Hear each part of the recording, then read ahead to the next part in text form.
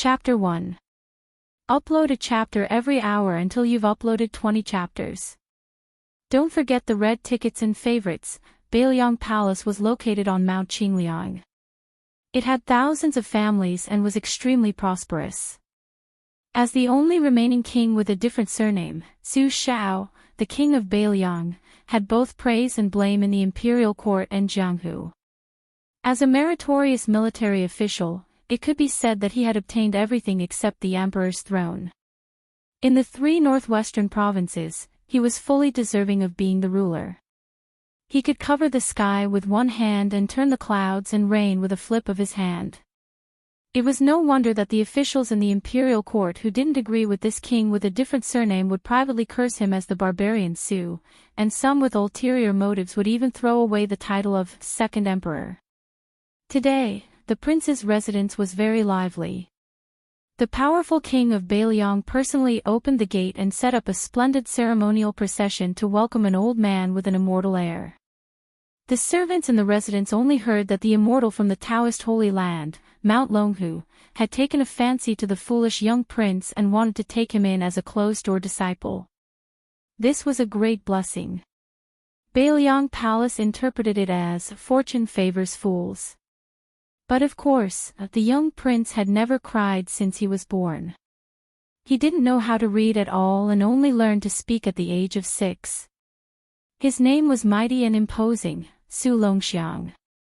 It was rumored that the old immortal from Mount Longhu had given him this name. He had said that he would come back in 12 years to take him in as a disciple, and now he was here as promised.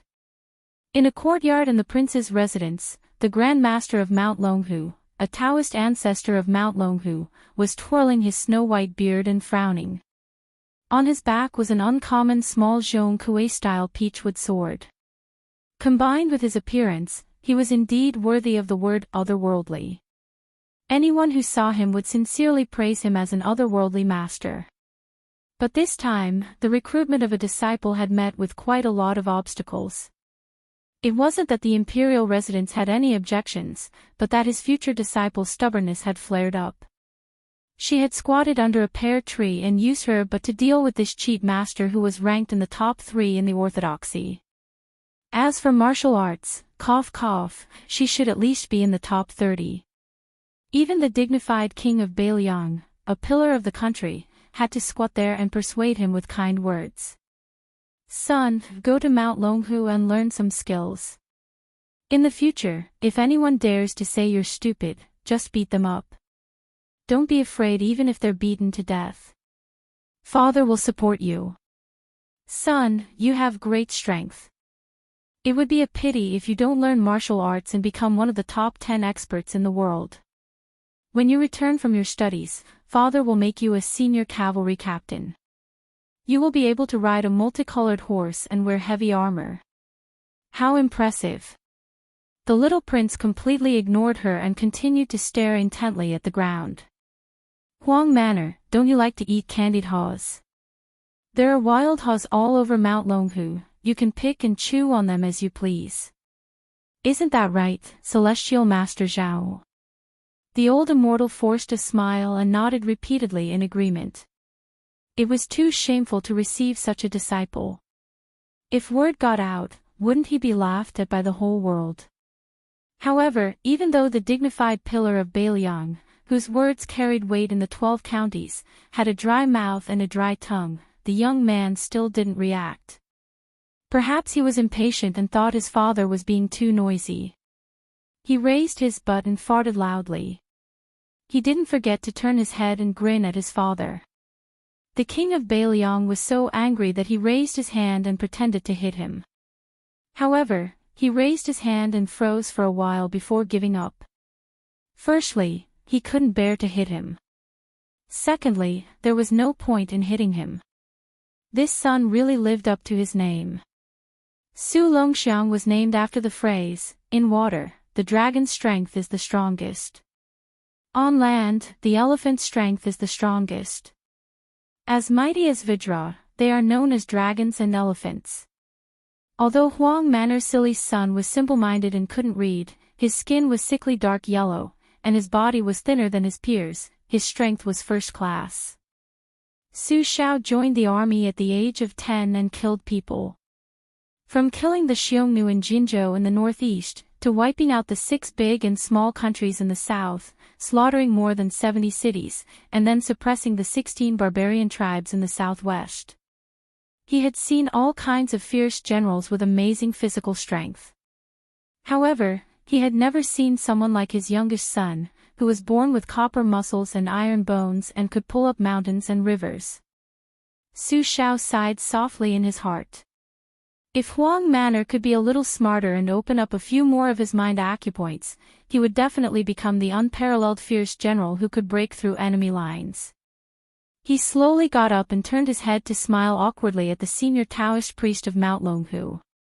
The latter's eyes indicated that it wasn't a big deal, but he couldn't help but feel a little sad. It was really a big deal to receive this kind of treatment as a disciple. If word got out, wouldn't he become the laughingstock of the world? He wouldn't be able to show his old face in front of the large group of disciples and grand disciples of Mount Longhu anymore. The helpless king of Bailiang came up with a plan. He chuckled and said, "Huang Manor, your brother has just returned from his parade. Looking at the time, it should be about time for him to enter the city. Don't you want to go out and take a look?" The young prince suddenly raised his head. His expression was as stiff as it had been for 1,000 years, but his usually dull and lifeless eyes were bursting with a rare light. It was very piercing. He grabbed his father's hand and rushed out. It was a pity that Bailiang Palace was famous for its hundreds of winding corridors and thousands of twists and turns. Otherwise, it wouldn't have been able to accommodate the tide-listening pavilion that had been criticized by the court officials. Su Xiao, whose hand hurt from his son's grip, had no choice but to remind him several times that they were going the wrong way. After walking for a full incense stick's worth of time, they finally arrived outside the mansion. Behind the father, son, and old immortal were a group of servants carrying boxes of various sizes. They were all things that were going to be taken to Mount Longhu. The king of Bailiang was as rich as a country and had always doted on his children. He couldn't bear to see them suffer even the slightest bit of grievance. When they arrived outside the mansion, the young prince saw that the streets were empty and there was no sign of his brother. He was first disappointed, then angry. He let out a deep, hoarse, and irritable roar. At first, he wanted to vent his anger on Su Xiao. But as stupid as he was, at least he knew that this was his father. Otherwise, Su Xiao's fate would probably be the same as that of He Ting, who had unluckily encountered Su Longxiang during the autumn hunt not long ago. He was torn in half by the single-handed 12-year-old boy. He glared angrily at his guilty father and turned to leave. Su Xiao, who didn't want his efforts to go to waste, threw a helpless glance at old immortal. The Taoist master of Mount Longhu smiled faintly and stretched out his bamboo-like arm. However, he only held on to the young prince's wrist with 2 fingers and gently said, "Su Longxiang, don't waste your rare talent.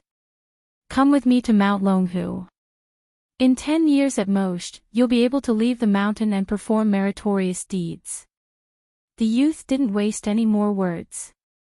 He snorted and continued on his way. But strangely, he found that he couldn't break free from the old Taoist's seemingly casual restraint. He couldn't land his foot on the ground no matter how hard he tried. The king of Bailiang felt as if a heavy burden had been lifted from his shoulders. This Taoist master whose seniority was ridiculously high indeed had some skills. No one knew a son better than his father. Su Xiao was well aware of his son's strength. He was so domineering that he didn't dare to arrange more servants for his son, for fear that he would accidentally break his son's arms or legs. Over the years, there had been countless broken tables and chairs in the courtyard. Fortunately, the Bailiang Palace had a solid foundation. If it had been an ordinary family, they would have gone bankrupt long ago. The young prince was stunned for a moment. Then, he flew into a rage and shouted softly. He forced old immortal to take 1 step forward. 2 steps, 3 steps. The Taoist master, who wore a yellow crown and a Taoist robe, only made a slight sound of surprise. He wasn't angry, but was instead delighted. He quietly increased his strength and stopped the youth from moving forward. With this, Su Longxiang was truly enraged. His expression was as ferocious as a wild beast's. He reached out with his free hand and grabbed the old Taoist's arm. His feet sank, creating 2 pits on the white jade floor. With a swing, he flung the old Taoist away. Su Shao narrowed his eyes. He wasn't the least bit afraid of causing a murder. If that Taoist didn't have this ability, then so be it.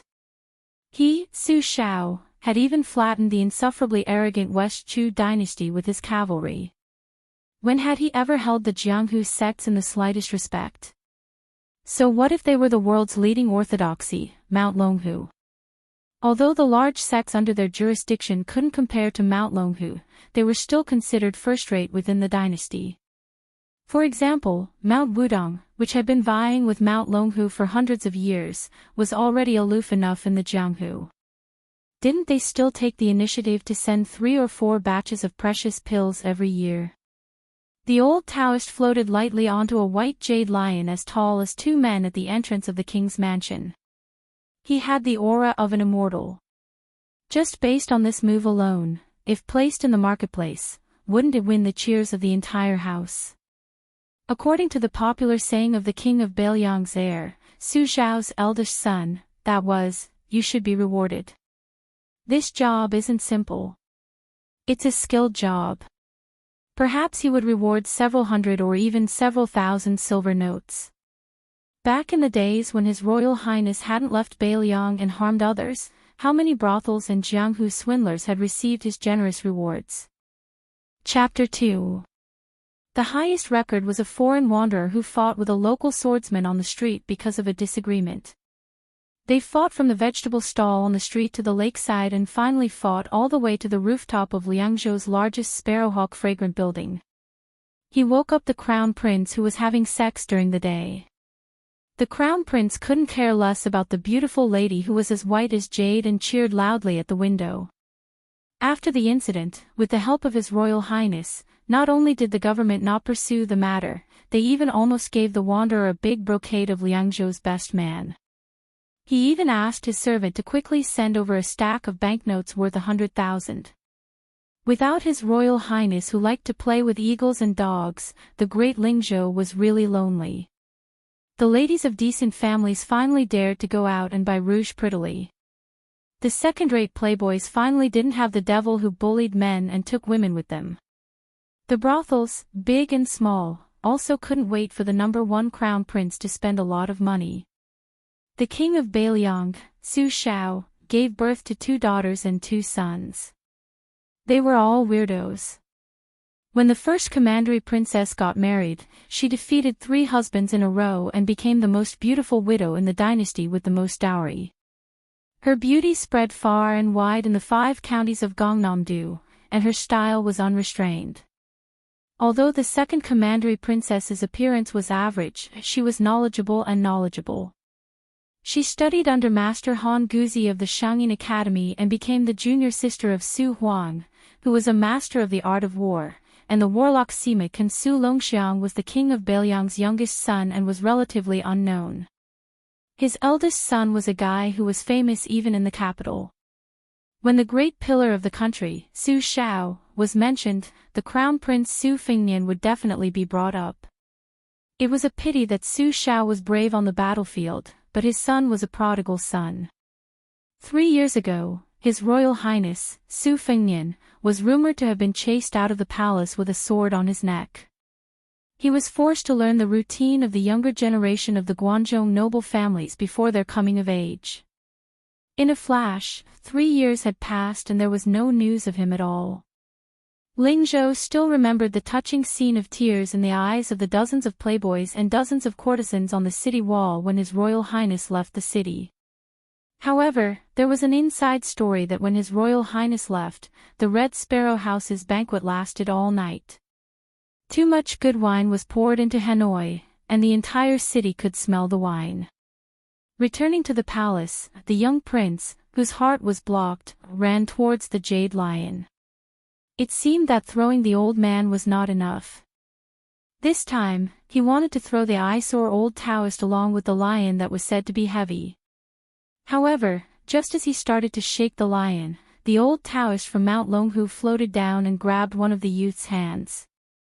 Using his true martial arts, he used the Taoist's obscure, moving mountain technique to cleverly pull the half-squatting youth up. He lightly smiled and said, "Huang Manor, don't make a fuss.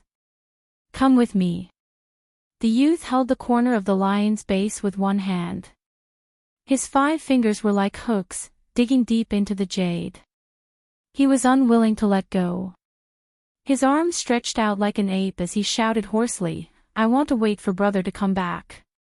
Brother said he would bring back the world's most beautiful woman to be my wife. I want to wait for him." The great pillar of the country, Su Shao, did not know whether to laugh or cry. There was nothing he could do. He looked towards the yellow-crowned Taoist and sighed heavily, "Forget it. Let's wait a little longer. He'll be back soon anyway." Hearing this, the old Taoist's smile became strange. However, he still let go of the young prince's arm. He clicked his tongue inwardly. This little guy was not only born with divine strength, he was basically Venus descending to the mortal world. However, that little bastard Su Fengnian was really coming back. This was not good news. When he first came back to the palace, he suffered a lot. First, he was treated as a Jianghu swindler. Then, that 7 or 8-year-old brat released a pack of vicious dogs to bite him.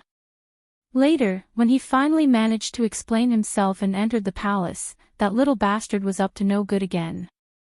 He sent 2 delicate beauties to knock on his door in the middle of the night, saying that the weather was cold and that he needed to warm his blanket. If it was not for this poor Taoist's extraordinary willpower, he really would have fallen into their trap. Now that he thought about it, he regretted that he did not chat with the 2 girls all night long about the Dadong Sutra and the Huangting Sutra. Even if they did not talk about this, they could have talked about the Pure Maiden Heart Sutra. In the evening, the shadows of an old man and a young man were elongated by the afterglow. The old man was carrying a long bag wrapped in rags. His clothes were ragged, and his hair was white. There were even a few strands of straw mixed in. He could beg with a broken bowl on the ground. He was leading a skinny, lame horse. The young man was actually not young. His face was full of stubble, and he wore a hemp gown. He looked like a refugee. "Old Huang, hold on a little longer. Once we enter the city and return home, there will be a big piece of meat and a big bowl of wine. Damn it, I didn't think that wine and meat were rare things before. Now, just thinking about it makes me drool. I dream about it every day." The young man, whose real age could not be seen, said weakly. The old man, who looked like a servant, chuckled, revealing a mouth of yellow teeth that were missing front teeth. He looked very simple and honest and funny. "What are you laughing at? I can't even cry now." The young man rolled his eyes. He really did not have the energy to torment himself. The journey of 2,000 miles back home was just short of begging along the road. Along the way, he caught fish in the water, played hide-and-seek with rabbits in the mountains, climbed trees and dug out bird nests. As long as there was some meat and cooked it, regardless of whether there was salt or not, it would be the most delicious meal in the world. During this period, he tried to steal some chickens and ducks from villages. There were several times when he was chased by strong men carrying hoes and wooden sticks for dozens of miles. He almost died of exhaustion. Which rich man's son did not wear beautiful clothes and ride a majestic horse? Then he looked at himself. He was dressed in a tattered hemp gown, a pair of straw sandals, and a lame horse. He could not bear to kill it for meat or even ride it. Instead, he had an extra mouth to eat. He did not have an evil servant. Old Huang's small body, which had lived for 60 years, made him panic just by looking at him.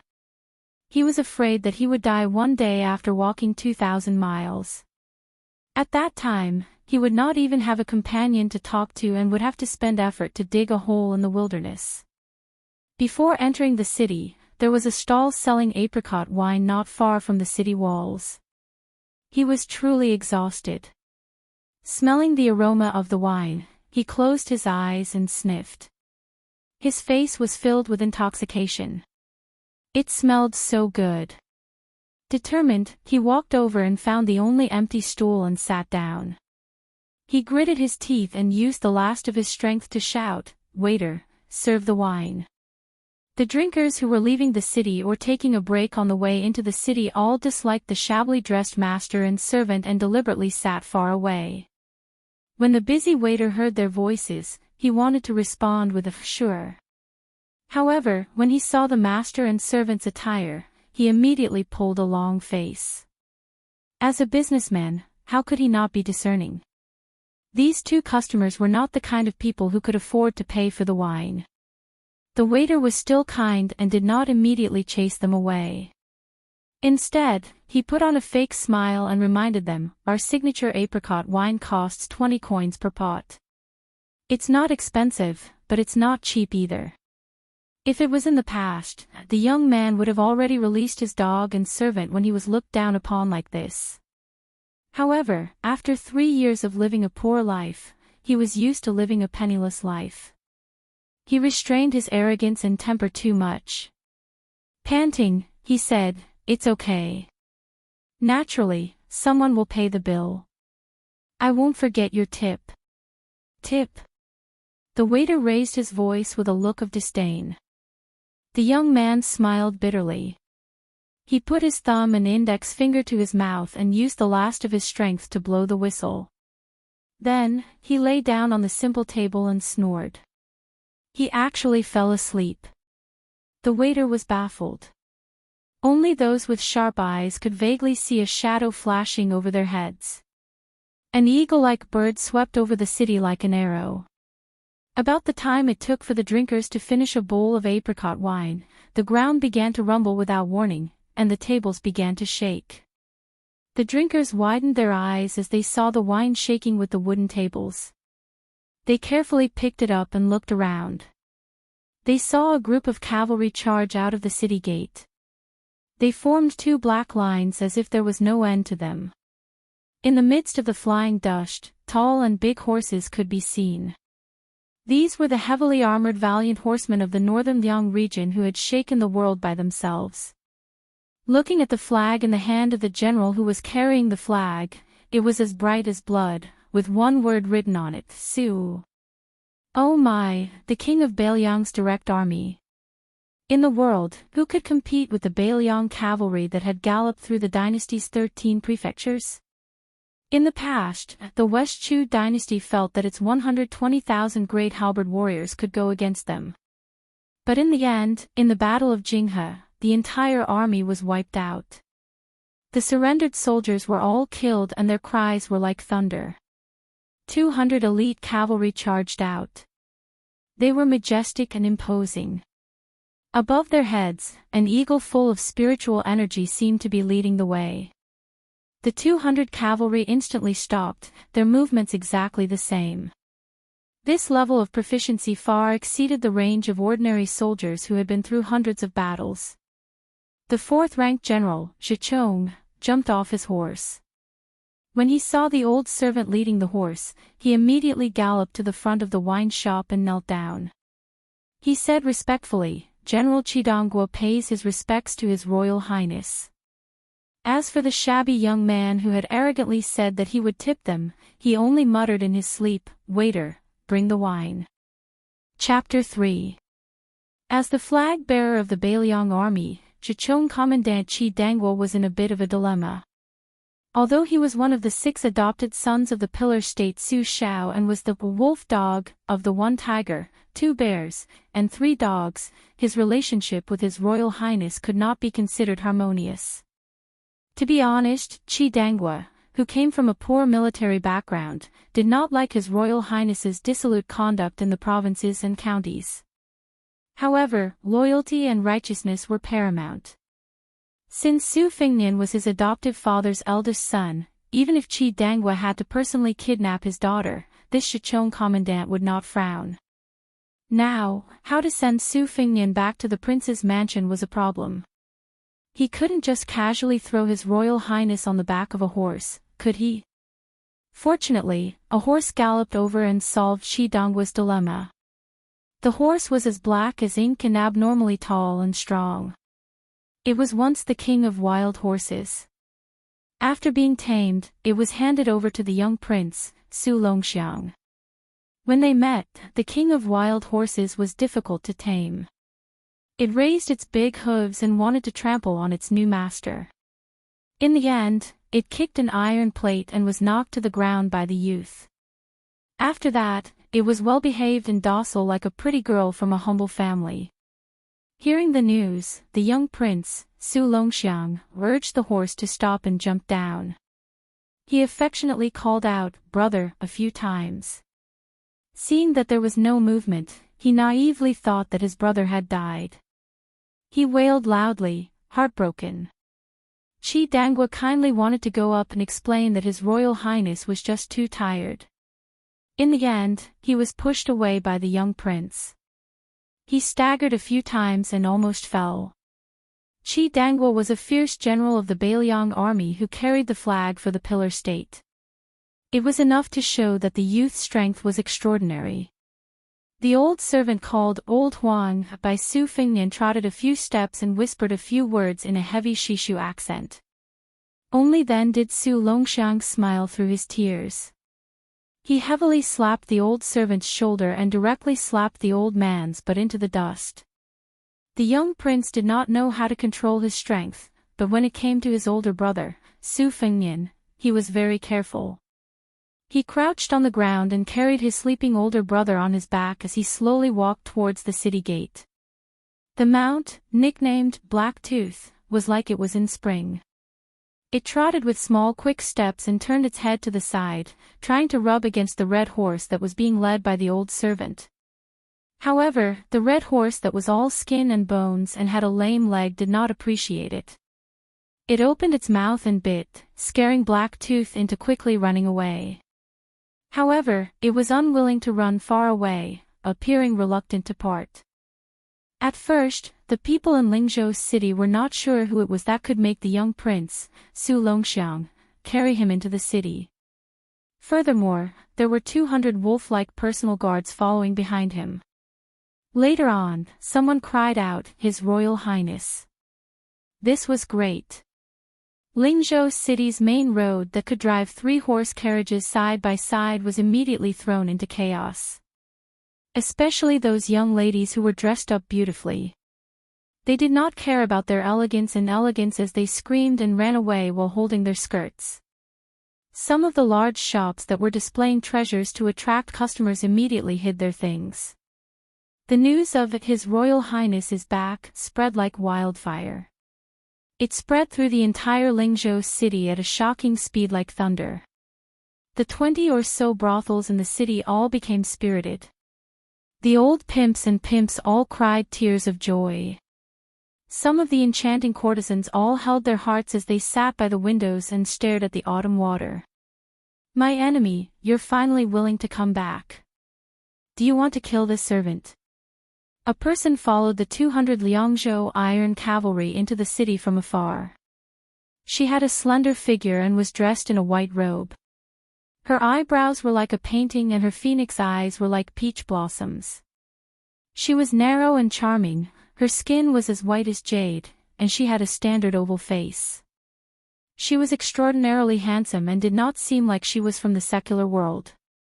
If it was not for the 2 blades on the left side of her waist, her unknown background, and her arrogant expression, as well as the terrifying news of His Royal Highness returning to the city, some of the ruffians and hedonistic young masters on the streets would have already taken liberties with her. This woman was too beautiful. She was even prettier than all of the courtesans in the city added together. Some of the beautiful women and young ladies from rich families who were running in panic saw her. At first, they were jealous, then they were in admiration and shyness. They thought that if this girl was a young master, they would even be willing to elope. The white-robed beauty with the blade on her waist was slightly surprised. She hesitated for a moment before choosing an old fortune-teller and asked, "Old mister, which family's young master is the one who was protected by the Bailiang cavalry into the city?" The old man who was lamenting that he would not be able to do business in the future was shocked by the beauty of the girl in front of him. After all, he had been here for many years. It was not easy for him to calm down. He forced a smile and said, "Miss, you are not from here, right? There is only one His Royal Highness here. He is the eldest son of the King of Bailiang. Ordinary sons of rich and powerful families would not dare to call themselves young masters. They would be beaten black and blue by His Royal Highness if they did not like him." Hearing the old man call her "Miss," the woman frowned subconsciously, but she did not refute. She looked at the slowly moving cavalry in front of her and narrowed her peach blossom eyes. There was a faint murderous intent in them. She muttered to herself, "I didn't expect him to be a young master." "Su Huanghua, is this what you always say when you say that 9 lies and 1 truth are easy to swindle?" The king of Bailiang, Su Shao, is known as the butcher who destroyed hundreds of cities and killed 300,000 people. How could he have such a disappointing son? Bailiang Palace. The crown prince's courtyard was even more luxurious than Prince Su Zhao's. Just the decoration on the large red sandalwood table by the window could be seen. Other than the 4-foot-tall dark green bronze cauldron, there was also a large green dragon painting that was waiting to be leaped. There were also several rosewood marble tables with the 4 treasures of the study and wine cups. There were also piles of famous people's books. There were more than 10 square meters of ink stones, all of which were priceless. The pens and the sea of brushes were as dense as a forest. In the corner of the tables, there was a huge flower sachet filled with crystal balls and white chrysanthemums. There was also a pair of golden unicorns and auspicious beasts. Inside the prince's mansion, there were several earth dragons that consumed countless charcoal. Therefore, in the early winter, the room was still as warm as late spring. It was okay to walk barefoot on the carpet. The so-called big room of a rich and powerful family was just like this. At this time, the young master, Su Fengnian, was sleeping soundly on the big bed. He was covered with a large quilt with autumn fragrance and looked haggard. Su Shao and the young prince, Su Longxiang, were sitting beside the bed. Other than the only outsider, Heavenly Master Zhao of Longhu Mountain, who was standing beside him, and the old servant surnamed Huang, who was sitting at the door with a long luggage bag on his back, there was no one else. At the head of the bed, there was an ancient bronze Schwanda stove sprinkled with golden spots. There was a strange incense burning in it that could wake people up. Chapter 4. Taoist Master, is my son all right? Su Shao had asked the same question for the umpteenth time. How was this still the decisive Su Zhuguo on the battlefield? He was clearly a father who spoiled his son to the point of absurdity. He's fine. His Royal Highness is just tired from the long journey. After sleeping for half a day and recuperating for half a month, he will be full of energy again. The old Taoist priest said confidently, but he felt a pang of pain. When the prince saw how thin his son was, he immediately ordered the housekeeper to bring out several furnaces of top-grade elixirs from Mount Wudang and the treasured tribute medicine. He wanted to pour all of them into his son's mouth. Heavenly Master Zhao looked at him with fear and trepidation.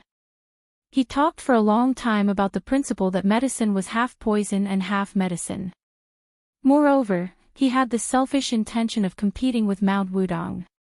He personally took out the small Jindan of Mount Longhu, which was a waste of talent. Only then did he dispel the prince's worries. Crown Prince Su Fengnian slept for 2 days and 2 nights before waking up. His younger brother Su Longxiang did not eat or drink for 2 days and 2 nights. When the servants went to report the good news to Dezhugwa, he hurried over to visit him. He saw his son pick up the Schwanda burner at the head of the bed and smash it at him. He jumped off the bed and cursed. Su Shao, you bastard, you chased me out of the prince's mansion for 3 years. No wonder you always say I'm not your biological son. Su Shao tilted his head and dodged the burner, apologizing with a calm face. But how could Su Fengnian let go of the main culprit who had caused him to eat and sleep in the open for 3 years? After smashing everything in the room that could be smashed, he chased him all the way out of the room. When he saw a broom lying in the corner of the corridor, he picked it up and chased after it. The poor Dezhugwa didn't forget to remind him, put on your shoes, put on your shoes. It's cold, don't catch a cold. There was a chase in the courtyard, and it was very lively. The few people who walked out of the prince's mansion, who were more popular than the governor, all put their hands in their sleeves and looked up at the sky. They didn't hear anything and didn't see anything. Su Fengnian was exhausted after all. After chasing and hitting for a while, he began to pant. He bent over and glared at his father. Su Shao stood far away and smiled apologetically. Have you calmed down? If you're not angry anymore, eat first. You can only vent your anger when you have the strength. The little prince, Su Longxiang, and the servant, old Huang, were sitting on the threshold of the door. The two of them were grinning from ear to ear. One of them was drooling, and the other was missing his front teeth. They were both quite silly. His Royal Highness was panting heavily. He pointed at the king of Bailiang, Su Shao, who was high and mighty in the eyes of outsiders. Motherf *Ker, I'll let you off today. Just you wait. Su Shao wasn't angry. He chuckled and said, okay. Father will wait. I'll definitely not fight back when you hit me or scold me. I'll let you vent your anger. Su Fengnian, who was still barefooted, threw away the broom that could be sold for dozens of taels of silver. When he came to the door, he saw his younger brother smiling foolishly. His gaze softened a bit. Seeing that his brother's saliva was flowing all over his chest, Su Fengnian didn't mind that it was dirty. He very naturally reached out and helped wipe it. He said softly, silly Huang man, come. Stand up and let your older brother see if you've grown taller or stronger. The youth stood up in all seriousness. Su Fengnian gestured with his head. He smiled with a bit of disappointment. Not tall, not strong. The youth wrapped his arms around his older brother's waist and lifted him up. Su Fengnian wasn't surprised. His chest was stained with saliva. He laughed loudly. You've grown quite a bit stronger. Dezhugwa stood in place. The butcher, who had spent half his life in the military and killed people like scything flax, actually had tears in his eyes. He quietly turned his head away and muttered to himself, the wind is so strong. Where did the sand come from? The two brothers returned to their room together. Su Shao immediately ordered the servants to bring in the dishes that had been carefully prepared. There were 20 to 30 servants carrying the food boxes. They entered the room one after another like flowing water. Under the kind reminder of the old Taoist from Mount Longhu, most of the dishes were vegetarian and less heavy and spicy. After eating, drinking, and sleeping well for 3 days, Su Fengnian went to the most popular place in the estate, the Tide Listening Pavilion. He carried a purple bamboo fishing rod and had his younger brother, Su Longxiang, carry a few embroidered stools. He also had the servants prepare a large long tea table and a variety of rare fruits and delicacies. He even had the housekeeper select 4 or 5 beautiful maidservants in their prime to massage his shoulders and massage his back. This was the comfortable life that His Royal Highness should have. Tide Listening Pavilion. Just by looking at the name, one could understand its meaning. Bailiang Palace sat on the entire Mount Qingliang. The original lake on the mountainside was doubled in size, with the intention of expanding the lake into the sea. They built pavilions, terraces, and pavilions. The tallest pavilion in the center, the 9 stories tall, was named Tide Listening Pavilion. Crown Prince Su Fengnian's hobby was to fish on the first floor. There were tens of thousands of books in the pavilion, including countless rare and unique books. There was no lack of martial arts manuals that had lost their inheritance. 15 years ago, Su Shao, who had yet to be crowned king of Bailiang, had personally led a cavalry unit, led an imperial edict, and crushed dozens of martial arts sects north and south of the Great River. Other than the orthodox sects like Mount Longhu, which had always been obedient, the unruly Forbidden Villa was directly annihilated. It must be known that 20 years ago, the Forbidden Villa was a first-rate martial arts holy land. In the past 100 years, 4 of the top 10 masters had emerged. In the end, the villa's martial arts manuals, other than a few sets that were given to the inner palace, were all confiscated and stored on the 6th floor of the Tide Listening Pavilion. Fortunately, Su Fengnian's appearance did not resemble his father Su Shao at all. After leaving his territory, he did not dare to call himself the crown prince of the king of Bailiang. Otherwise, just based on this point alone, it was enough to consign him to eternal damnation. The enemies of the Great Pillar State were as numerous as his disciples. There were 10,000 koi fish in the lake, casually sprinkling bait. It was a marvelous sight of 10,000 koi fish facing the sky. Even the emperor, who had come to avoid the summer heat a few years ago, clicked his tongue in wonder. Su Fengnian lay on the wooden bed covered with gorgeous Sichuan brocade. After fishing for a while, he saw his brother smiling foolishly and drooling again. He reached out to wipe it away.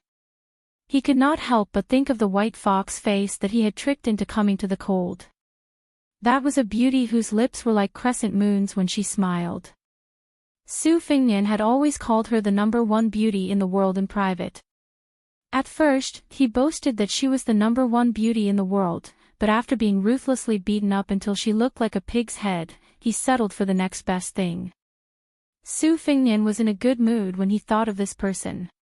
He rubbed his brother's head and said with a smile, "I said that I would help you trick a beautiful woman to be your wife, and I really did kidnap one.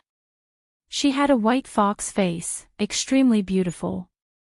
She wore 2 sabers, one embroidered winter, and the other spring thunder. Both were famous sabers in the world. Unfortunately, she was a man." Chapter 5. After taking a comfortable bath, Su Fengnian took off his beggar's hemp clothes and straw sandals and changed into the rich family's clothes. He shaved off his stubble. In reality, Su Fengnian was a rather handsome and eye-catching young master. Among the 6 or 7 popular courtesans in Lingzhou, there was no lack of prideful ones who had extremely high standards. They were fighting for his favor not just because of the king of Bailiang's generous rewards. Although His Royal Highness often did unscrupulous things like spending money to buy poems, he was proficient in romance. He could play Go, talk about needlework, listen to zither, and watch dance music. He was a close friend who could warm a woman's heart. In the Prince of Northern Liang's mansion, which maidservant with slightly bulging breasts had not been molested by him. But in private, no one really hated him. At least, this young master was not the kind of person who would beat a servant to death, throw them into a well, or chop them up and feed them to the dogs. Young Master Li of Fengzhou, which was adjacent to Lingzhou, was the son of the governor who claimed to have grown up together with His Royal Highness. He liked to throw people into animal cages to be eaten. In comparison, the Wangfu was especially grateful to His Royal Highness. If there was anyone in the Wangfu who dared to glare angrily at Su Fengnian without hiding their hatred, it would be the servant girl, Jianghu, who was pulling away from the servant girls who were trying to curry favor with her with smiles. She entered Bailiang Palace at the age of 12. At that time, the Zhou state had just destroyed the insufferably arrogant West Chu dynasty and was the first to break into the palace. Unlike the great general who later set up camp in Dehuang City and enjoyed the women of the palace, Su Shao was not fond of women. He was not interested in the concubines of the West Chu emperor. He did not even stop the chaste empress who followed the West Chu emperor to hang herself. There were even rumors that it was Su Xiao who personally gave her a piece of white silk. In West Chu, Jianghu was the surname of the country and belonged exclusively to the imperial family. Therefore, it was inevitable that people would speculate about the origins of this young girl. However, following the destruction of West Chu, all kinds of speculations faded away. Dust was dust. Of course, Su Fengnian knew the secret identity of this maid surnamed Jiang better than anyone else. He glanced at the graceful maid Jiang Ni and raised his hand to signal the other maids to leave. When they were far away, he laughed and said, "What? Is Princess Taiping disappointed that I didn't die in a foreign land? Don't worry, I really don't want to die before I help you break the melon." TSK, Princess, your chest is rising and falling more and more. I think you should be called Princess of Injustice. Jiang Ni, who was a princess in the past and was now a maid, was indifferent. She had a straight face and gloomy eyes. She couldn't wait to bite this lecher to death. Hidden in her sleeve was a dagger, god talisman, that was said to be worth 12 cities. If there was only a slight chance, she, who couldn't even bear to kill a chicken, would cut off Su Fengnian's head without hesitation. However, she saw a middle-aged man in casual clothes from the corner of her eyes. She had to resist the urge to fight with her life. The man was in his 30s. He was 9 feet tall and had a handsome appearance.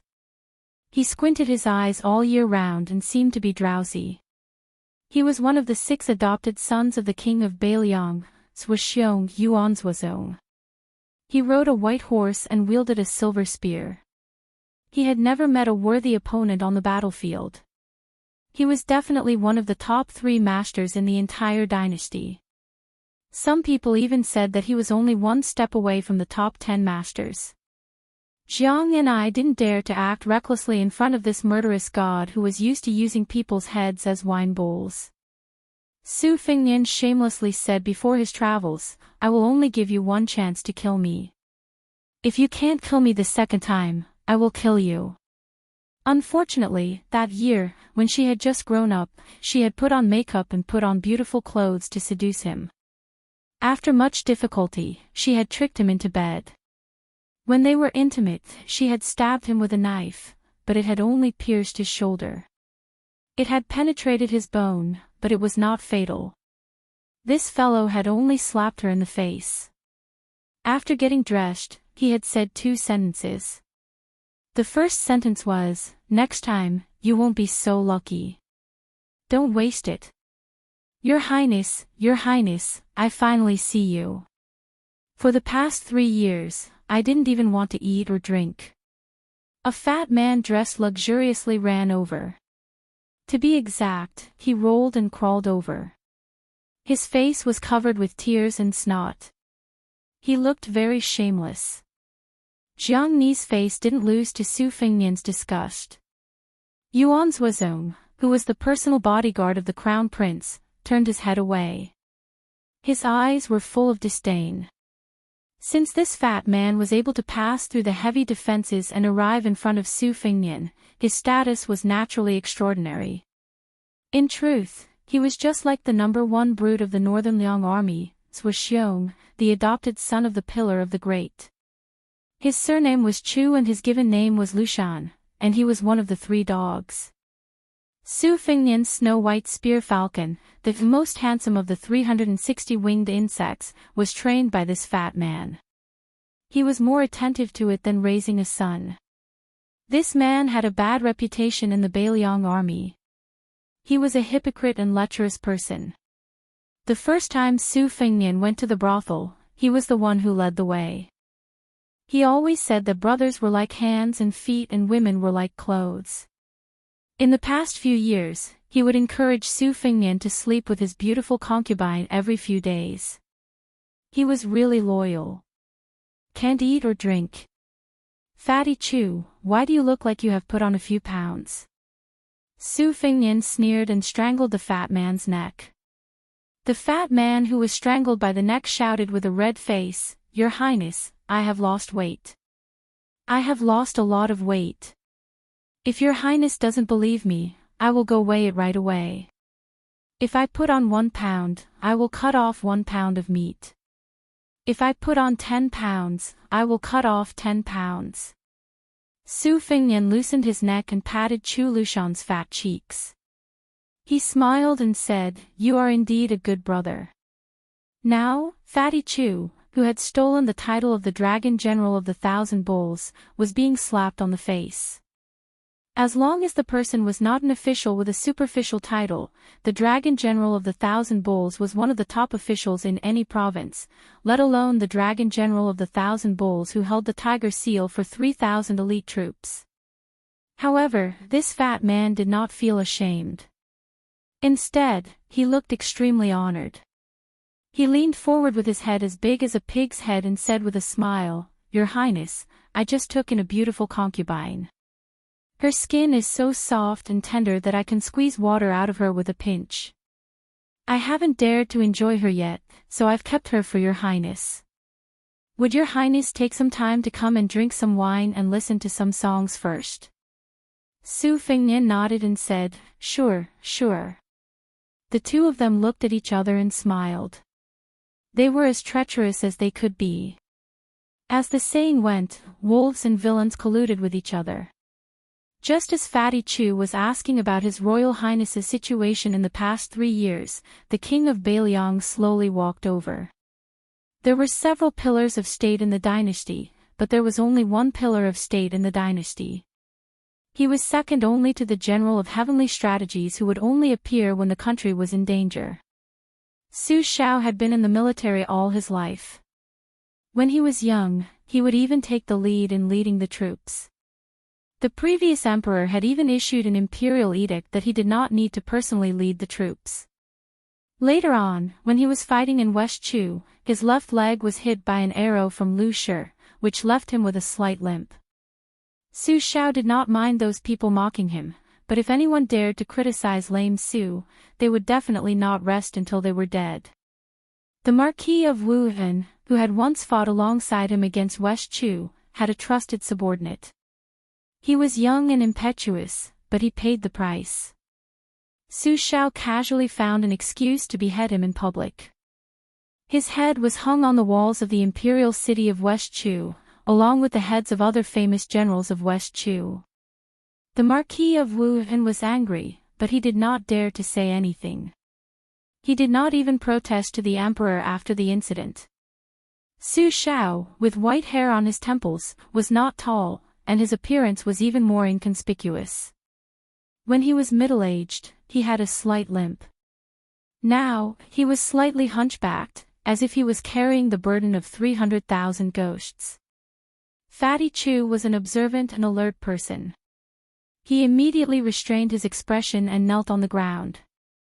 Although he was also an adopted son, Yuan Zhuozong had more backbone. He just bowed according to the common etiquette. The king of Bailiang, Su Shao gently waved his hand and let Chu Lushan take a stool to sit down. He tried to sit on the wooden couch with his son, but was kicked in the butt by the angry Su Fengnian. He had to awkwardly take a stool and sit aside. Fatty Chu was sweating cold sweat. He felt like he was sitting on pins and needles. He did not dare to wipe it off. Yuan Zhuozong smiled knowingly. Su Fengnian whistled, picked up a piece of Sichuan brocade and wrapped it around his arm. He called down the spear falcon that Fatty Chu cooked. He took a glass full of grape wine and pretended to sigh. Little White, you have suffered in the past 3 years. You can't drink wine or eat meat. You were almost killed to be stewed. I am sorry. De Zhuguo was ashamed and kept sighing. Chapter 6. The maid Jiang and I, who had grown up to be devastatingly beautiful, sneered softly. She thought that this snow-white spear falcon was as unlucky as she was. This kind of rare flying feather only existed in the snowy lands north of Jinzhou. If a hunter could catch one, he would be spared from death except for treason. In the past, even the nobles of West Chu spent a lot of money to buy this spirit creature nicknamed Green-White One, but it was still hard to find. The one on Su Fengnian's arm was even more extraordinary.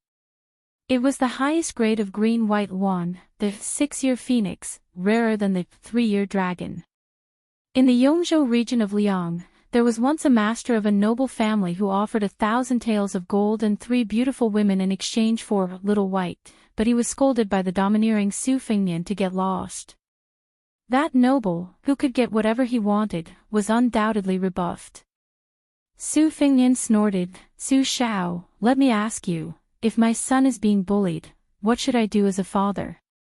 De Zhuge smiled and said matter-of-factly, "Naturally, I'll exterminate them. If that's not enough, I'll take their wives and concubines as cattle and squander all their wealth in an instant." Jiang and I, who hadn't left the Tide listening pavilion, had a gloomy expression, unable to hide the bone-piercing hatred in her limpid eyes. Su Fengnian took out a small piece of paper from his bosom. On it were written surnames, clans, and sects of the martial arts world. He patted his father, the king of Beiliang's shoulder, gritted his teeth and said, "Father, didn't you always say that it's never too late for a gentleman to take revenge? These guys are my enemies. Take care of them immediately." Su Shao took the paper and praised his son's good handwriting before even looking at it. He glanced at it and was about to boldly say that it was no problem, but then he took a closer look and read everything without missing a word. He said with a bitter expression, "Son, you have too many sons. Son, you have too many enemies. There are no less than 100 of them. Look at the governor of Huizhou County. Just because his son looks a little too pretty and you saw him from afar while he was touring Biluo Lake with a beauty, he has to remove his official position."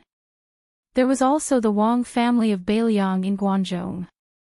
They were going to be exterminated just because one of their servants cursed at them while drinking. As for the Xianyuan family of the Wulin world, what did they do to offend my son? Why did he send the entire family to Jinzhou? And why did he choose a girl named Xianyuan Qingfeng to act as an official prostitute? Su Fengnian looked at his beloved spear falcon and sighed, Little White, you're lucky to have a master like me who cares for you. I'm miserable. I don't have a father to dote on me and a mother to love me. Living is just torture, boring." De Zhuge quickly smiled and said, "Father will do as you say. Father will do as you say." After making the promise, Su Shao turned his head and looked at Yuan Zuozong and Chu Lushan with a gloomy face. He said, "I'm sorry. Zuozong, prepare 2 groups of brave tiger cavalry and wait for orders. This king is going to ask for an imperial edict immediately. It's nothing more than another trip to Jianghu. Lushan, inform all the officials who are close to this prince in the provinces along the way. Kill the traitors on the list who should be killed. Just give them a nice name and don't make it too big of a deal. After all, we're working on someone else's territory. There's no need to rush. I'll give you 1.5 years to plan slowly. You're good at this kind of thing." Yuan Zuozong bowed and said, "Yes, sir." Fatty Chu also got up and bowed. His eyes were ruthless and his face was full of excitement. "Yes, sir." Jiang and I lamented in his heart. Were there going to be countless good people who would suffer because of an absurd reason? How many poor people who were separated from their families would not know the cause of the disaster in the end? But at this time, Su Fengnian took back the paper and took out another one. The name list was only about 1/10 of the names.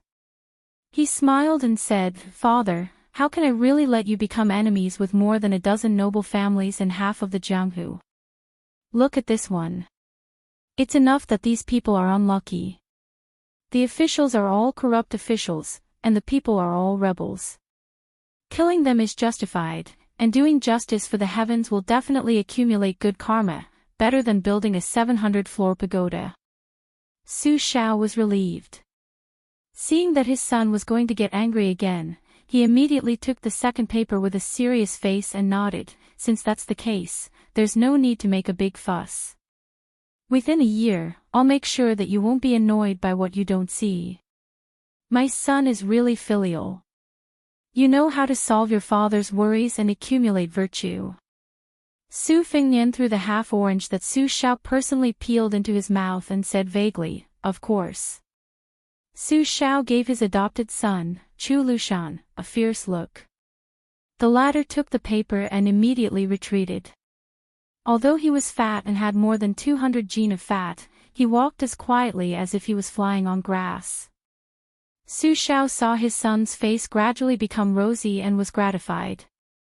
He softly said, "Son, I said you're not my biological son. That's because you don't look like me. You take after your mother." Su Fengnian heard this and only grunted. De Zhugua, who had been recuperating for the past 10 years, knew that this topic was unpleasant. He changed the topic and said, "Huang Manor doesn't want to go to Mount Longhu. Help me talk to him and he'll listen to you." Su Fengnian nodded and said, "I know. Go do what you need to do. Don't disturb me fishing." Su Xiao chuckled and said, "Wait a little longer. I haven't talked to you in 3 years." Su Fengnian glared and said, "If you knew this would happen, why did you chase me out of the family?" Scram. The word scram was imposing. The pitiful and lamentable king of Beiliang immediately fled. He didn't dare to stay any longer. For some reason, every time Jiang and I faced De Zhugua, who Su Fengnian treated like an ordinary rich man who didn't teach his son well, she would feel a chill run down her spine. She didn't dare to show the slightest bit of killing intent towards this man who deserved even more hatred than Su Fengnian. At first, she thought it was because she was timid. However, the older she grew, the braver she became, the more she didn't dare to act rashly. It was as if this butcher, who had charged into the royal palace on horseback, was the most terrifying person in the world. She later learned that the previous emperor of this dynasty had personally promised to treat the royal family of West Chu well and even made her father king. However, Su Xiao still stabbed the West Chu emperor to death in front of Jiang and I, who was nestled in her father's arms. Her kind father, who preferred poetry over war, then threw a piece of white silk to her mother. Jiang and I, the Taiping princess, whose real name was Jiangxi, had never understood the butcher Su Xiao. She had told her mother, who had originally wanted to live, "If you don't want to become his plaything, then kill yourself." However, the cycle of karma was not pleasant. This cruel and merciless man had 2 useless sons. One was a fool, and the other was a dandy with no ambition. The fool was born with great strength. However, even so, he couldn't be the backbone of Beiliang's 300,000 iron cavalry. Jiang and I was going to kill Su Fengnian, who was going to inherit the title of king in the future. In this way, no matter how powerful Su Xiao was, he would inevitably fall apart one day. Therefore, Jiang and I was willing to wait and live. Su Fengnian waved his arm and dispersed the green and white yuan in his hand. He threw away the small piece of Sichuan brocade that had a hole dug out by the sharp claws. He smiled at the martial god of Beiliang, Yuan Zuozong, who had been standing respectfully at the side, and said, "Brother Yuan Zuozong, you should go and rest." Yuan Zuozong, who had never heard this intimate address, was stunned. He hesitated for a moment and then bowed and left. The tide listening pavilion was finally quiet. Looking out, one could see the picturesque scenery. Su Fengnian didn't pick up the fishing rod. Instead, he reclined on the couch and said softly, "Jiang and I, if you have the chance, you should go out and take a look." The captive princess, who didn't delve into the meaning of this, smiled disdainfully and said, "His Royal Highness' trip this time will cause a group of people to suffer an unexpected calamity. What a big deal. No wonder he is the young master of the Pillar State." Su Fengnian turned his head and said with a smile, "If not, would I be able to erase your chastity mark?" The corner of Jiang Ni's mouth curled up in disdain. It evoked a monstrous hatred. If it could be weighed on a scale, it would be 1,000 caddies of hatred. Su Fingnian smiled and said, "Do you know that when you are angry, you look exactly the same as when you are happy? You have two little dimples. I like this part of you the most. So, when you kill me later, I will take a few more glances." Jiang and I said expressionlessly, "Just wait. The next time I kill you, I will smile the happiest." Su Fingnian sat up straight. He took out a handful of bait from a phoenix-carved glass basin and threw it into the lake outside the railing. Countless koi fish jumped out of the lake. Looking at this lively scene, His Royal Highness, who had his back to Jiang and I, said with emotion, "That will certainly be the most moving scenery in the world." Chapter 7. Crown Prince Su tossed out a few bundles of bait and got tired of watching the carp flip about. He clapped his hands and stood up. Originally, Jiang and I had prepared a damask soaked in warm water to wipe his hands, but Su Fingnian didn't take it. 3 years of tempering. It was difficult to go from extravagance to frugality, but there was also a transition from frugality to extravagance. He left the tide-listening pavilion alone and didn't forget to turn around and remind her. "Sister Jiang and I, don't even think about sneaking into the pavilion and trying to steal a secret martial arts manual. You know that none of the guard servants inside can be dealt with a divine talisman in your sleeve. Those old fellows are far less protective of the fairer sex than me. It's better for girls to grind their sleeves together with their bare hands. Let's go, don't glare at me. The first time I saw you, I knew Sister Jiangni's eyes were beautiful." After teasing the maidservants, Su Fingnian walked towards the stable that belonged to him and his second sister. Along the way, he saw beautiful maidservants and did not forget to reach out to hug their waists and touch their small hands. For those who were more beautiful, of course, he did not forget to rub their heavy breasts and call them sister. Then, he flirtatiously said, "Oh, there are a few extra tails of meat here. Don't tire yourself out walking." This caused a series of laughter that sounded like silver bells. Su Fingnian arrived at a stable that was even more extravagant than the average wealthy families. For the time being, there was only a lonely, maroon, lame horse inside. Old Huang, who had worked as a coachman for the prince's residence for many years, was chatting with the horse. He saw His Royal Highness, who had depended on him for 3 years, grinning foolishly out of habit, revealing 2 front teeth. Su Fingnian rolled his eyes and said in surprise, "Old Huang, where's your box? Why aren't you carrying it?" Old Huang was probably from Shu. He couldn't change his Western Shu accent, which wasn't very popular in the dynasty. The tiny Western Shu, which had less than 60,000 soldiers, couldn't escape the fate of being destroyed by the king of Bailiang, just like the Western Chu dynasty. However, Old Huang was much cuter than Jiang and I. He knew his place very well. During these 3 years of bleak travel, if not for Old Huang's ability to fish, climb trees, steal chickens and dogs, and teach Su Fingnian how to weave straw sandals, he would have starved to death in a foreign land. The old servant was carrying a bag wrapped in rags on his back. There was only a long red sandalwood box in it. He would rather die than let Su Fingnian open it to see what was inside. At first, Su Fingnian thought that it was a famous Xuanji box used to store divine weapons in Jianghu. He thought that his father would at least send a peerless master to accompany him.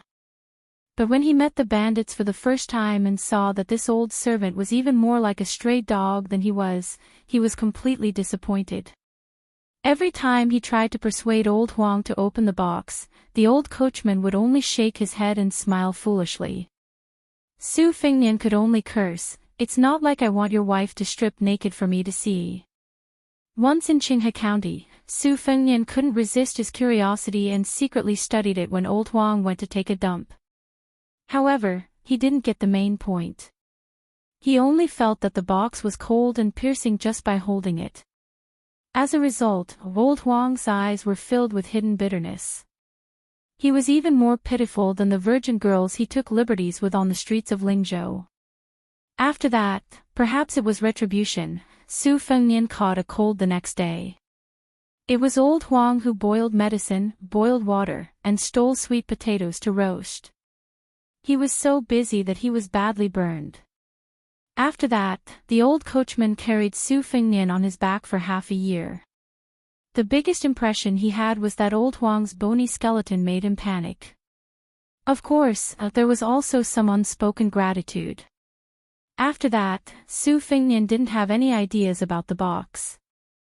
However, it was inevitable that he would faintly think that he would find out the little secret in a certain year. Of course, it was an insignificant little secret. It would be a joke if an old coachman had such a big secret. To this day, Su Fengnian still remembered it clearly. After escaping the pursuit of the grassland bandits, he asked the old servant, "Old Huang, are you a master?" Old Huang nodded with a shyness that would only appear on a beautiful woman's face. Su Fengnian asked again, "The kind that's very tall?" Old Huang seemed to be even more embarrassed. He turned his head slightly and nodded again. Su Fengnian thought about the tragic scene of being chased by a group of people with wooden spears and hatchets. He resisted the urge to beat him up and asked again, "How tall?" Old Huang blinked and seemed to be thinking. After a while, he stretched out his hand and gestured. It seemed to be about the same height as His Royal Highness. Then, he lowered his height. Thus, Su Fengnian, who was hoping for a fluke, fell into complete despair.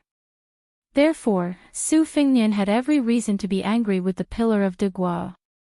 Other than forgetting to arrange for a master to be his retainer, not only did he not tell Su Fengnian about the simple principle of not having a jade ring when traveling the Jianghu, he even encouraged Su Fengnian to say, "Son, when you go out, the most important thing is to protect your life. Here, put on this Wuxia armor that is invulnerable to swords, spears, water, and fire. Put on these gloves that are made from the silk of the ice silkworm. Here, there are 3 or 4 books that are similar to the Wudang sect's Shangqing Purple Yang tactics. Take them all. Good stuff. If you throw any of these books into the Jianghu, it will cause a bloody storm. Take some time to practice them. Who knows, you might become a master tomorrow. Take the banknotes. The jade pendants on your waist are worth a few hundred taels of gold. If you run out of money, find a pawn shop and sell them. Living a good life won't be a problem." In the beginning, Su Fengnian felt that it was indeed not bad. This kind of traveling was a smooth journey. He didn't have to worry about spending money like water. He could hook up with different beauties from different places, get to know famous heroes, and become brothers with famous heroes in the Jianghu. Just thinking about it made him happy. But later on, King found out that he was just a fat sheep waiting to be slaughtered. Whoever saw him would love him, whoever saw him would pounce on him. This bastard donkey's ass. In the end, the only use of those secret books was to tear them down and use them to wipe his feces. The only remaining half of the gold-swallowing treasure tome, which looked like a heavenly book, was finally put to use. On the way back, he met White Fox Face, who was more beautiful than any of the courtesans in Lingzhou. He knew the value of the book and agreed to accept the second half of the gold-swallowing treasure tome, and escort him back to Lingzhou. During that half a year, Su Fengnian finally met a true master who didn't have any evil intentions. He tried every possible way to please him, but to no avail. White Fox Face ignored him. Even when he walked, he would deliberately put a large distance between them. Unless he met an ignorant robber who blocked his way, he wouldn't talk nonsense. Su Fengnian walked into the stable and took a handful of horse grass for the lame horse. He sighed softly, "Red Rabbit, oh Red Rabbit. If second sister sees a good Fergana horse being tortured to this state, I can't guarantee that she won't give me chestnuts to eat." In these 3 years, 1 eagle, 1 horse, and an old servant who fortunately didn't have bad eyesight were all he had. Su Fengnian fed the horse for a while. When he thought of the news from the secret agent in the mansion that White Fox Face was still in the city, he prepared to leave the mansion to have some fun that he hadn't had in a long time. This fellow would occasionally mock him when he was down and out. If you're a young master from an aristocratic family, then I'm a woman. Su Fingnian had no reason not to show off. In the past, he only felt that it was right and proper to rely on his father's royal banner to intimidate others. Now, he still felt that way. He just cherished it a little more. After all, he had lived through more than 2 years of misery. Only now did he realize that the daily necessities of this world were not cheap. Old Huang and His Royal Highness had developed a tacit understanding. He seemed to know that he was going to indulge in wine and women, so he rubbed his hands and made a drinking gesture. Chapter 8. Su Fingnian laughed and said, "Don't worry, I won't forget to treat you to the best and most expensive Huadia wine. Let's go." Su Fingnian had just walked out of the stable with the old groom when he saw the old Taoist priest who claimed to be an immortal. He didn't need to guess to know that the old swindler was here to ask him to persuade his younger brother to go to Mount Longhu to learn martial arts. 12 years ago, it was Su Fingnian who let his dog bite the old Taoist priest. Because his mother believed in Buddhism, His Royal Highness, who didn't believe in destiny, was still respectful to monks. However, when he saw a fortune-teller on the street, he would definitely make a mess. The old Taoist priest of Mount Longhu was really unlucky. Back then, the old Taoist priest, who was slovenly and covered in lice, passed the first stage and almost lost his virginity. The beginning of that meeting was very unpleasant, but the end was still sloppy. Su Fingnian didn't forget to lecture the old Taoist priest of Mount Longhu in private before he left. "Old man, if you want to cheat people of their money, you should at least give up some money to get a decent set of clothes." Those Taoist priests in the supernatural novels all wear yellow crowns and Taoist robes. They can immediately ascend to the immortal stage with just one fart. Don't you want to learn? If you come to the palace like this again, I'll let my dog bite you again. It seemed that the old Taoist priest with the surname Zhao had learned his lesson. He really did change into a brand new Taoist robe and a yellow crown on his head. He even added a simple peachwood sword. Wherever he went, he would receive looks of respect that he had never received in the first half of his life. This made the old Taoist priest, who was usually expressionless on the mountain for decades, very happy. Su Fingnian put his arm around the old Taoist priest's shoulder and said softly, "Ox-nosed Taoist, it's a good thing that my younger brother is going to Mount Longhu. However, your Mount Longhu has formed a good relationship with my father. Don't you have anything to say? Otherwise, why would my younger brother go to Mount Wudang to learn martial arts? Why would he go to that god-forsaken place? The scenery of Mount Wudang is very good. I can visit it every now and then." The old Taoist priest looked embarrassed. He looked around and saw that no one was around. Then, he quietly reached into his pocket and took out an old and yellowed book. He said reluctantly, "This is the Dragon Swordplay Manual." He didn't expect that he would turn on him. He didn't even look at the manual. He pointed to the tide listening pavilion and said, "Dragon, you bastard. You. Do you think I need to go to another place to go to find a secret manual to practice or use martial arts? You. Don't you think it's embarrassing?" They were both old men who had lived for 60 to 70 years, but old Huang was very perceptive. He curled his lips and laughed along with his highness. Only then did the old Taoist remember that there was a tide listening pavilion in the prince's mansion that was known as the arsenal. He suddenly understood and withdrew his hand awkwardly. "Then what should we do?" Su Fingnian lowered his voice and said, "Are there any young and pretty Taoist nuns in Mount Longhu? It's okay if they're a bit older, but they can't be over 35. If they're older, they'll be old. No matter how well they take care of themselves, they won't have the charm of a middle-aged woman." "Ah!" the old Taoist priest exclaimed in surprise. Su Fingnian raised his eyebrows and asked, "What? You don't have any? Or are you not willing?" The old Taoist priest seemed to be in a dilemma. But in a few blinks of an eye, He whispered, "There are some, but they're all my brother's disciples and grand-disciples. I'd rather have no disciples than have substandard ones. That's why I have very few disciples. But since the Crown Prince wants to study Taoism, I don't mind recommending 1 or 2 female juniors." Su Fengnian patted the old Taoist priest's shoulder and gave him a thumbs up. "You're right." The old Taoist priest began to recite the 3-5 imperial scriptures to atone for his sins. "Grandmaster, please don't blame me. I'm doing this for the sake of Mount Longhu's 1,000-year plan." Then, the old Taoist priest, one of the 3 celestial masters of Mount Longhu, said anxiously, "You have to pick an auspicious time to take in a disciple. If you don't hurry to Mount Longhu today, you'll miss it. It won't be appropriate for the young prince." Su Fengnian frowned. "Right away." Celestial Master Zhao nodded with an anxious expression.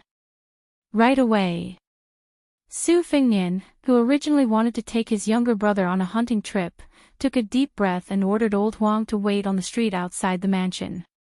He then took the ox-nosed Taoist priest, who didn't look like a celestial master at all, to find his beloved younger brother, Su Longxiang. 100 steps away from the stable, the old Taoist priest turned his head and looked at the old coachman who was smiling foolishly at the side of the stable. His heavy footsteps finally became lighter. When Su Fengnian arrived at his younger brother's courtyard, he found him squatting on the ground and looking at ants again. He walked over and patted his head. "Stop looking. The ants on Mount Longhu are even bigger. Go there and look. Learn your skills and go down the mountain as soon as possible. Bring me a bag of wild hawthorns, do you hear me?" The young prince was truly a fool. He stood up and nodded heavily. He smiled again, but of course, he was drooling again. The old Taoist priest was flabbergasted. How could such a difficult matter be settled so easily? The great pillar state, who had once turned the entire Jianghu upside down, had tried his best to persuade this disciple of his. Su Fengnian wiped his saliva and scolded jokingly. "Stupid Huang man, look, did you see that? This person will be your master from now on. When you reach Mount Longhu, you can beat anyone you want, but just don't hit this old man. If anyone dares to bully you and call you an idiot, then beat them to death. If you can't beat them, then get your master to write a letter. This elder brother will lead our northern Liang cavalry and charge 2,000 li up Mount Longhu. Remember, don't get bullied. In this world, only us brothers and 2 sisters have the right to bully others." Su Longxiang seemed to have understood but not fully, and nodded. The old Taoist priest was scared out of his wits. With Su Fengnian taking action, Su Longxiang didn't resist at all. The prince's residence didn't drag things out either. With his foster son Qi Dangguo leading the way, 40 elite cavalry escorting them, and several capable people raised by the Bailiang Palace secretly keeping an eye on them. There was also a Taoist master from Mount Longhu. It was likely that no one would dare to mess with them. As they were about to leave, Crown Prince Su Fengnian stood in front of his younger brother and said softly, "Stupid Huang man, I won't be able to wipe your saliva in the future. But I promise you that I'll continue to help you find the most beautiful woman in the world to be your wife. If she doesn't want to, I'll tie her up and bring her into the bridal chamber." The young man who was blessed by the heavens to obtain the strength of the dragon elephant was stupid. His heart wasn't open, but it didn't mean that he didn't have any feelings. On the contrary, in some aspects, his feelings were especially strong. For example, he was the second person in the world besides his mother who would wipe his saliva for him. When he was 14 years old, Su Fengnian caused a great disaster. Dezhugua, who usually didn't hit or scold his children, almost took out an iron whip and smashed it on his most beloved son. No one dared to persuade him or stop him. It was only the stupid Huang man who stood in front of his brother and didn't yield an inch. Su Fengnian's eyes turned red. He turned to the old Taoist priest and said word by word, "Xiaonyobi, I've said it before. Don't let anyone bully Huang man. Although I, Su Fingnian, am an unscrupulous hedonist who doesn't have the strength to truss a chicken, you should know the consequences." The old Taoist priest smiled awkwardly and nodded with a bitter smile. The group gradually left. Su Fingnian and his father, Su Shao, didn't send them all the way out of the city. Su Fingnian found old Huang, who was standing beside the jade lion. He smiled and said, "I'm not in the mood to drink today. How about later?" The old servant's smile was simple and bright. His old face was like a large patch of reeds that could only be seen in the wilderness. It couldn't be said to be charming or magnificent, but it had its own feelings. It was like a jar of old wine that had been sealed for many, many years. Chapter 9. A peerless beauty had come to the Dragon Gate Inn. This news was second only to His Royal Highness returning from his travels in Lingzhou City. The number of people who came to hunt for novelty almost broke the inn's door. Business was booming. Every time the beauty came out of the room to eat, the inn would be filled with wanderers who wanted to see the scenery. In the beginning, it was only the young hedonistic young masters who participated. Later on, even the old rich men who had been bedridden for years came to admire the beauty. They all exclaimed that the beauty was a feast for the eyes. The busybodies all said that this girl was even more moving than Lingzhou's #1 courtesan, Yu Wei, Lady Yu. Some of the old masters who had left Lingzhou and seen the world also said that they had never seen such a beautiful girl in their lives. There were even scholars who threw in large amounts of money and squeezed their heads to get a good seat in the inn. They took a sip of wine and had the thought of getting drunk even if the wine did not intoxicate them. They spread out the rice paper on the table and began to draw. The beauty who came from outside did not say anything. She treated everyone like they were nothing. She only drank the best aged Huadiao wine in Lingzhou. When she ate, she chewed slowly. However, she was not as shy and reserved as a pretty girl from a humble family. She had a different style. However, there were 2 blades of different lengths on the table, which made many lechers who had bad intentions back off. How could a girl from a decent family go out alone with blades, and 2 at that? The more beautiful a flower was, the harder it was to pluck it. This was the awareness that a rich man's son had to have. It was also the truth that he had pondered for many years in his hometown. Just like the 2 princesses in Bailiang Palace, who dared to take a second look. Were they not afraid of having their eyeballs cut out? The head of the hedonistic young masters in Lingzhou, young Master Su, had long said, "Everyone coming out to be a hedonistic young master is not as easy as the commoners think. We have to pay attention to the rat holes and snake paths and rules. We have to be worthy of the head on our shoulders. The head is not used for shit, the butt is." Therefore, when the hedonistic young masters of Lingzhou went out to the neighboring provinces, they were especially proud. They looked down on the children of the local officials and always liked to boast about their family background, money, and brains. Since His Royal Highness had returned to the city, then when the beauty appeared, would His Royal Highness' figure be far away? The answer was somewhat different from what they had expected. The hateful but respectable His Highness the Crown Prince had arrived 3 days later than what they had expected, but he had still arrived. When he appeared, everyone consciously left the inn. Nonsense, who didn't pay the price of blood when fighting with His Highness the Crown Prince over the top courtesan? Young Master Tang from the neighboring Dengzhou had a strong family background. Not only did he have a 3rd-rank official as his father, but he also had a 2nd-rank official as his grandfather. He overestimated himself and tried to steal a courtesan from His Royal Highness. Didn't he break an arm and return to Dengzhou? After that, it was said that his father, who was the Dengzhou magistrate, personally came to apologize. In the end, he was not even allowed to enter the palace. His Royal Highness had only one word, scram. The inn was suddenly empty. There were no sparrows outside, but the innkeeper still had a flattering smile on his face. He offered the best flower carving that he had kept for many years with both hands, saying that he was bold enough to give His Royal Highness a welcome dinner. His father, His Royal Highness, who used to never give half a penny for drinking, suddenly turned around and tipped him with a 5,000 silver banknote. The innkeeper quickly hid behind the counter, his hands trembling as he held the banknote. He was not worried that His Royal Highness was just pretending to be forthright in front of the beauties, because no one had ever heard of the Crown Prince asking for a single cent back after leaving his pocket. He was definitely the Wang family style of not taking back what was given. Generally speaking, it was not false that Lingzhou city was afraid of His Royal Highness, but he had been lawless for so many years, so no one wanted to commit suicide.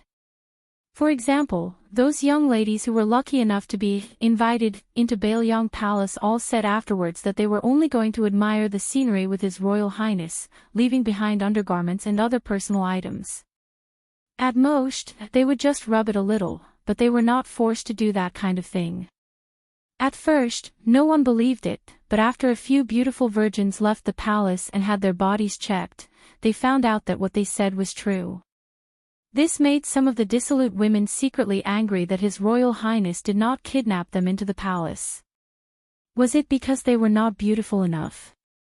Su Fengnian sat opposite Bai Hu and personally opened the flower carving. The fragrance of the wine instantly filled the air. He took a bowl of wine and did not take it. Su Fengnian put down the bowl and laughed.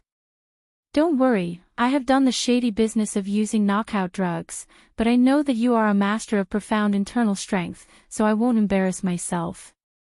Usually, I would try it, but today I only brought Old Huang. I was afraid that you would hit my head with embroidered winter and spring thunder. What's more, I'm not gay. What's there to be afraid of? Are you afraid that I'll take your 2 sabers? You're underestimating me, aren't you? Bai Hu smiled and finally picked up the bowl and took a sip. These few ordinary subtle movements almost made Su Fengnian, who had seen countless beauties, dazzled. He wanted to beat his chest and stomp his feet to ask God why such a beauty was a man. Bai Hu's voice was soft and sweet. Someone who can give away the gold-swallowing treasure book of the dark sect so casually doesn't look like someone who would covet embroidered winter and spring thunder. Su Fengnian added, it's not, doesn't look like, it isn't. In the 5 months since they met by chance and barely knew each other, Bai Hu had always been a woman of few words. She was only slightly better than mute, but she was not as willing to talk as she was today. He remembered that the first sentence she said was a bolt from the blue. I'm a man. Su Fengnian did not believe her at first, but after getting along with her for a long time, His Royal Highness, who was experienced in women, had no choice but to believe her. Although Bai Hu did not talk much, she was used to doing what she said. For example, when she killed the bandits, she said that she would kill all of them without leaving a half-dead one. She said that she would escort Su Fengnian to Lingzhou city after getting the secret manual. Even if she could go back on her words and leave, she still followed him to Lingzhou. Chapter 10. Then there was the feeling that White Fox's face gave people. He was indeed not a woman. He drank wine like he was drinking water and killed people like he was picking up grass. Su Fengnian trusted his intuition. He was the first to not be able to stand White Fox's condescending gaze. He solemnly vowed, I am a young master, a big silk pants, not a beggar in your eyes. White Fox's face lightly replied with a hair-raising sentence, I don't lie, but I also don't like people lying to me. If you lie to me, after I enter Lingzhou, I will kill you and place the gold-swallowing treasure tome on your corpse. Along the way, Su Fengnian thought that White Fox's face was an out-and-out lunatic. He was a lunatic that was so beautiful that there was no limit to it. He was a lunatic that was so beautiful that there was no limit to it. He was a lunatic that was so beautiful that there was no limit to it. The key point was that he was also a man. Su Fengnian's heart was broken. He had already agreed that he would marry the world's most beautiful woman for Huang Man. If it was a woman, how simple would it be? Once they were in his territory, even the world's top 10 experts would have to obediently stay. Now, he only hoped that before his younger brother went down the mountain, he would meet the news that was circulating in Jianghu. He only hoped that the four sisters who were known as the world's four most beautiful women would not disappoint their titles. He would give his younger brother one, keep two for himself, and let the entire Jianghu fight for the last one. White Fox's face held a bowl in one hand and stroked a winter-embroidered saber in the other. The saber was publicly recognized as the head of the 9 short weapons among the 18 types of weapons. Those who practiced the sword were smarter and were too lazy to fight for the head of the 9 short weapons. They directly gave themselves the title of the Emperor of Weapons. The winter-embroidered saber was 3 feet and 2 inches long and the handle was 2.5 inches long. It was exquisite beyond compare. Compared to the simple and clumsy spring thunder, it was more beautiful. It was very in line with His Royal Highness's aesthetic. When he was traveling in Lingzhou, he liked to go to the armory and pick a pleasing-looking sword to hang on his waist. As for the winter embroidery saber, he estimated its weight to be about 2 caddies. However, White Fox's face once revealed that the saber weighed about 10 caddies and 9 taels when she was in a good mood. Su Fingnian did not have any strong points. He was born in Bailiang Palace and spent his childhood climbing up and down in the tide-listening pavilion of the martial library every day. He had seen the world, so he believed it immediately. As for the short and narrow spring thunder saber, it had never been unsheathed, and the face of the white fox had never been mentioned. For Su Fingnian, it was a pity that it was neither big nor small. Su Fingnian raised his glass and said, "A toast to you." White Fox's face tilted its head slightly, but Su Fingnian knew that this meant that White Fox's face was inquiring. Hence, he replied with a smile. "I'm not thanking you for sending me back to Lingzhou. This is not a favor. I'll give you half of the gold-swallowing treasure tome and we're even. However, you've made me certain that there are masters in this world who can single-handedly overturn hundreds of bandits. Otherwise, my 3 years of suffering would have been in vain." White Fox's face continued to maintain that angle. Su Fingnian, who had a photographic memory, was not stupid. He took the initiative to explain again, "Whether you believe it or not, I have to tell you that there are masters like you in the prince's mansion, and there are bound to be more than 1 or 2. However, no one has ever shown their skills in front of me. It's probably because of Su Zhao's warning. This has led me to suspect that flying over eaves, vaulting over walls, and stepping on snow without leaving a trace is just a boast from Jianghu people." White Fox's face lowered her head and drank a mouthful of wine. Su Fingnian smiled and said, "Say it. When I come to find you, what do you want me to do?" White Fox's face, who was teasingly called the most beautiful woman in the world by him, revealed a smile for the first time. Very in line with his style, she went straight to the point and said, "I want to enter the tide-listening pavilion and read half of the martial arts manuals in the world." Su Fingnian was startled and said, "What do you want to do? Isn't it boring to learn martial arts? Back then, I refused to learn martial arts no matter what. I practiced in winter and summer. Perhaps I wouldn't be able to take a break for the rest of my life. How can it be more comfortable than being an idle playboy?" White Fox's lips curled up slightly, but she did not say a word. Apparently, people who walked different paths could not make plans together. Su Fingnian frowned and said, "Just to become the most powerful master in the world." White Fox's face looked at the spring thunder saber lying on the table and shook her head slightly. Su Fingnian asked, "Could it be that you want to become more powerful because you can't compete with others for a woman for the time being?" White Fox's face glanced at Su Fingnian with a strange look, as if she was looking at an idiot. Su Fingnian was at his wit's end.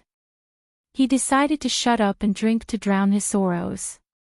He did not forget to ask the tavern keeper to warm 2 pots of the best and most expensive yellow wine for Old Huang. Old Huang's surname was Huang, and he only liked yellow wine. He was a strange person with a strange temper, just like White Fox's face. However, why was Old Huang not a master like White Fox's face? At the thought of this, Su Fengnian gulped down more wine. White Fox's face opened her mouth slowly and said, "I want to kill 4 people." Su Fengnian was stunned. "Is it difficult even with your superb skills?" White Fox's face looked strange again. Su Fengnian immediately knew that he was being an idiot again. He said self-deprecatingly, "All right, then they are the top 10 masters in the world." White Fox's face looked out of the window with a lonely expression, just like the autumn scenery. Not far from it. 2 of them are first pin masters, the top 10 masters in the world. The other 2 are probably more powerful, but half of them are not from the Liang dynasty. Su Fengnian slapped his thigh and said, "White Fox's face, you are awesome. I like heroes like you." Su Fengnian felt that he had accidentally revealed the secret of heaven. However, the beauty who heard the nickname White Fox's face only smiled slightly, as if she did not hate it. Instead, she found it interesting. Su Fengnian asked tentatively. "The Tide Listening Pavilion is not a place you can enter whenever you want. For as long as I can remember, almost every year there are so-called heroes of Jianghu who are like moths to a flame and then thrown into the wilderness. I have seen it several times with my own eyes, and they died miserably. However, I can promise you that once you enter the prince's mansion, I will take out the second book for you until you finish reading it. If, and I'm saying if, Su Xiao agrees, you can stay in the Tide Listening Pavilion. The prerequisite is that you don't hate those zombie-like guards. They aren't as handsome and humorous as me." Bai Huer had a long and narrow face, and her peach blossom eyes were shining with extraordinary splendor. She looked straight at Su Fengnian and said, "Su Huanghua, name your conditions." Su Fengnian said nervously, "I only have one condition." "Tell me your name." Bai Huer tilted her head and pondered for a moment before replying softly, "Nangong Push." Note, Nangong Push, Yi, read the 4th sound. Chapter 11. White Fox entered the palace without any resistance. For those Jianghu people whose homes and sects were destroyed by the Bailiang cavalry, it was not only difficult to enter the palace, but also dangerous inside. Together with the martial emperor's city, which was guarded by the second in the world, and the sword tomb of the Wu family, which was full of sword immortals, it was known as one of the 3 most dangerous places. The martial emperor's city had an old monster who looked down on all the masters in the world. The sword tomb had a large number of withered swordsmen who were only allowed to use swords or even touch swords. In the Bailiang palace, in addition to the Bailiang cavalry guards on the surface, there were countless masters hiding in the dark. During that martial arts catastrophe, not only did the butcher Su Xiao kill many famous Jianghu masters like cutting rice straws, but he also attracted a large number of lackeys, who were not of good character but had abnormal strength. Since the first day Su Xiao went to the battlefield, he almost never took off his armor or left his saddle. For nearly 40 years, it seemed that he had no end to his meteoric rise. It was enough for Su Xiao, the great devil who was feared by all the Jianghu people, to keep countless henchmen, lobbyists, chivalrous men and assassins, and to bestow them with great wealth and beautiful maids, fame and power. After the martial arts library was built, there were many martial arts fanatics who went there to learn and were willing to sell their lives for the king of Bailiang. Who would dare to pull out Su Xiao's reverse scale? There was only one person who dared to call himself Daddy in front of Su Xiao, and it was only Su Fengnian who led White Fox into the palace. At this moment, His Highness the Crown Prince briefly introduced the scenery of the prince's mansion to White Fox, who only knew his name. As Su Fengnian said, he could not learn martial arts through hard work. He had the martial arts library that all the martial artists in the world dreamed of, but he only knew how to read some unorthodox books. Therefore, Su Fengnian did not have much mysterious feeling about the murderous intent every 3 steps in the dark of the prince's mansion. White Fox did not dare to take it lightly.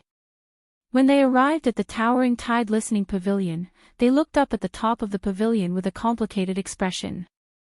Although it was called a pavilion, it was actually a proper attic with a pointed roof and layers of cornices that looked like one. Su Fengnian chuckled and said, "It is claimed to have 6 floors, but there are actually 9 floors inside. The number starts from 1 to 9, but there are people in the capital who have nothing better to do, so it is like this. As you can see, there are corridors on the 5th and 6th floor. There are no books or items on the top floor, it is empty. There are 5 people in the pavilion who are in charge of arranging the martial arts manuals according to the difficulty of practice from the bottom to the top. They should be the so-called guards in Jianghu. They are all old fellows I have known since I was young, and they come and go like ghosts. There is only one copyist, and I learned calligraphy, painting from him. He is a sickly person, more like a ghost than a ghost, but he is still addicted to wine. Every time I go upstairs, I have to bring him wine. If the guards say that they are masters, I will believe them, but if my half-master is, I will jump down from the 9th floor." White Fox did not ask to enter the pavilion. He did not even admire the thousands of carps in the lake. He turned around and walked away, saying lightly, "Help me get a set of sumra mustard seed. The sacred steel forest temple of Buddhism only has half a set, but there should be another half in the pavilion. There are 6 books in total. I flip through the books quickly, so it is too troublesome for me to read one book at a time. It is also not worth it to me, because I will pay for the wine you need. I can only give you one of the embroidered winter and spring thunder, so I will feel more at ease if you don't go upstairs a few times. Can I have the spring thunder?" Su Fengnian asked softly, as if he was trying to bargain. White Fox was indeed a straightforward man. He said without hesitation, "Yes." Su Fengnian was surprised. "Are you really willing to give it to me?" White Fox, who was leaving, said calmly, "There is nothing in this world that I can't bear to let go." Su Fengnian, who was following behind him, twitched his mouth and muttered disapprovingly, "I am afraid that only those who are all alone are qualified to say this." White Fox's face lived in a secluded courtyard not far from the Crown Prince's courtyard. She lived a life of yellow and green lanterns that was extremely boring in Su Fengnian's eyes. She stayed up all night. Judging from her posture, she was only short of chiseling the wall to steal everything. Su Fengnian originally wanted to take this beauty to enjoy the scenery, but he gave up the idea. Other than delivering books to the courtyard, he went to the tide listening pavilion to return the books. He only chatted a little when he delivered the books, asking about Jianghu matters. For example, he asked White Fox who was the top 10 masters in the world, and whether the 4 beauties were really the most beautiful. These were all naive questions for laymen. White Fox, who was living under someone else's roof, did not want to depend on others. He mostly ignored them. There was nothing Su Fengnian could do about it, but the only thing he gained was that the unreasonable White Fox face was now willing to let him touch the embroidered winter and spring thunder sabers. She did not even mind him taking out the embroidered winter and performing a few lame moves for himself. Regarding this, de Zhuge turned a blind eye and did not ask a single question. As soon as the news of His Royal Highness returning to the city spread, many rich playboys from Lingzhou who were close to Su Fengnian rushed to his door. At that time, he was still sleeping and de Zhuge chased them all away. Chapter 12. Until now, there were people who could enter the manor to disturb him. One was Yan Qiji, the second son of Yan Jieshi, and the other was the notorious young Master Li of Fengzhou, Li Hanlin. Due to the unfortunate homophony of his name, the former was called Grandpa Eating Chicken by the nearby provinces and counties. However, he was a rare gentleman. He was a bookworm, but his scholarly style was rather cute. He was vague on small matters, but he was clear on important matters. Young Master Li, who had an elegant name, was a complete bully. Throwing living people into cages to watch the tragedy of their bodies being dismembered was just one of the perverted interests of this number 1 dandy in Feng province. He also liked both men and women. He especially liked young husbands with red lips and white teeth. He always had one or two handsome young boys in green clothes by his side to play with. He knew Yan Jishi because young Master Yan was used to being His Royal Highness's follower since he was young. Su Fengnian also liked to tease this peer who always talked about the teachings of saints. As for Li Hanlin, this scum, he was cruel and merciless when it came to others, but he treated his friends well. Moreover, Li Hanlin had a sister who was extremely beautiful. Su Fengnian had been drooling for a long time, so he didn't want to be close to her. Other than the bookworm Yan Qiji and young Master Li Hanlin, there was also a good official's son whose surname was Kong. He followed his father to become an official in the capital and hadn't seen him for 4 years. He was a martial arts fanatic. When the four of them got together, the division of labor was basically Su Fengnian coming up with bad ideas. Yan Qiji, who was meticulous, was responsible for cleaning up the mess, and Kong was responsible for martial arts fanatic. If the matter was exposed, then Li Hanlin would be the scapegoat. It was a perfect plan. Brother Feng, Yan Qiji, who had been Su Fengnian's follower for more than 10 years, was already an elegant young master. However, when they met, he looked like he was about to cry. After he called out to Feng Zhou affectionately, his eyes became wet. Sigh, this guy was good at everything, but he was spoiled, sentimental, and sad like a girl. No wonder Li Hanlin felt that this guy was as good as him. However, he was a man and played with little husbands, while Yan Qiji was in love with Brother Feng. Brother Feng. Li Hanlin's greeting was much more domineering. He wanted to hug Su Fengnian, who had not seen him for a long time. However, Su Fengnian lifted his leg and gently pushed it against his abdomen. Li Hanlin laughed and said, "Stay away from me. You smell like a man." The gang of scoundrel friends reunited at the top of Mount Qingliang, the White Crane Tower, which was most suitable for gazing into the distance. Hanging outside this building was a couplet: "An old friend sent me down to Yangguan, an immortal helped me up to Mount Huangshan." It didn't come from one of those famous calligraphers in the imperial court whose words were worth 1,000 pieces of gold. Instead, it came from the 8-year-old Su Fengnian. Now, it looked even more childish.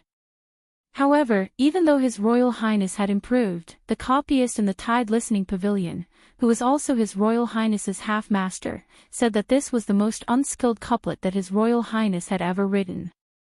Both the words and the meaning were the same.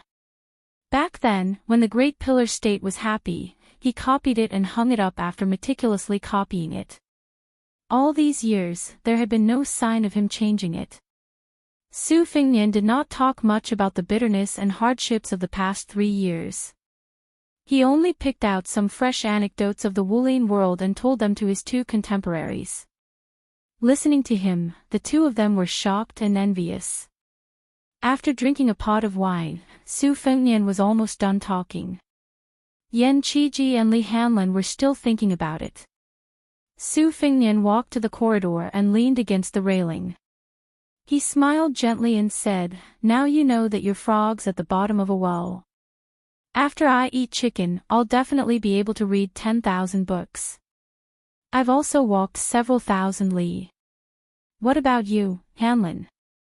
The carefree Li Hanlin scratched his head and said, "Why don't you become a general in the future and kill 10,000 people?" Yan Qiji said disdainfully, "Brute." Li Hanlin stomped his feet and said, "Do you dare to say this to the Great Pillar State?" Yan Qiji was speechless and couldn't refute it. Su Fengnian suggested, "How about we go out for a ride?" Li Hanlin was the first to agree. He said excitedly, "Then you must go to the Purple Gold House. Yu Huakue has not received a single customer for the past 3 years because of you. Her reputation has been overshadowed by a new Huakue." Su Fengnian asked, "Did you bring any money?" Li Hanlin patted his bulging belly and said, "Did you see? This time, I stole 10,000 taels of silver from the secret room. For Brother Feng, I've sacrificed everything. When I go back, I'll accept being grounded." Yan Qiji said mockingly, "Look at you. Li Hanlin was thick-skinned. He laughed and said, "Then you should steal some. Not 10,000 taels, just 1,000 taels. Do you dare? You scholars only know how to talk on paper. When it comes to serious things like scolding and fighting, which time didn't Brother Feng and us do the work? Even if you strip a woman naked, you wouldn't dare to roll on her belly. How dare you say I'm useless?" Yan Qiji's face turned red and he snorted. Every bleak night with the sky as his quilt and the ground as his bed, listening to old Huang's ear-piercing snoring not far away, Su Fengnian, who had changed from complaining to seeking joy in the midst of bitterness, would miss the time when they quarreled with each other. He also remembered the time when they rode on horses by the Nanhuai River, teased innocent people together, sang loudly in the brothel together, caused trouble together, committed sins together, and got drunk together. The three of them said in unison, "Cheers." Chapter 13. The Zijin house was famous, very famous, extremely famous. It was said that when His Majesty came to the northern Liang prince's mansion to avoid the summer heat, he had visited the Zijin house incognito, just to see the beauty of Li Yuanyuan, who deserved to be called the top courtesan of the 4 prefectures that year. Of course, this was just hearsay without any evidence. After Li Yuanyuan disappeared, there was no longer an undisputed courtesan in the 4 prefectures. It was just like 100 flowers blooming, the beauties of the various brothels racked their brains to compete with each other for beauty. This continued until the appearance of Yu Yuwei, whose family had fallen from grace. Women who humiliated themselves would probably not use their real names, so Yu Yuwei's original name was unknown. Her real surname was probably Yu, so she used a homophone.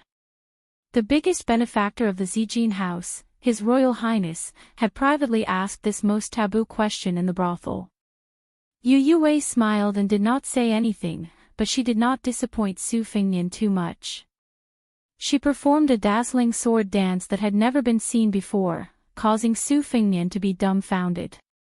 First, he was stunned, then he was terrified.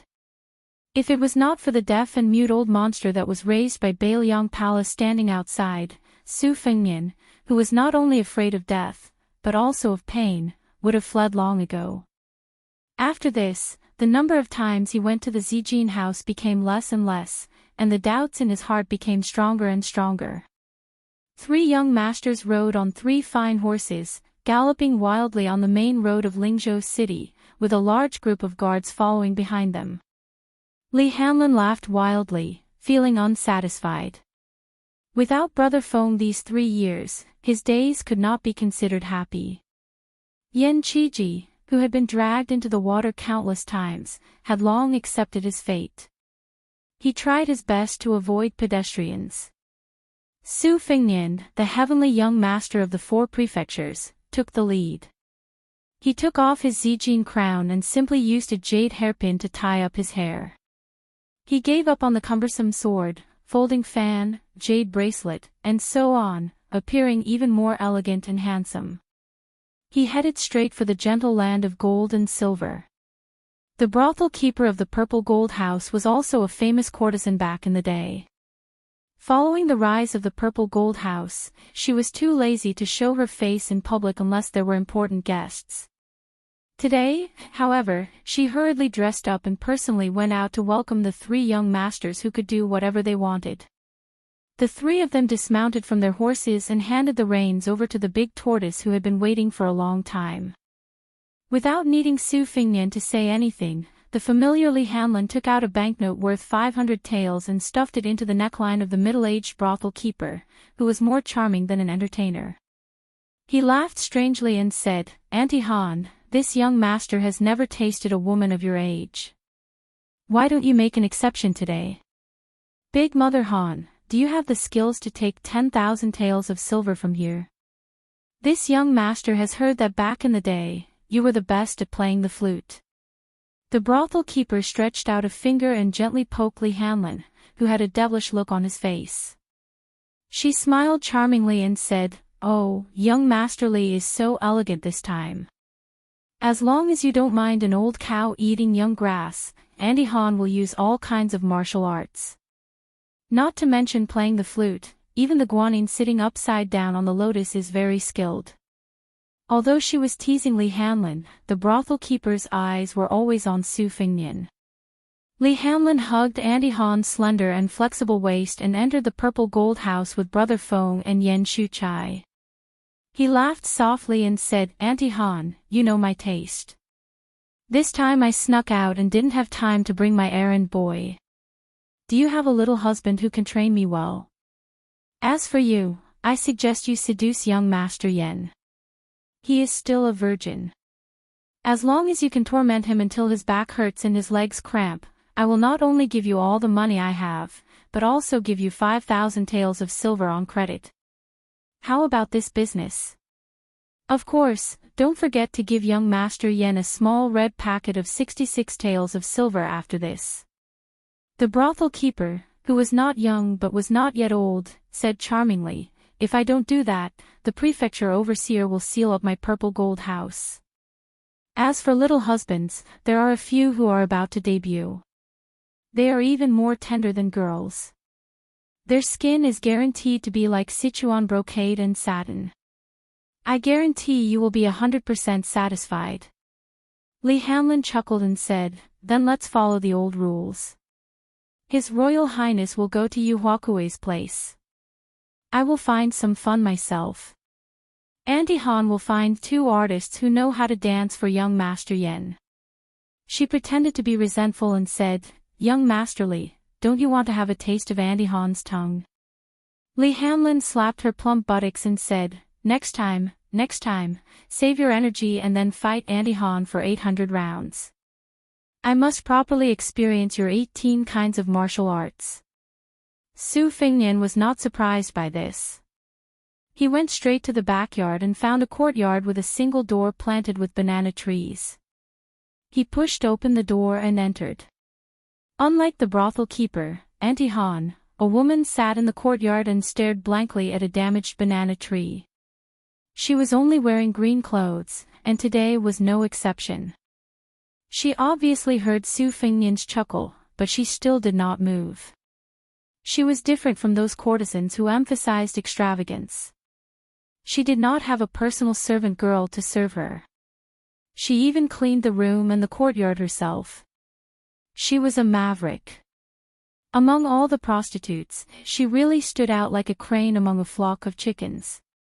On the stone table sat a white cat that was neither fat nor thin.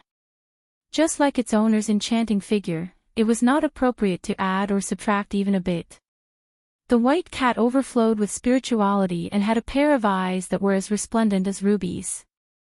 When it stared at people, it made people feel that it was absurd and strange. The most clever thing was that this pet with snow-white fur was called Wu Mainyang. Su Fengnian sat beside her and said softly, "I just returned to Lingzhou and slept my fill. I immediately came out to see you." Yu Huakui stretched out her slender hand and stroked Wu Mainyang's head. The little girl said softly in a fit of pique, "Yu Wei is just a prostitute. How could she dare to have extravagant hopes? The first time, I only mustered up my courage and joked about asking His Royal Highness for the status of a concubine. That person made a series of bad moves during the conversation, and I slaughtered a large dragon. The second time, it was just a sword dance, and that person didn't dare to stay in this courtyard any longer. I just don't know what kind of trouble will come up this time. That person won't come again." It was the hardest thing to enjoy a beauty's grace. Su Fengnian said angrily in an indignant tone, "That guy is really a good-for-nothing. He's as timid as a mouse and as petty as a bug. Miss, you don't have to get angry over this kind of person. The next time you see him, just give him a good beating." The corners of Yu Youwei's mouth curled up slightly, but she deliberately put on a straight face and said, "Oh? Then may I ask where young master is from? What's your surname and name?" Su Fengnian said shamelessly, "Unfortunately, my surname is Su and my name is Fengnian. I have the same name as that bastard, but I'm thousands of miles better than him. Even if Miss said you wanted to be a concubine, he would immediately carry you home in a palanquin with 8 carriers carrying gongs and drums. Yu Yue finally turned her head to look at Su Fengnian. However, this beauty with limpid eyes didn't have much joy in them. She continued to look at Ba Jiao. It's too late. I'm going to Chuzhou tomorrow.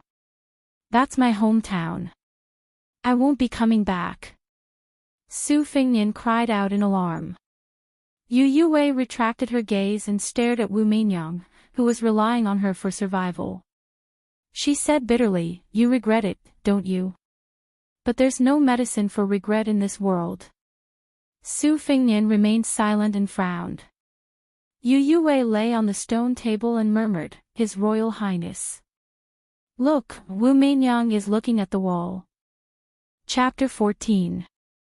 Su Fengnian followed the white cat's line of sight and turned his head to look at the low wall. There wasn't much scenery. He rubbed his cheeks and said, "When people outside the wall hear the beauty on the swing laugh, they feel helpless. But I've already walked into the wall. Why did you sneak out? Wouldn't that make people feel even more helpless?" Yu Yue smiled and made a playful face. "You deserve it." Su Fengnian was stunned. He had known her for a long time, but he had never seen her so lively. In the past, she was always as quiet as water, unperturbed. Su Fengnian mistakenly thought that she would remain calm even if Mount Tai collapsed in front of her eyes. He also never thought that she would really become a beautiful concubine of a rich family. She was the most moving duckweed. If she became a plump banana in the courtyard, perhaps she wouldn't be so lively anymore. In his heart, Su Fengnian cursed himself for being an art-farer who had learned all the bad things from his ruffian father. This old man had purposely placed a book he had written, half a lifetime on the horse, in the tide-listening pavilion. He had placed it next to the famous works of the art of war. What a shameless fuss! She held Wu Meinyang with both hands and asked with her head bowed, "Fengnian, I'll dance with you for the last time. Do you dare to watch?" Su Fengnian suddenly felt a sense of lofty aspiration. "Why wouldn't I dare?" Yu Yue said softly, "There's no medicine for regret in this world." Su Fengnian smiled. "It's worth it even if I die." After the time it took to drink a cup of tea, Yu Yue walked out. She was magnificent and beautiful. She danced with the sword in an extremely unconventional way. The red silk wrapped around her hand and the end of the sword was tied to the end. In an instant, the courtyard was filled with sword light. Last time, a zither girl was invited to perform the song, riding out of Liangzhou. This time, she personally sang the song, looking at the city wall. This poem was spread from the Shangyin Academy after the fall of West Chu. It didn't rhyme, but each word was sorrowful and indignant. It was ranked first among the mournful poems in the world. West Chu had a female gongsun. Her sword dance shook the world. The spectators were as dejected as the mountains, and the heavens and the earth bowed their heads for a long time. Among the 3,000 maids of the former emperor, Gongsun Jinchi ranked first. The flag of Great Phoenix City was lowered, and only the beautiful woman stood on top of the city wall. 180,000 people had taken off their armor, and there wasn't a single man left in the country. Just now, Wu Meinyang was looking at the wall. Then who was it that was looking at the beauty standing on top of the fallen city walls? The song ended. The long sword flew out with a murderous aura, aiming straight for Su Fengnian's head.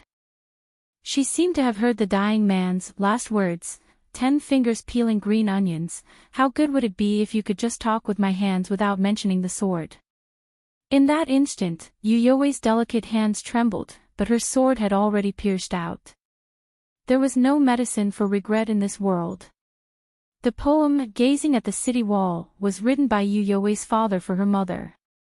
At that time, the father and daughter were wrapped in the tide of refugees.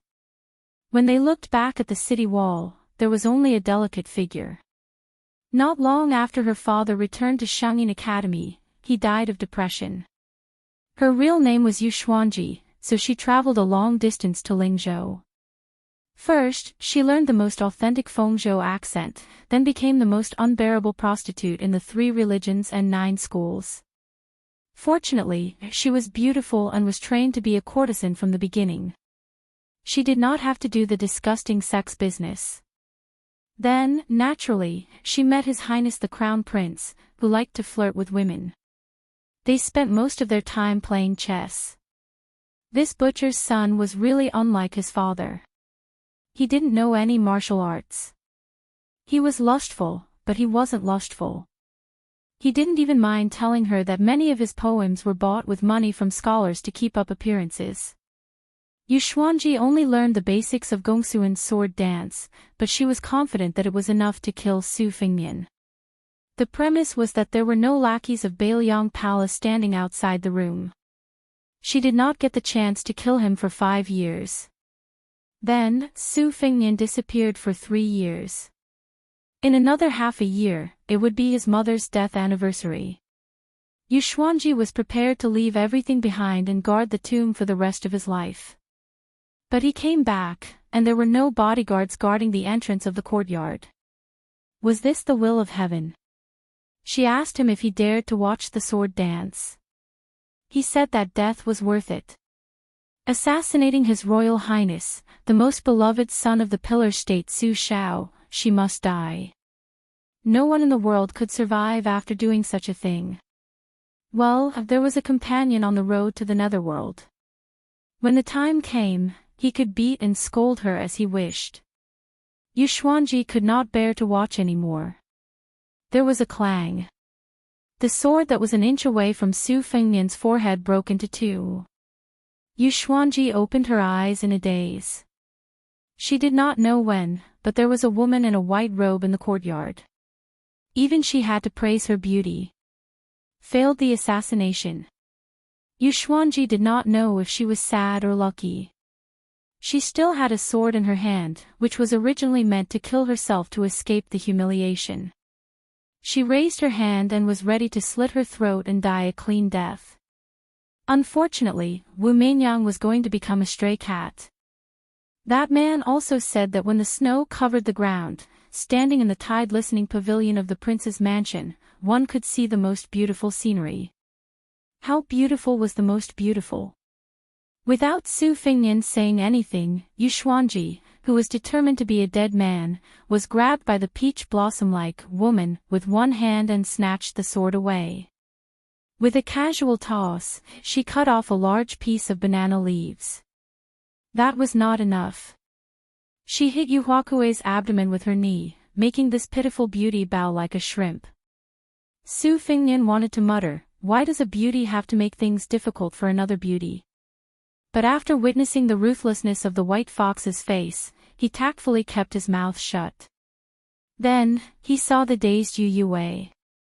Although Su Fengnian was certain that he would not die here, he could not help but want to curse her, "Bitch," and then rush up to her and give her 17 or 18 slaps. But he thought to himself, a little impatience will spoil the great plan of sharing the same bed. He exhaled a mouthful of foul air. Outside the 4 provinces of the cold land, it was easier for Su Fengnian to die than to live. But in the cold land, it was much more difficult to die than to live. You bunch of assassins are like carps crossing the river. Do you really think that my father, who is the pillar of the country and the king of Bailiang, is an embroidered pillow? Moreover, Su Fengnian had experienced the hardships of being at the bottom of society for the past 3 years. His mind had matured a lot. Back then, he was only puzzled by Yu Huakui's inexplicable sword dance. He was now hanging out with his father, Yuan Zhuozong, and a group of first-class martial artists who had walked on the battlefield every day. His Royal Highness did not know martial arts, but even if he had never eaten pork, he had seen pigs run. When he returned to Lingzhou, he had made up his mind to take the risk and confirm what medicine Yu Yue had in her gourd. If it was an aphrodisiac, that would be the best. He could take it home and enjoy it. If it was a poison, sorry, he could survive it. But as for the result, what else could a man who had suppressed his anger for 3 years do to a beautiful woman who he wanted to pounce on in her sleep? The only unexpected thing was that the one who made the move was White Fox's face. She was not the most powerful and domineering master in the residence that he had told his father in advance. Of course, looking at the situation, even if White Fox's face was not that high, it was quite high. Su Fengnian said shamelessly, "White Fox's face, do you have any techniques to make her lose her resistance? Like sealing her acupoints or something like that?" White Fox's face nodded and said, "There is something even simpler." She directly chopped Yu Huakuei's fair neck with her hand and knocked her unconscious. Su Fengnian's face stiffened. He ran over to check her breathing. After confirming that she was not dead, he sneered proudly. When he raised his head to look, White Fox's face had already disappeared. She indeed had the demeanor of a master. Su Fengnian carried the delicate body on his shoulder and carried it out of Zijin Tower. On this day, the news of His Royal Highness forced himself on Yu Huakuei began to spread like wildfire in Lingzhou City. Chapter 15. The rich playboys in Lingzhou City were in awe of His Highness' domineering attitude. After 3 years of seclusion, he had just returned to Lingzhou for a few days and he had already desecrated Yu Huakuei. Su Fengnian carried the lame assassin, whose real name was Yu Xuanji, back to the prince's mansion, followed by Li Hanlin, whose clothes were disheveled. Yan Qiji did not like to visit prostitutes. Just now, he was sitting upright and still, chatting with the elegant Hongmian in the building. When he saw Brother Feng carrying Yu Huakuei out after staying in the banana courtyard for a while, he secretly praised him for his domineering attitude. When they arrived at the prince's mansion, Li Hanlin took Yan Qiji to the White Dragon house. Su Fengnian threw Yu Yue onto the big bed in the inner room.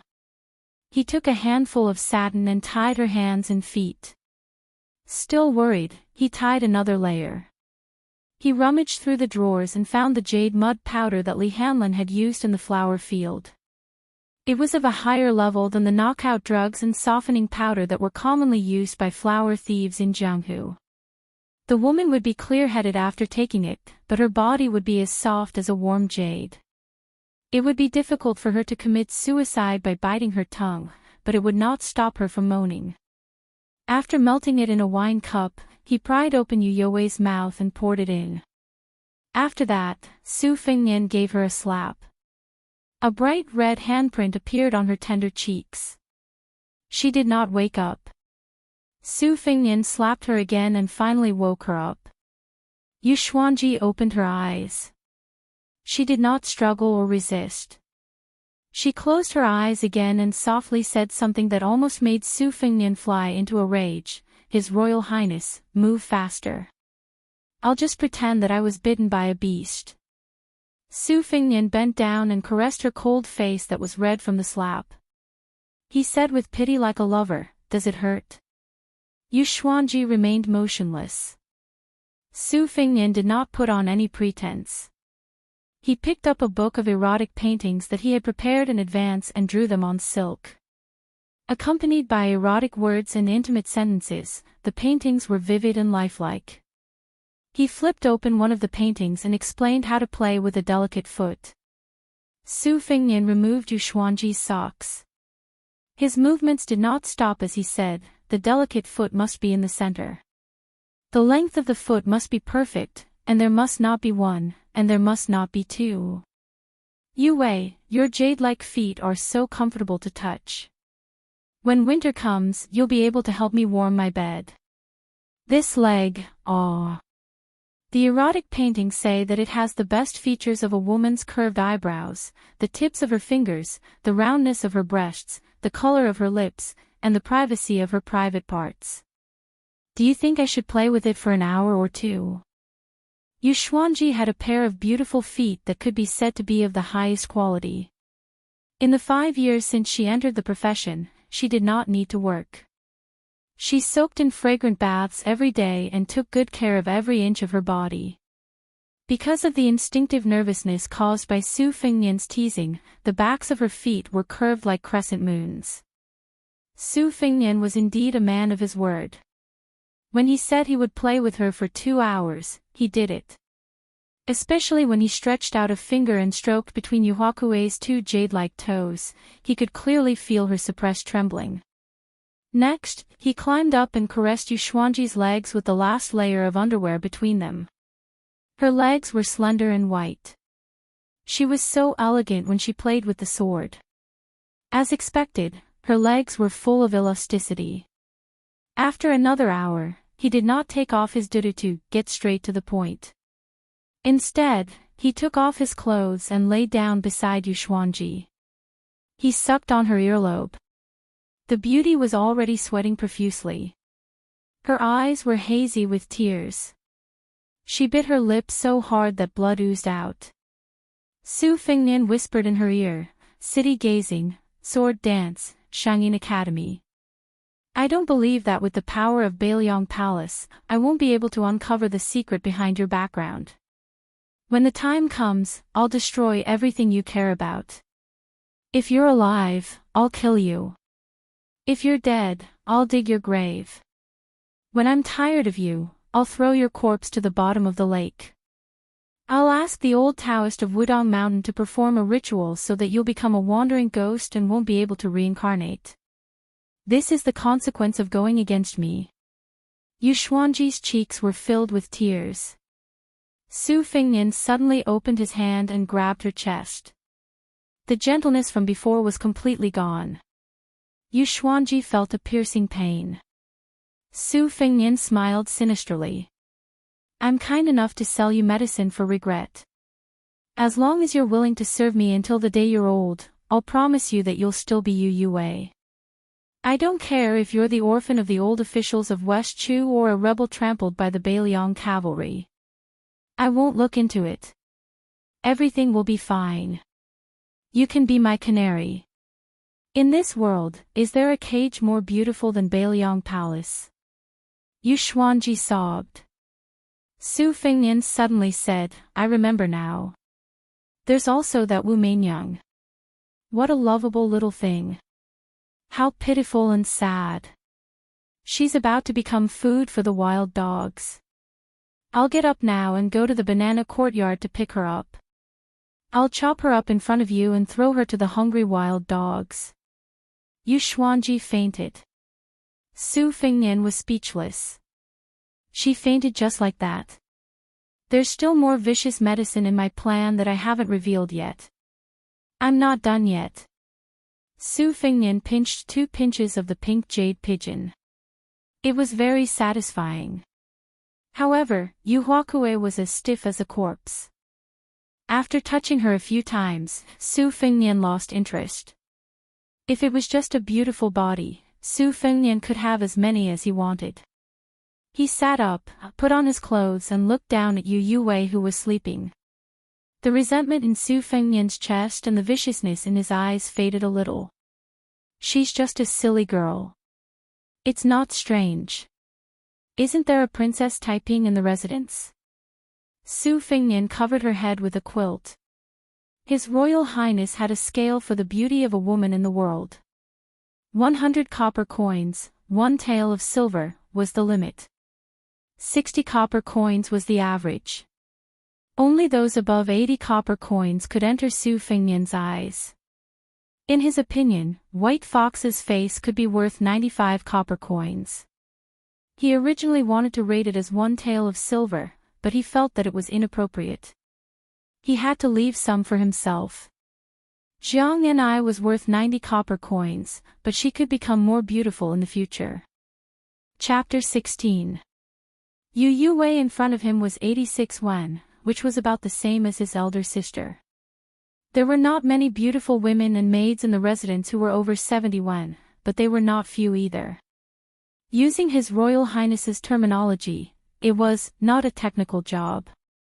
Su Fengnian did not practice martial arts, but he did not dare to indulge in excessive sexual desires. He was very selective and would rather go without than have something substandard. His character was elegant.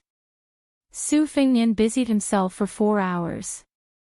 After eating some warm pastries in an exquisite food box, he regained his strength. He sat by the bed and slapped Yu Huakue awake again.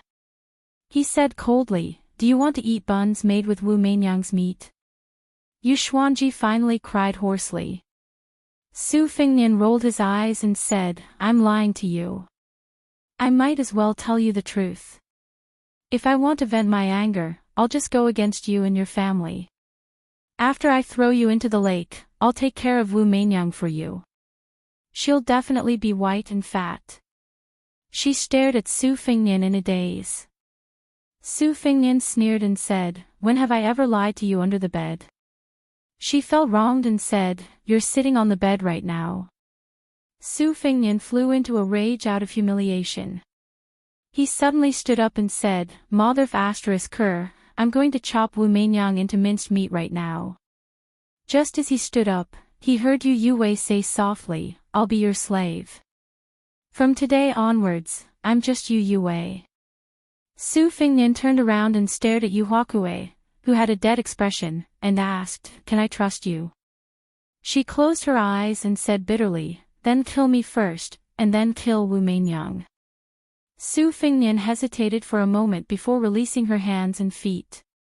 He then moved far away from her and said, you'll sleep here tonight. Tomorrow, I'll arrange a courtyard for you. You'll be my housewarming concubine. Don't expect a title. Without my permission, you're not allowed to walk around. She said calmly, I miss Wu Meinyang. That night, His Royal Highness sent people to the Purple Gold House to redeem Yu Yue. Other than a white cat, nothing else was brought back to Bailiang Palace. The moon was bright and the stars were sparse. The two of them slowly walked up to the platform of the Tide Listening Pavilion, a strange combination. Su Xiao and Su Fengnian had attracted the attention of White Fox. Because the deceased Wang Fei believed in Buddhism all her life, there was a square Buddhist pagoda under the majestic platform, engraved with 8 plum blossoms. The body of the pagoda was shaped like a bowl, with a boat-shaped niche in the middle. Inside the niche, there was a Buddha sitting in a lotus position with a solemn expression. At the base of the pagoda, there were 8 stone carvings of Vajra holding up the pagoda. This building was undoubtedly the feng shui of Lingzhou city. Lingzhou lacked water, so the king of Bailiang, Su Xiao, used manpower to expand the lake into a sea, meaning water pen. The listening to the Tide Pavilion was tall and majestic, built near the water, gathering the spiritual energy of heaven and earth and absorbing the essence of the sun and moon. There were 3 horizontal plaques under the eaves of the first floor of the main pavilion. In the east, there was a plaque with 9 dragons, which was bestowed by the emperor. Before entering the pavilion, de Zhugua chuckled and said, saving Fengnian's life in exchange for Mr. Nangong's entry is a good deal for me. White Fox's expression was as usual, and she did not answer. When the door was pushed open, a huge white marble relief of the flying fairies of Dunhuang came into view. The flying fairies in the painting were as tall as real people. Even White Fox, who had seen a lot, was stunned for a moment. The slightly hunchbacked king of Bailiang, Su Xiao, chuckled and introduced, in the west hall of the first floor, there are 30,000 scrolls of martial arts in the world, which are not very valuable. I just collected them to occupy a place and add to the scholarly atmosphere of the 10,000 scrolls in the house. The second floor is a secret floor. In addition to the 4,000 unique scrolls of the Yin-Yang study, there are also 49 rare weapons in the world, which is my second daughter's favorite place. On the third floor, there are 20,000 scrolls of profound secret manuals. On the fourth floor, there are some rare stones and antiques collected in the secret floor. Fengnian always scolded it for being stinky. The 5th and 6th floors are where the Jianghu heroes who risked their lives to sneak into the king's mansion are after. I believe that ordinary masters will not be able to understand anything further. As for the top floor, it is empty. Mr. Nangong, if you want to climb up and look into the distance, you can go to the White Crane Tower at the top of the mountain. White Fox's face understood the meaning of de Zhugua's words and nodded. Su Xiao narrowed his eyes and smiled, then let's go straight to the 5th floor. White Fox's face shook her head and finally said, after going up, I may not be interested in the 60,000 scrolls on the lower floors anymore. Su Xiao was not surprised. He laughed and walked up the stairs alone, disappearing into the shadows. White Fox's face stood in front of the jade screen with 2 sabers embroidered on her waist. She was in high spirits. De Zhuguo arrived at the 8th floor. The bamboo scrolls and ancient scrolls were scattered all over the floor. There was a long red sandalwood table with a flickering candle lamp on it. There was a green gourd with wine in the corner. A red string was tied to the mouth of the gourd and a skinny arm. The man sat on the floor with disheveled hair. His face was as pale as snow, and there was a touch of light red between his eyebrows. If one looked closely, it looked like an upside-down red phoenix eye. He was dressed in a linen robe and sat barefoot with his legs crossed. De Zhuguo Su Xiao picked up a dozen bamboo scrolls and put them neatly. Only then did he have a place to sit down.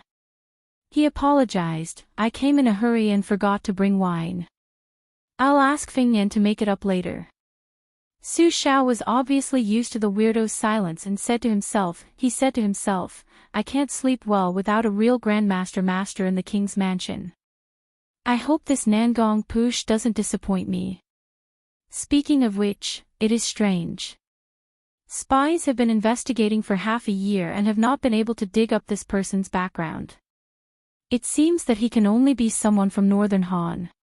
Ishan, what rank do you think his current strength is?" The skinny man opened his mouth, his voice like metal and stone. "Secondary 1st rank. He has cultivated in the pavilion for 10 years, but there is no one above him." De Zhuguo clicked his tongue and said, "Feng Yan has picked up a treasure." The sickly man picked up the gourd and poured out the wine. There was no more wine. He immediately lost interest and stopped writing, his eyes lifeless. Su Xiao stood up and raised his head to look at the earth immortal painting on the southern wall. With his hands clasped behind his back, he frowned and said, "Ishan, Feng Yan will soon be 20 years old. For this ceremony, you should present him with a courtesy name." The man thought for a moment, "Su Feng Yan, courtesy name Tianlang." De Zhuguo Su Xiao suddenly burst into unbridled laughter, rather proud of himself. Chapter 17. Light snow came after Lidong, but there was no snow during this season. This made His Royal Highness, who loved to drink warm wine and read forbidden books on snowy nights, very disappointed. White Fox's face had already stayed on the 1st floor of the Tide Listening Pavilion for half a day. She was in a trance, and her perseverance made Su Feng Yan, who could not bear hardships, feel ashamed of his inferiority. However, this did not stop Su Feng Yan from having fun in the prince's mansion. Courtesan Yu Yue settled down and lived in a secluded courtyard where 2 kinds of plants were planted overnight. The white cat, Wu Meinyang, seemed to be very satisfied with the new nest and had gained some weight. Su Feng Yan gave Yu Yue the best mink fur coat and the most exquisite food, but he did not touch her smooth jade again. He deliberately kept a distance from her. That round Lu Qiu was right. Raising a human was the same as raising an eagle. They had to be trained slowly. If they were too fast, they would lose their spiritual aura. If they were too slow, they would not be obedient. Everyone in the mansion knew that His Royal Highness liked to go boating on the lake alone. Every time he reached the center of the lake, he would throw down a few things. When the weather was warm, he would dive into the lake and only resurface after a long time. It was probably because the Crown Prince was naturally close to water. Today, Su Feng Yan was very interested in being a boatman. He rowed the boat to the center of the lake and muttered a few words to himself. Then, he tied a few pieces of steaming roast venison to a stone and threw them down. Then he lay down on the small boat and enjoyed the warm winter sun. He was about to fall asleep when he heard a voice calling him while he was half awake. He sat up and saw a slender woman wearing a luxurious red fur coat standing in the pavilion by the shore. Several strangers were standing near the familiar slender figure. She waved her hand vigorously.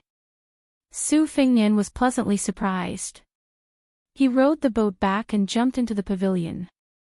In the end, he was hugged by the woman. Her fragrant lips nibbled on Su Fengnian's face. With a face full of rouge and lipstick marks, Su Fengnian affectionately called out, "Sister." In this world, the only person who dared to flirt with His Royal Highness was the eldest daughter of the Pillar State, Su Jianghu. The two siblings had been very close since they were young. Before she got married, Su Fengnian was dragged to bed with her even when he was 12 or 13 years old. If it was said that the king of Bailiang, Su Xiao, was the most protective of Su Fengnian, and Su Longxiang was the most obedient, then Su Fengnian was definitely the one who doted on him the most. As soon as Su Jianghu received a letter from his father saying that his younger brother had returned to the city, he immediately rushed back to his mother's home with a group of servants. With tears in her eyes, she pinched her brother's cheeks, touched his head, and rubbed his shoulders. She even slapped Su Fengnian's but heavily without any scruples. Finally, she habitually reached for her brother's crotch. Su Fengnian said with a bitter face, "Sister, it's very good here. There's no need to check it. There are outsiders." "These two people, who are they?" In the pavilion, other than the maidservants and nannies who were frightened by Su Jianghu's ruthless and strange style, there were also two outsiders. They were both outstanding and handsome. One wore a green robe and held a sword, handsome and elegant. The other was tall and sturdy, with a face full of righteousness. Su Jianghu smiled sweetly and pointed, "This is Cui Gongzi of the Cui family of Qinghe. His swordsmanship is outstanding." On the way, sister met some bandits who didn't know their place. It was Cui Gongzi who led the family troops to chase them away. This is Xing Gongzi, chivalrous and righteous. He is very famous in the Guangzhou area. They are both sisters' benefactors. The two bowed together and said, "Greetings to His Royal Highness."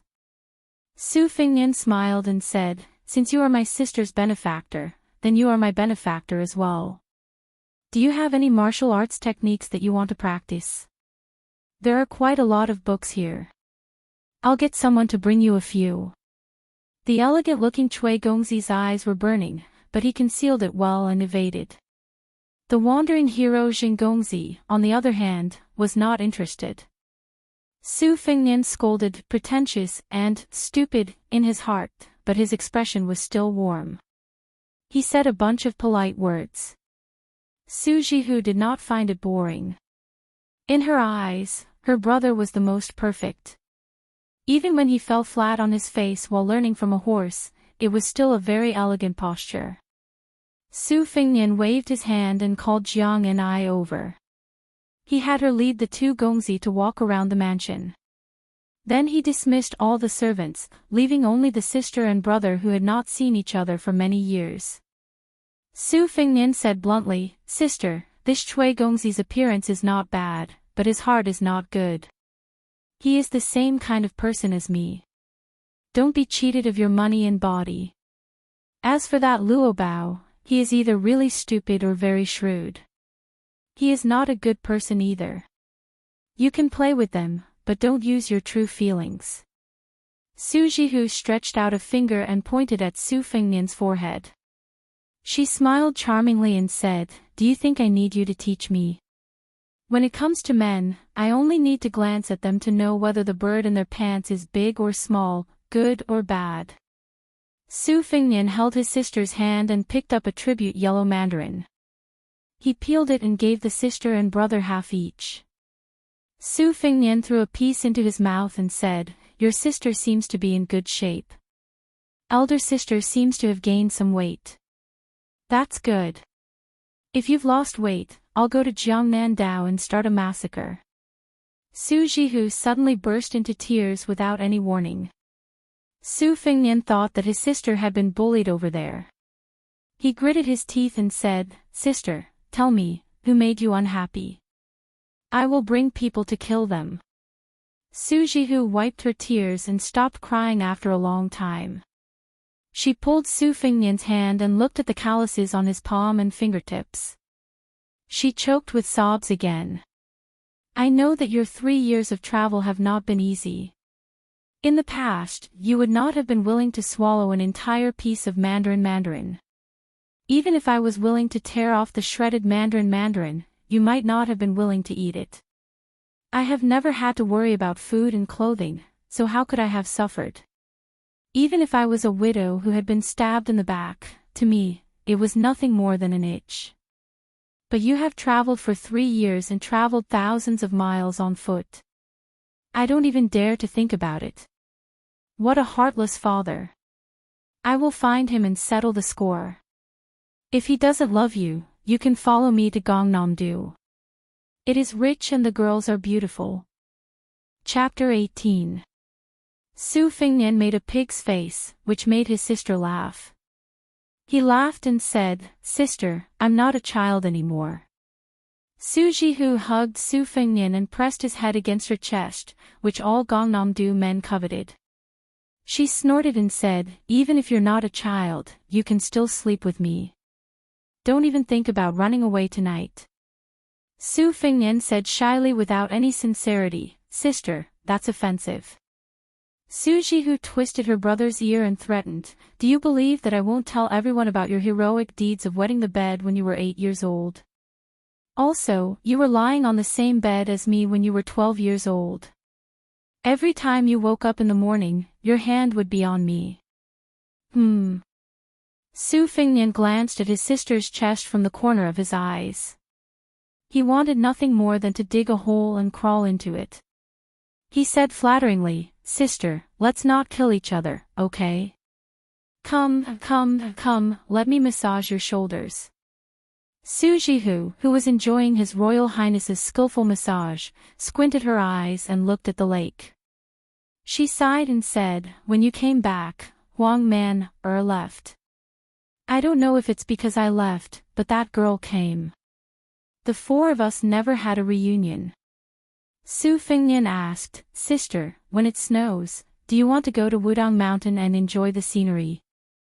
Su Jihu smiled and said, Since that heartless coward asked for the heavenly Tao, I'll just let him be alone for the rest of his life. I'm not so shameless as to beg him. If you didn't mention it, I would have forgotten that there was such a person. Su Fingnian said, Oh, and didn't touch on the pot that didn't boil. Su Jihu fiercely kissed Su Fingnian's face and sweetly said, Elder sister is narrow-minded and has a narrow vision. Therefore, as long as younger brother is around, all men in the world are vulgar things that cannot be seen. Su Fingnian pretended to be sad and said, It's a pity that we're siblings. Su Jihu twisted his ear and scolded him, Stupid. When a woman got married, it was like spilled water. There was heavy snow during the heavy snowfall. No matter how reluctant she was to leave, half a day of reunion passed by in a flash. Her sister, Su Jihu, finally decided to return to Gangnam-do. She said that it was snowing and that she would not be able to bear to leave if she did not leave now. That day, Su Fingnian sent him off for 30 li on horseback, and then rode alone back to the city. Returning to the Wang Fu, Su Fingnian, who was in a bad mood, called his maidservant Jianghu and concubine Yu Yue to the lakeside pavilion to admire the snow. The surface of the lake had long been frozen, but heavy snowflakes continued to pour down, covering the vast expanse of white land. Su Fingnian shook his head, stood up, and drank a mouthful of warm wine to warm his stomach. He muttered something that no one understood, Old Lake Kue, don't freeze to death at the bottom. Su Fingnian turned to look at the tide-listening pavilion across the lake. White Fox's face had not shown up for a long time. Inside, she was reading the vast martial arts scroll. Was she well? Finally, he looked in the direction of Mount Wudang. Su Fingnian did not understand those martial artists who spent their whole lives pursuing the great realm of martial arts. As for those lunatics who pursued the illusory and supreme way of the heavens, he did not understand at all. He only knew that if that young Taoist who rode the green ox was willing to nod his head, his sister would be happy. Therefore, Su Fingnian did not have the slightest good impression of Mount Wudang, which had been passed down for thousands of years. His sister was narrow-minded, but he was narrow-minded. Su Fengnian poured a cup of warm wine for Jiang Ni and handed it to her. She responded with a sneer. It was true that she was the princess of a fallen country, and her master even said that she was the favored one who carried the world's fortune. However, in Bailiang Palace, she was only a female servant. She had to follow the rules for food, clothing, housing, and transportation.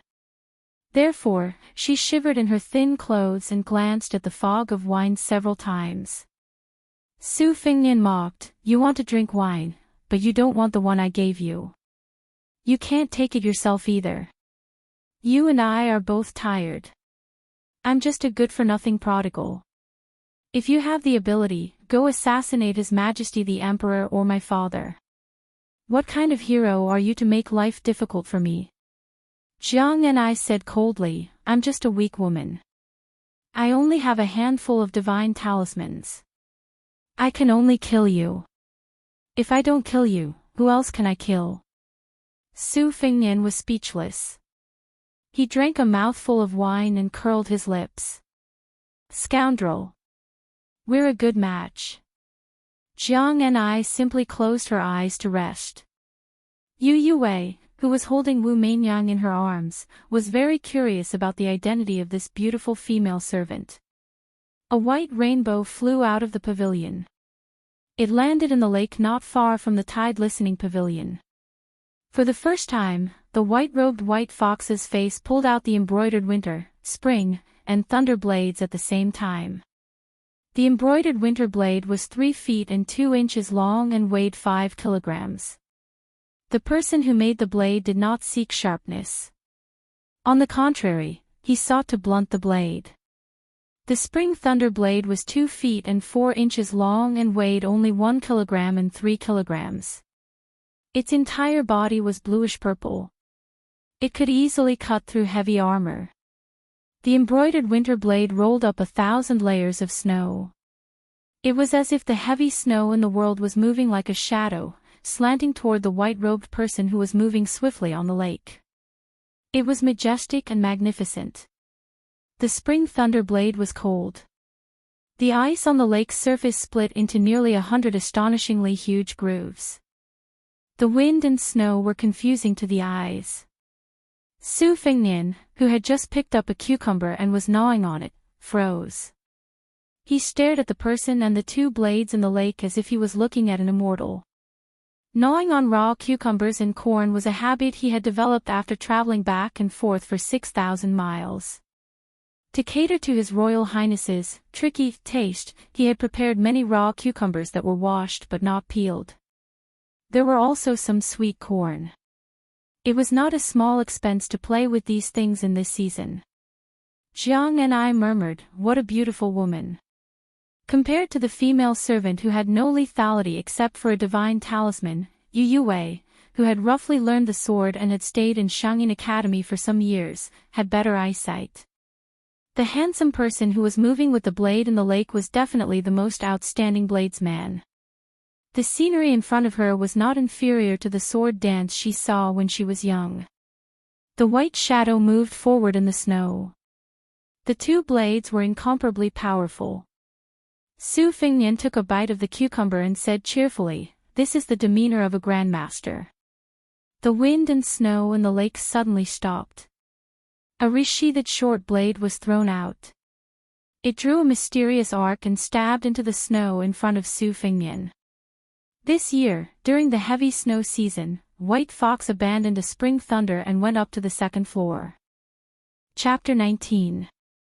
Yu Yue went into seclusion again. As soon as she stepped into the tide-listening pavilion, the surface of the lake shattered completely. Not only that, the entire lake began to sway and countless koi fish leaped out of the water. Yu Yue was in a trance. Shangyin Academy taught all kinds of things, except for ghosts and gods. However, Yu Yue did not believe that the strange scene in front of her was beyond human power. Even Jiang Ni, who was used to seeing thousands of koi in the sky, frowned and could not figure out the reason. Su Fengnian pondered for a while and cursed under his breath. He threw the cucumber into the lake. The coachman Huang ran over with his hands in his sleeves. He was probably here to join in the fun. This old servant had a special status in the prince's mansion. He had no relatives or friends. However, because he had been raising horses for His Royal Highness and Second Commandery Princess for many years, even the sinister butler Shen would slow down and nod when he saw the old coachman. However, no matter who he met, Huang would always be silly and grin foolishly. Su Fengnian asked Huang to sit down. The surface of the lake had calmed down. He asked the servants to prepare a boat with a black awning and took Jiang and Yu Wei, and Huang to the center of the lake to enjoy the snow. Huang was not interested. Other than feeding the horses, he would steal some time to drink some wine. Therefore, he was very happy and his old face was full of smiles. Inside the boat, Huang set up the stove and added some dry wood. The wine was not yellow rice wine, but a kind of local wine from Lingzhou. It was a new wine brewed by the prince's mansion outside of the prince's mansion. There were unsightly wine dregs on the surface of the wine. It was slightly green and thin like ants. Some poor people in Lingzhou who could not afford good wine called it green ant wine. They did not pay much attention to it, but the pillar state liked it. The green ant wine became famous because of the first line of Younger Brother Appreciating the Snow, written by the second commandery princess of Bailiang Palace when she was 10 years old. Green ant new fermented wine, red clay small stove. It was praised by scholars and then spread widely. Many talkers in the capital were shocked by it. For a time, there was a trend of warm green ant wine in winter. The second son of the king of Bailiang, Su Shao, was Su Fengnian, Su Longxiang. Of the two daughters, the eldest was Su Jihu, and the second was Su Weisheng. The name, Second Commandery Princess, did not sound feminine at all. She had been intelligent since she was a child. Her swordsmanship was good, and her poetry was even more amazing. She had a broad mind. When she was 16 years old, she entered the Shangyin Academy to study. She studied the classics and weathering art with Han Guzi. The only imperfection was that although Second Commandery Princess was stunning, her appearance was ordinary. She was not as beautiful as First Commandery Princess and His Royal Highness. Jiang and I still did not drink because she hated the green ant wine. She hated everything related to that woman. Her hatred was second only to Su Fengnian. Yu Wei drank a few bowls, and Su Fengnian and old Huang drank the rest. The atmosphere at the tide listening pavilion was tense as if they were facing a formidable enemy.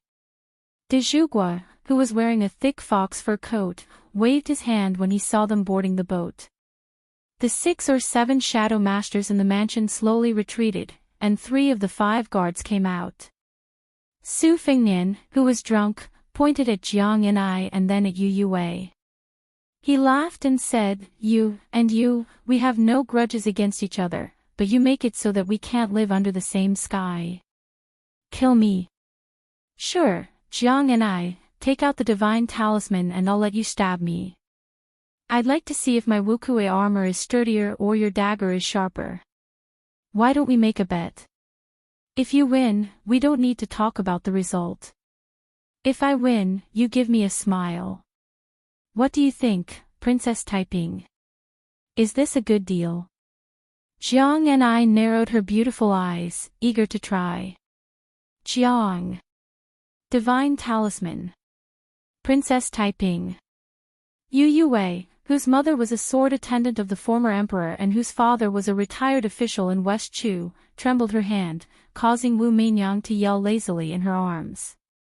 Su Fengnian threw away the golden fox fur coat and tore open the lapel inside, revealing the navy blue armor that he was reluctant to take off after returning from his travels. He opened his chest and said, "Come, stab me." Jiang and I was hesitating, waiting for an opportunity like a leopard cub. Old Huang was not worried about bleeding. The eldest young master had suffered a loss because of his lack of Jianghu experience. Later, he became more and more cunning.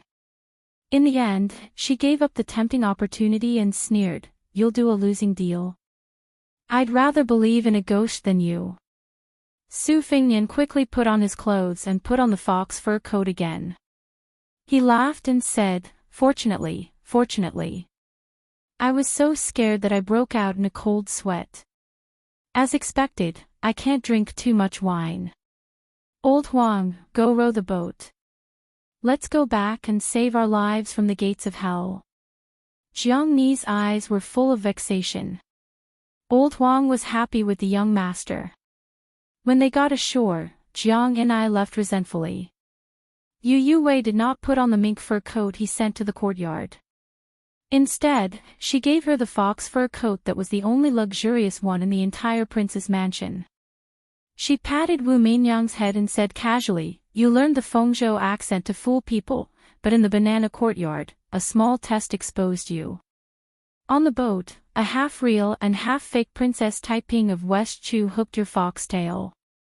"Yu Wei, you're really not suitable to be an assassin. In the future, you should be content to be a caged canary." "Look, I didn't lie to you. There's an extremely beautiful snowy scenery here." After saying this, Su Fengnian shouted the jargon of the bandits, "The wind is tight, let's go." Then he ran away with his servant, Old Huang. Yu Wei, who was wearing the golden fur coat, stood in place. It was hard to tell whether she was wearing the fox fur coat or the wind and snow.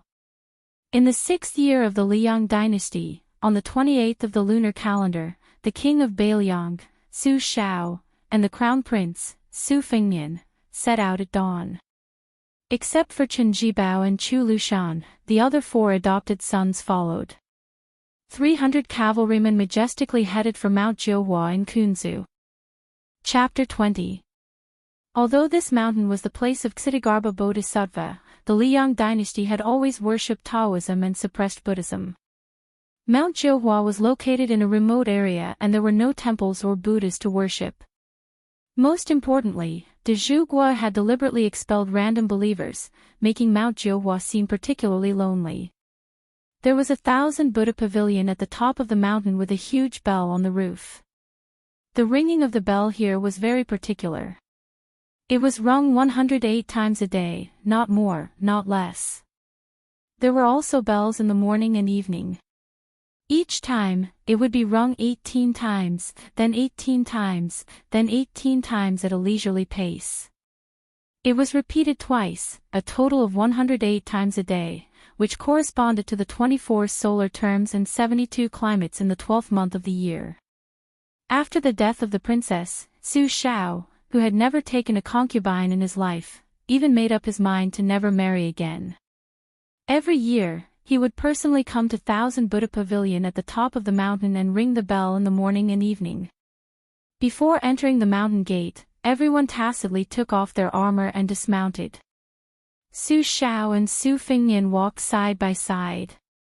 The 4 adopted sons, Yuan Zuozong, Yi Shizhen, Yao Jian and Qi Danghua kept a distance, not daring to cross the line. Among the 4, Zhuo Xiong was the vanguard general who could easily take the head of a general in the midst of thousands of troops. His martial arts were superb, and he was also outstanding in marching troops. Yi Shizhen was a Confucian general who was good at scheming and strategizing behind the scenes. He was the opposite of Lu Qiu, who liked to scheme behind the scenes. Yao Jian was from a side branch of Taoism and was good at searching for dragons. He always carried a green capsule scripture of geography with him and liked to squat on the ground and chew the soil when he was free. Qi Danghua was the bearer of the Bailiang cavalry's flag with the word Su. As for the head of the 6, Chen Jibao, he was known as the villain butcher. His achievements in his life could be seen from a single leaf. That night, the 6 of them stayed at the ancient temple at the top of the mountain.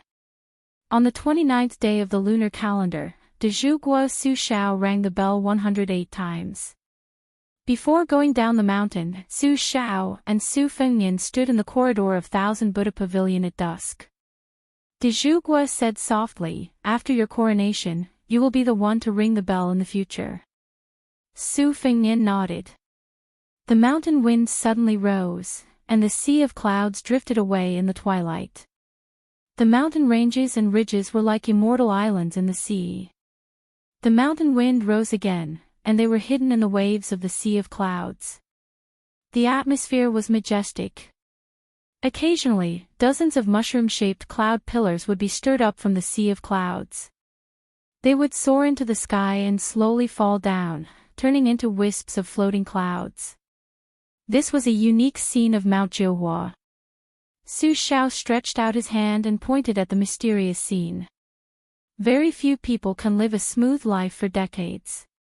Ups and downs are the norm. The few officials in the imperial court who already have one foot in the coffin are no exception.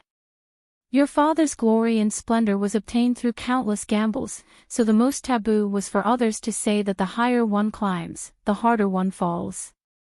He was afraid that if he fell, he would implicate the few of you and not be able to get up. Being a military general and being bestowed the title of king is already the pinnacle. Being a civil official and being a pillar of the country is also the pinnacle. This kind of monstrous honor can be counted on one's fingers in the Liang dynasty's history. In the eyes of the father and son, the scene was like the waves of the sea, like a snowball rolling on the ground. The voice of the country's pillar of the country was mellow and honest, revealing a strong flavor unique to the green and wine. There are only you and me here, and at most your mother in heaven. There are no outsiders, so I'll be frank. Li Shan was right. It's easy to succeed, but difficult to retreat. I'm already riding a tiger and can't get off. 3 years ago, the imperial court wanted to summon you to the capital. His Majesty even wanted to betroth the most favored 12th princess to you. At that time, you would enter the capital and become the prince consort, but in reality, you would be a hostage. However, I declined and asked you to travel for 3 years and walk 6,000 miles to shut the mouth of the imperial court. But this was still a temporary solution. I'm waiting. If His Majesty still refuses to give up, humph. Su Xiao killed people at the age of 10 with a knife. After 40 years of military service, he hasn't read many moral articles. At that time, don't blame Su Xiao for being disloyal and unrighteous. There are 300,000 Bailiang cavalry under the banner of Su Wang. Who would dare to fight them head-on? With a bitter laugh, Su Fengnian said, "Old father, I have no interest in the emperor's throne. You're already so old, don't work so hard to conquer the world so that your son can be the emperor. How foolish. If I become the emperor, it won't necessarily be more comfortable than being the heir apparent." Su Xiao angrily said, "Then you're willing to be the dog-fart prince consort. Like that woman surnamed you and become a caged sparrow." Su Fengnian rolled his eyes and said, "Even if you rebel, you can't be the old emperor. Liang Di has never had the feng shui of a dragon. When has there ever been a person who unified the world?" Su Xiao sighed and said, "Li Shan also said the same thing. If you were just a good-for-nothing like Li Hanlin, then father wouldn't care. There's no harm in being the prince consort. Living under someone else's roof, at least under the eaves of the imperial palace. Before your second sister went to Shangyin Academy, she told me something that hit the nail on the head. A family clan looks luxuriant and graceful on the surface, but it's useless. Most of the time, it's hollow on the inside. It's especially worrying that there won't be any successors. The more wealthy and powerful a family is, the worse it will be if each generation of descendants becomes worse than the last. That's why father isn't afraid of you squandering money. But Fengnian, you've given father a huge problem. Tell father, do you have any plans to hold the Bailiang command seal in the future? When the time comes, your second sister will be the military advisor, and Huang Manor will charge and break through enemy lines for you. Together with father's 6 adopted sons, even if father dies, the 300,000 cavalry won't fall into chaos or disperse." Su Fengnian asked in return, "What do you think?" Su Xiao shamelessly said, Father is already so old, and it wasn't easy for him to accumulate such a large family fortune. You unfilial son, no matter what, shouldn't you leave father with something to remember? Su Fengnian said boldly, well, that's not a problem at all. Isn't it just squandering money? That's my specialty. At that moment, de Zhuguo's hunchback seemed to quietly straighten. Chapter 21. Usually, once he got bored of the women outside, Su Fengnian would go to the tide listening pavilion to ask for advice from his master, Li Shan, or go to the second floor to search for one or two secret manuals of the secret sect, and then go back to his room to learn. But after White Fox's face settled in, Su Fengnian did not disturb this guy's closed-door training. The prince's mansion was decorated with lanterns and colored banners, and it was very festive. There were no less than 600 big red lanterns. Therefore, Su Fengnian had been fighting for justice for those assassins. Even if they were good at Qinggong and managed to sneak into the prince's mansion, it was still not easy to find Su Shao. With so many twists and turns, those with poor patience would probably jump up and down and curse. In the first month, there was an endless stream of visitors with expensive gifts, but those who were qualified to present gifts to the Great Pillar State could be counted with one's fingers. Most of them could not get past housekeeper Song Yu, and then most of them were stopped by housekeeper Shen Chen. The rest were high-ranking officials like Li Hanlin and Yan Qiji's father or family friends. These old foxes had always prepared double the gifts. It was obvious that they knew the rules of the Northern Liang Prince's residence. Unless it was a matter of national affairs, the Crown Prince's words were the most accurate. Su Fengnian naturally did not refuse any of them. He also called them uncle and uncle diligently, and became more familiar with the ways of the world. Lantern Festival. Su Fengnian brought a group of evil servants and evil dogs to the famous Kejia Alley in Lingzhou to see the colorful lanterns. The Lantern Festival had always been a good time to enjoy the lanterns, the moon, and the beauties. After 3 years of exile, Prince Su had gained a lot of knowledge. Not only did he master a lot of the vulgar slang of various provinces, he also heard a lot of wise sayings, such as, where there are women, there will be Jianghu. The number of times that Su Fengnian had fought with others for the sake of a girl could not be counted with both hands and feet. One had to count Li Hanlin, Kong Wuxia, and a few other bastards to barely count.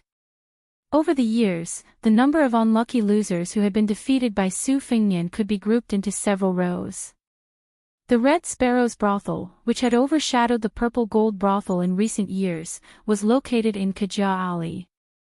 Therefore, Su Fengnian brought along Yu Wei, saying that he would bring her to smash the brothel. Kejia Alley was extremely crowded. Those ruffians who took the opportunity to take advantage of women on such occasions all had their eyes lit up.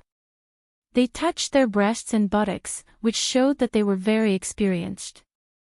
Some daring men even shouted, "Why are you squeezing? Are you in a hurry to reincarnate with your family?" While they were pushing the women in front of them. If they were lucky enough to meet a coquettish woman in heat, they might even cooperate with them. Life was full of all kinds of weird and motley things. When Su Fengnian was young, he often did this kind of thing with Li Hanlin. However, at that time, when his sisters turned around and saw that he was an elegant and handsome youth, most of them did not care. No matter where Su Fengnian went, they automatically made a path for him. No one was brave enough to take advantage of Yu Yokue. Su Fengnian was not interested in guessing riddles, but a couple in front of him had piqued his interest. The young man was dressed luxuriously. He was wearing a bright red and gold tunic with azure and silver embroidered sleeves. There was a suet jade belt around his waist, but he did not carry a sword. The woman had a graceful figure, and her back was graceful. She did not speak much, and it was the man who did the talking. "Sister Fan, you women are all made of water, and the rest of the men are made of mud. Therefore, when I see women, I feel refreshed, but when I see men, I feel turbid and pungent. Sister Fan, when will you agree to let me eat the rouge on your mouth?" When Su Fengnian heard this, he was annoyed. Damn it, coffin ghost, he sped up without saying anything and kicked the young master's butt. He was a weak man, so he fell forward in an instant. Su Fengnian followed and stomped on him.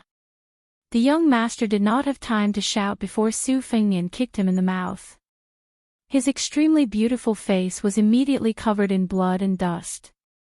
Su Fengnian did not stop moving his feet. He laughed and said, "Don't you think that a body made of mud is unbearably filthy? Aren't you also made of mud? Why don't you go hang yourself? You still want to eat a woman's rouge. Do you want to eat sh*t?" The evil slaves, who wished for the world to be in chaos, cheered loudly. They praised His Royal Highness as if he was even more vigorous and lively than the world's #1 expert. Sister Fan, who was mentioned by the handsome young master, was at a loss. Her limpid eyes widened, and she held her chest, looking delicate and pitiful. Su Fengnian was tired of stomping, so the next step was naturally to release the dogs and evil slaves. He ordered, "Throw this guy into the cesspool." The two evil slaves, who were used to doing dirty things, walked over with a sinister smile. They each lifted a leg and dragged the elegant and refined young master away from Kaja Ali. Sister Fan's tears were sparkling, and she said in a trembling voice, "Brother Lin was last year's 3rd place in the imperial examination." 3rd place. Su Fengnian turned to face the sickly young lady. The difference in treatment was like heaven and earth. He smiled gently and said, "Sister Fan, it's good to be the top scholar. Otherwise, you're not worthy of this young master's famous Jianghu deadly 18 kicks." The young lady seemed to be frightened. She held her chest and gasped for breath. Her face was pale. Su Fengnian originally wanted to ask where the young lady was from, but seeing the situation, he did not want to scare the young lady. He only advised her, "Sister Fan, when Lin Tanhua climbs out of the cesspool, tell him to stop eating rouge. Be careful that he doesn't become the rabbit master of Fengzhou's Li Hanlin." Then, he took Yu Yue, who did not know whether to laugh or cry, and the proud evil slaves and left. When the Red Sparrow brothel heard that His Royal Highness was coming, they trembled with fear like mice seeing a cat. Su Fengnian did not enter the brothel. He only had one of the evil slaves take out a seal from the government and run over to stick it on the red lacquer door. The brothel keeper of the Red Sparrow brothel, who was known as Lingzhou's #1 brothel keeper, walked over to Su Fengnian as if her parents had died. She wiped away her tears and carefully asked, "His Royal Highness, what is the reason for this? If the Red Sparrow brothel has not treated you well, Your Highness can just kick me a few times." "Your Highness, please wait a moment. The Red Sparrow brothel will immediately have a few courtesans dress Your Highness." Su Fengnian sneered with a straight face, "I've heard that 3 years ago when I was just a few dozen miles away from Lingzhou, the Red Sparrow's brothel celebrated without restraint until dawn. I've heard that the entire Nanhui River is fragrant. Can you drink 100 jars of fine wine? Could you earn 100,000 taels of silver?" The brothel keeper explained with a sad face, "Your Highness, please understand. The Red Sparrow brothel is only a small business. How could we dare to refuse a guest?" Su Fengnian was amused and said sincerely, "You have your difficulties. I understand, but what should be done is done. Don't worry, the Red Sparrow brothel is not the only brothel that is in trouble. Those who drank wine and sought pleasure here 3 years ago will be dealt with one by one. If the Red Sparrow brothel wants to open its doors, first chase that Lu Ke, who mocked Yu Yue, out of Lingzhou. After a year and a half, when my anger has subsided, you will be able to do business."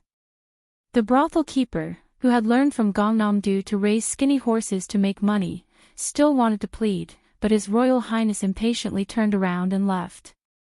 He only turned his head and smiled at the awake Yu Huakue. "Did you vent your anger?"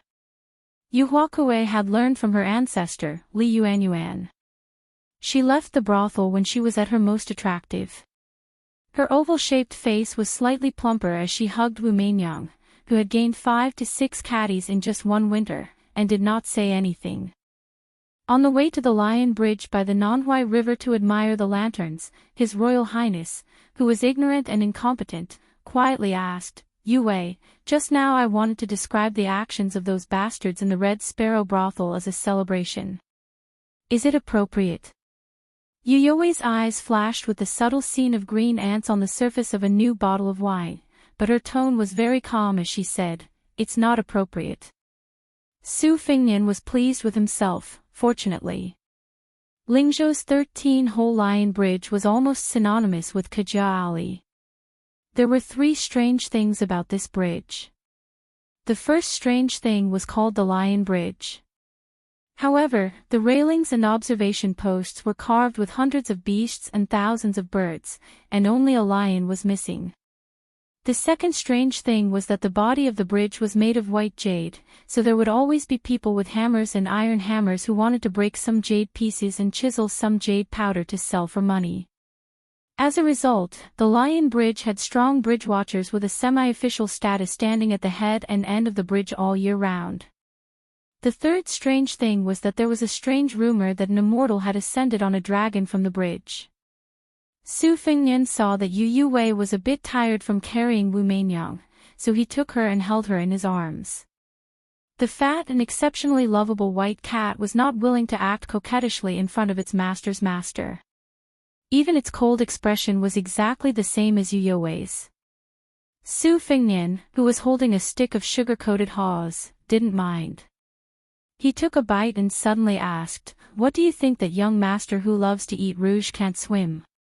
If he's covered in feces and urine, how is he going to go home after getting out of the manure pit?" Yue didn't want to answer this question, especially since she was still holding a sweet dish of carved phoenix with syrup in her hand. Su Fengnian's thoughts went astray. It didn't matter whether that young master could swim or not, because he was standing in a latrine pit and wouldn't crawl out even if he was beaten to death. He didn't want his fairy-like Sister Fan to see a Lin Tanhua covered in feces. Sister Fan stood not far away and frowned, persuading him with soft words. It wasn't until the Lantern Festival ended that she finally convinced Lin Tanhua to crawl out of the latrine pit. As for how he would go back, it would be another period of bitterness that he was destined to never be able to remember. This unexpected calamity caused Master Lin, who was supposed to visit his family's elder the next day, to postpone his visit by nearly half a day. When he finally mustered up the courage to go out and meet them, he found out that the elder, who had a very shallow relationship but held the court's first-class official weapon, had already left the city to patrol the border. Thus, he simply took Sister Fan to Mount Wudong to relax. Chapter 22. Hibernation. Spring thunder sprouted, all living things awakened, and hibernating insects broke out of the ground. The scenery of Bailiang Palace wrapped in silver was incomparably beautiful. The prince's mansion in the warm spring was also charming and gentle, with thousands of pink trees, peaches, and white pears, overflowing with spring. At noon, Su Fengnian came to the lakeside alone. He rowed a boat to the center of the lake, took off his outer garment, took a deep breath, and jumped into the dark green lake. This lake was flowing water, far clearer than ordinary lakes. Su Fengnian held his breath as he dove into the lake, but he was still some distance away from the bottom. He resurfaced and dove again.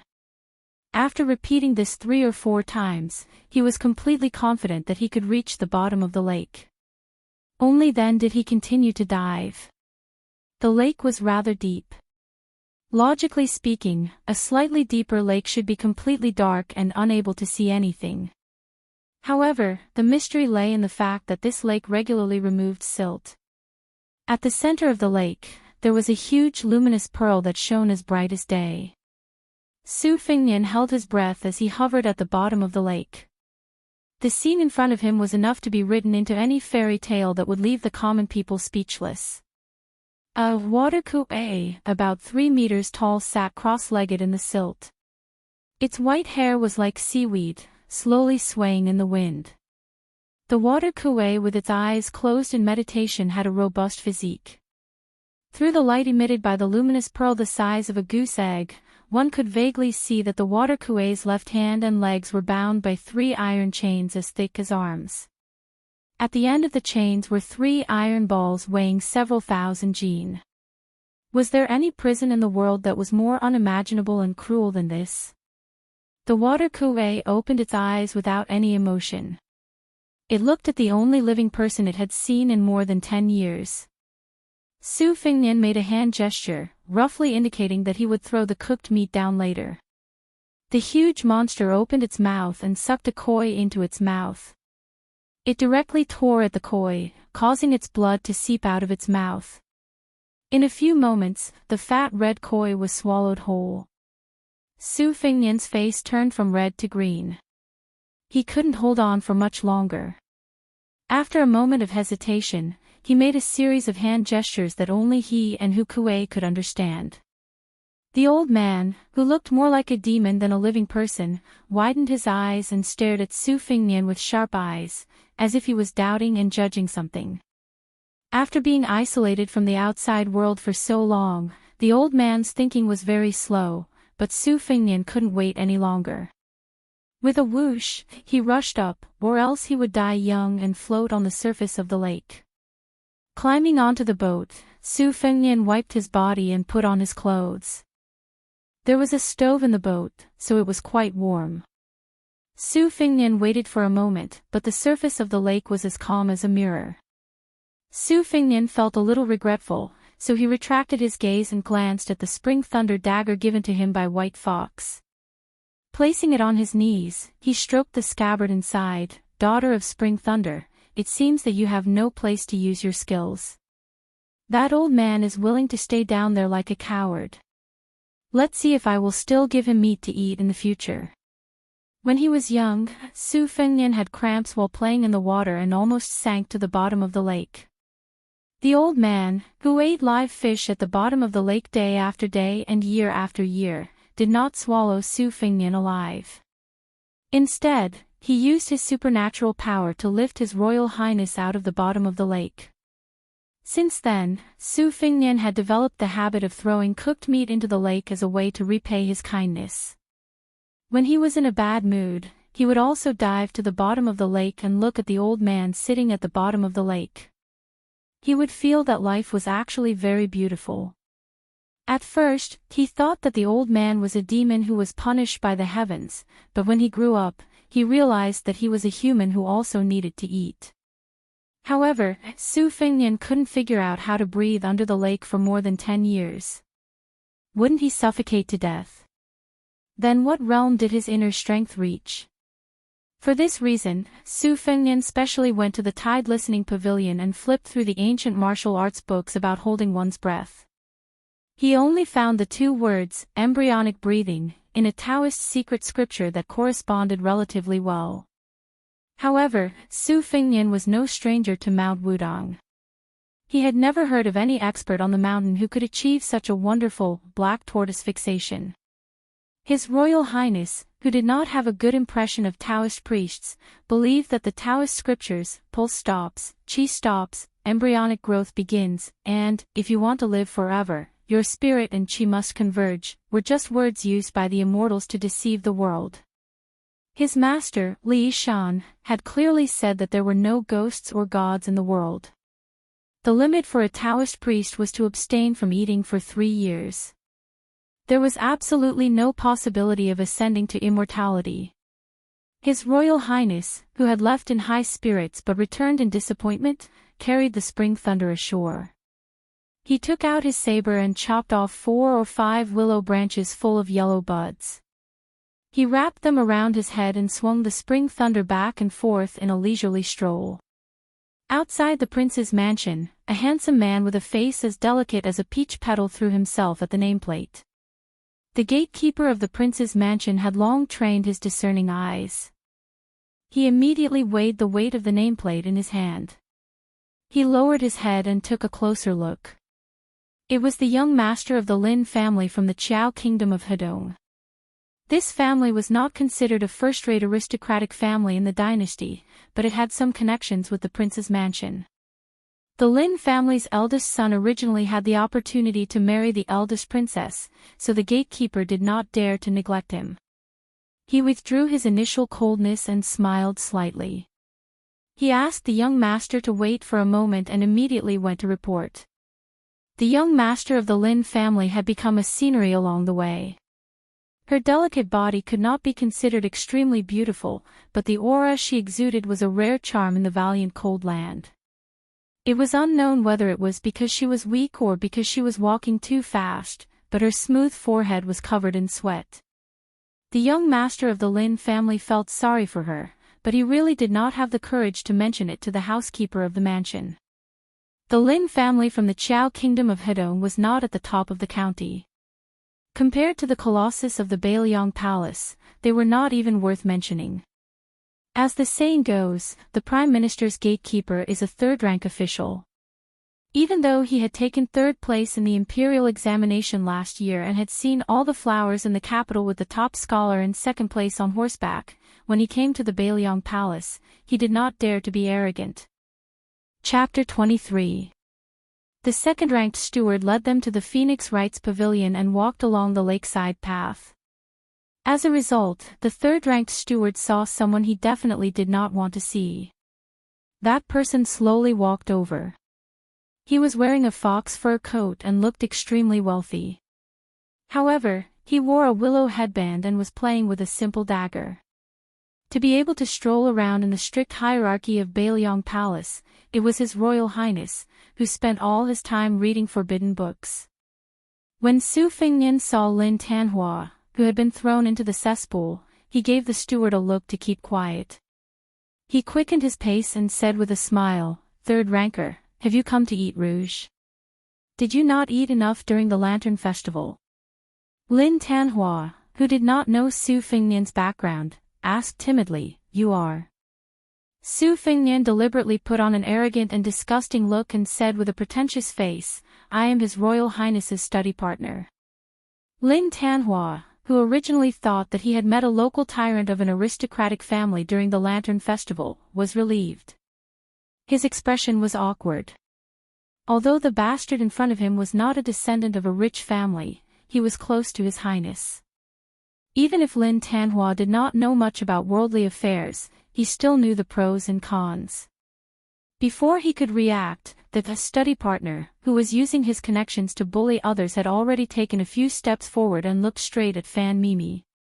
He completely ignored Lin Tanhua and said softly, "Mimi Fan, it's fate. Let me take you on a tour of the prince's mansion." At the Tide Listening Pavilion, you can see tens of thousands of koi fish jumping over the Dragon's Gate. After saying these polite words, Su Fengnian reached out to hold Fan Mimi's small hand. Lin Tanhua, who was full of heroism, quickly stood between the two and glared at them. Su Fengnian smiled and threatened her softly, "You who eats rouge, don't fail to appreciate my kindness. Since I'm His Royal Highness's study partner, it wouldn't be difficult for me to feed you 6 or 7 boxes of rouge. Or, if I put in a little more effort, it's possible that you'll be rejected. Think about it." The man who came in third was pale. It was rare for him to act like a man. He refused to move, which made Su Fengnian have a whole new level of respect for him. The elegant Miss Fan sighed softly. She squeezed out a smile and comforted, "Brother Lin, it's fine. I've long wanted to see the scenery of the Tide Listening Pavilion." Su Fengnian walked forward with the beauty in tow.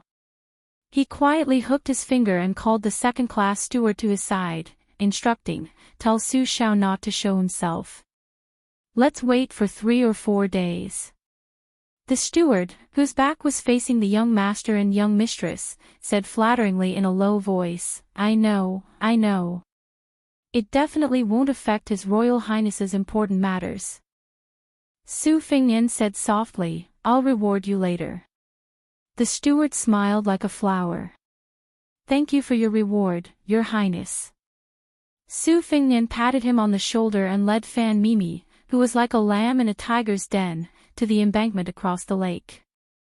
He even took the initiative to put the willow ring on her head and threw a look of protest at the grief-stricken Lin Tanhua. On the embankment, which was named Colorful Z, there were many orioles and swallows brushing past Su Fengnian. They were just as quick-witted as the steward. With just one look from Su Fengnian, they knew that His Royal Highness was starting to tease the freshly minted girls again. Bailiang Palace not only had many servants, but there were also quite a number of officials who had received favors from the Great Pillar State. Each of them worked like an ox or a horse for the king of Bailiang's residence in Wutangan, where Su Fengnian lived. The female servants were divided into 4 classes. There were 2 first-class maidservants. One of them was naturally fragrant and specialized in warming His Royal Highness's bed.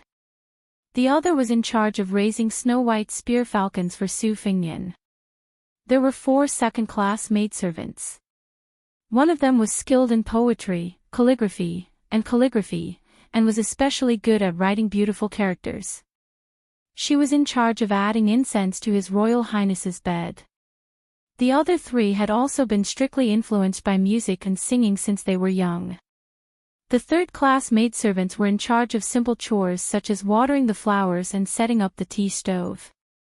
The fourth-class maidservants were in charge of menial chores such as cleaning the courtyard. Of these women, other than the first-class maidservants who were in charge of warming His Royal Highness's bed, the rest of them were all around 71 in beauty. If Su Fengnian wanted to eat rouge, he could eat until he was full at any time.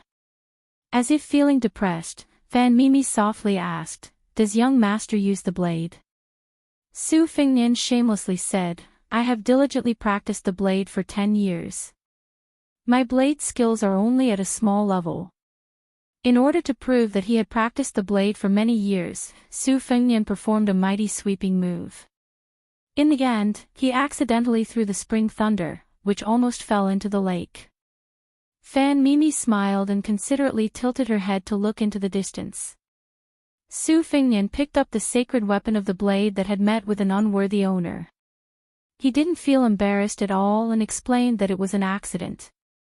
When they arrived at the base of the tide listening pavilion, Fan Mimi looked at the 3 plaques under the eaves.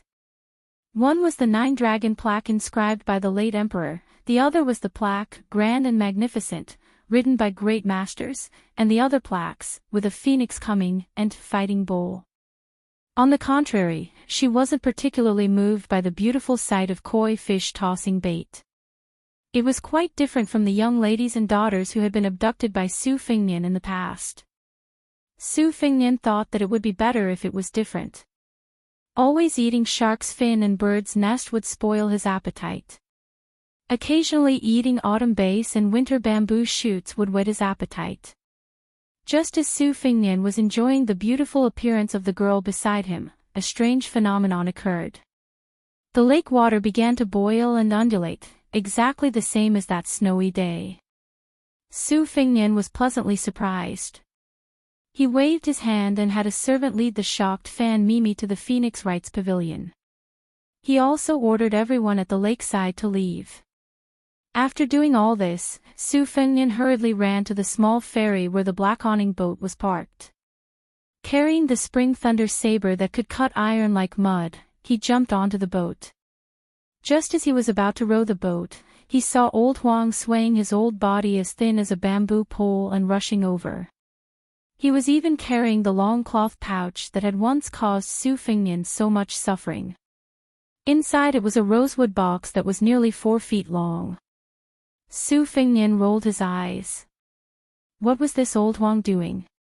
What if the old man at the bottom of the lake turned hostile and refused to recognize him?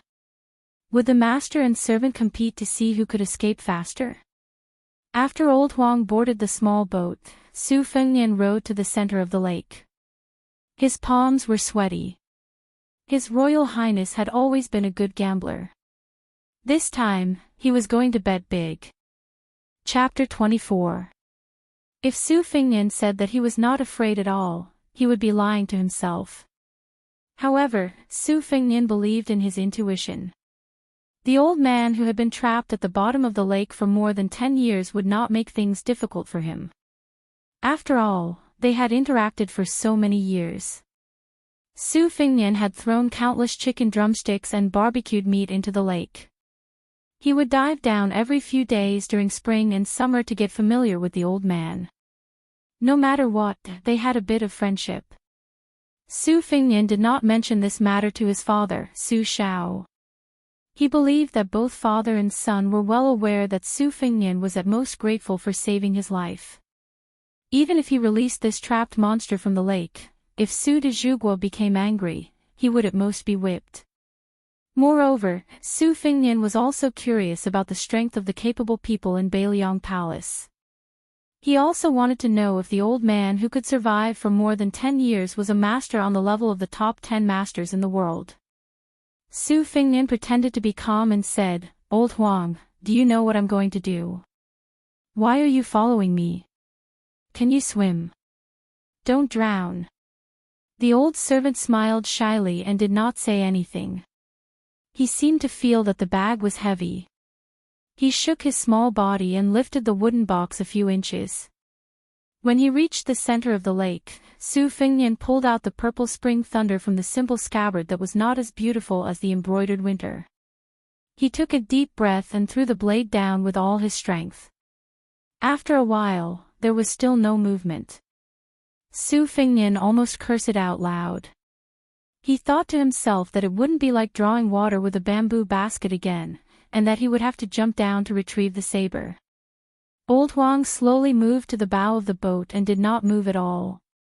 Su Fengnian said helplessly, "Old Huang, don't pretend to be an expert in front of me. Do you think I don't know how strong you are?" Old Huang turned his head and laughed. Su Fengnian glared at him and said, "What are you laughing at? You think you're so great because you don't have front teeth." In an instant, the rise and fall of the lake was more intense and terrifying than any of the previous waves. It was as if the world was about to be turned upside down. Hiding in the boat, Su Fengnian's first thought was to call for Old Huang to retreat. Then, of course, he would let his father's men clean up the mess.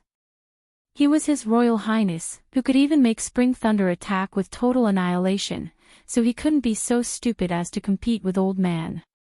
But very quickly Su Fengnian sensed the strangeness of the small boat with the black awning. The waves on the lake were frightening, but the old coachman, who had been traveling for 3 years and would run away whenever he encountered danger, lightly stamped his foot, and the swaying boat instantly became as solid as a boulder, motionless. Old Huang did not forget to turn his head and grin. He stretched out his hand and gestured that he was about the same height as Su Fengnian. The general meaning was that he was a master of this height. Su Fengnian did not know whether to laugh or cry. "Old Huang, you still have the mood to be carefree right now. Don't wait until you're beaten up by Old Man. You don't have front teeth to begin with." A gray figure leapt down from the winding corridor on the 3rd floor of the Tide Listening Pavilion.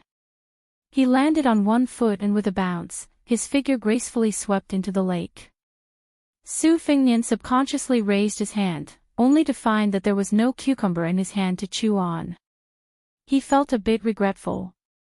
A good show was about to begin.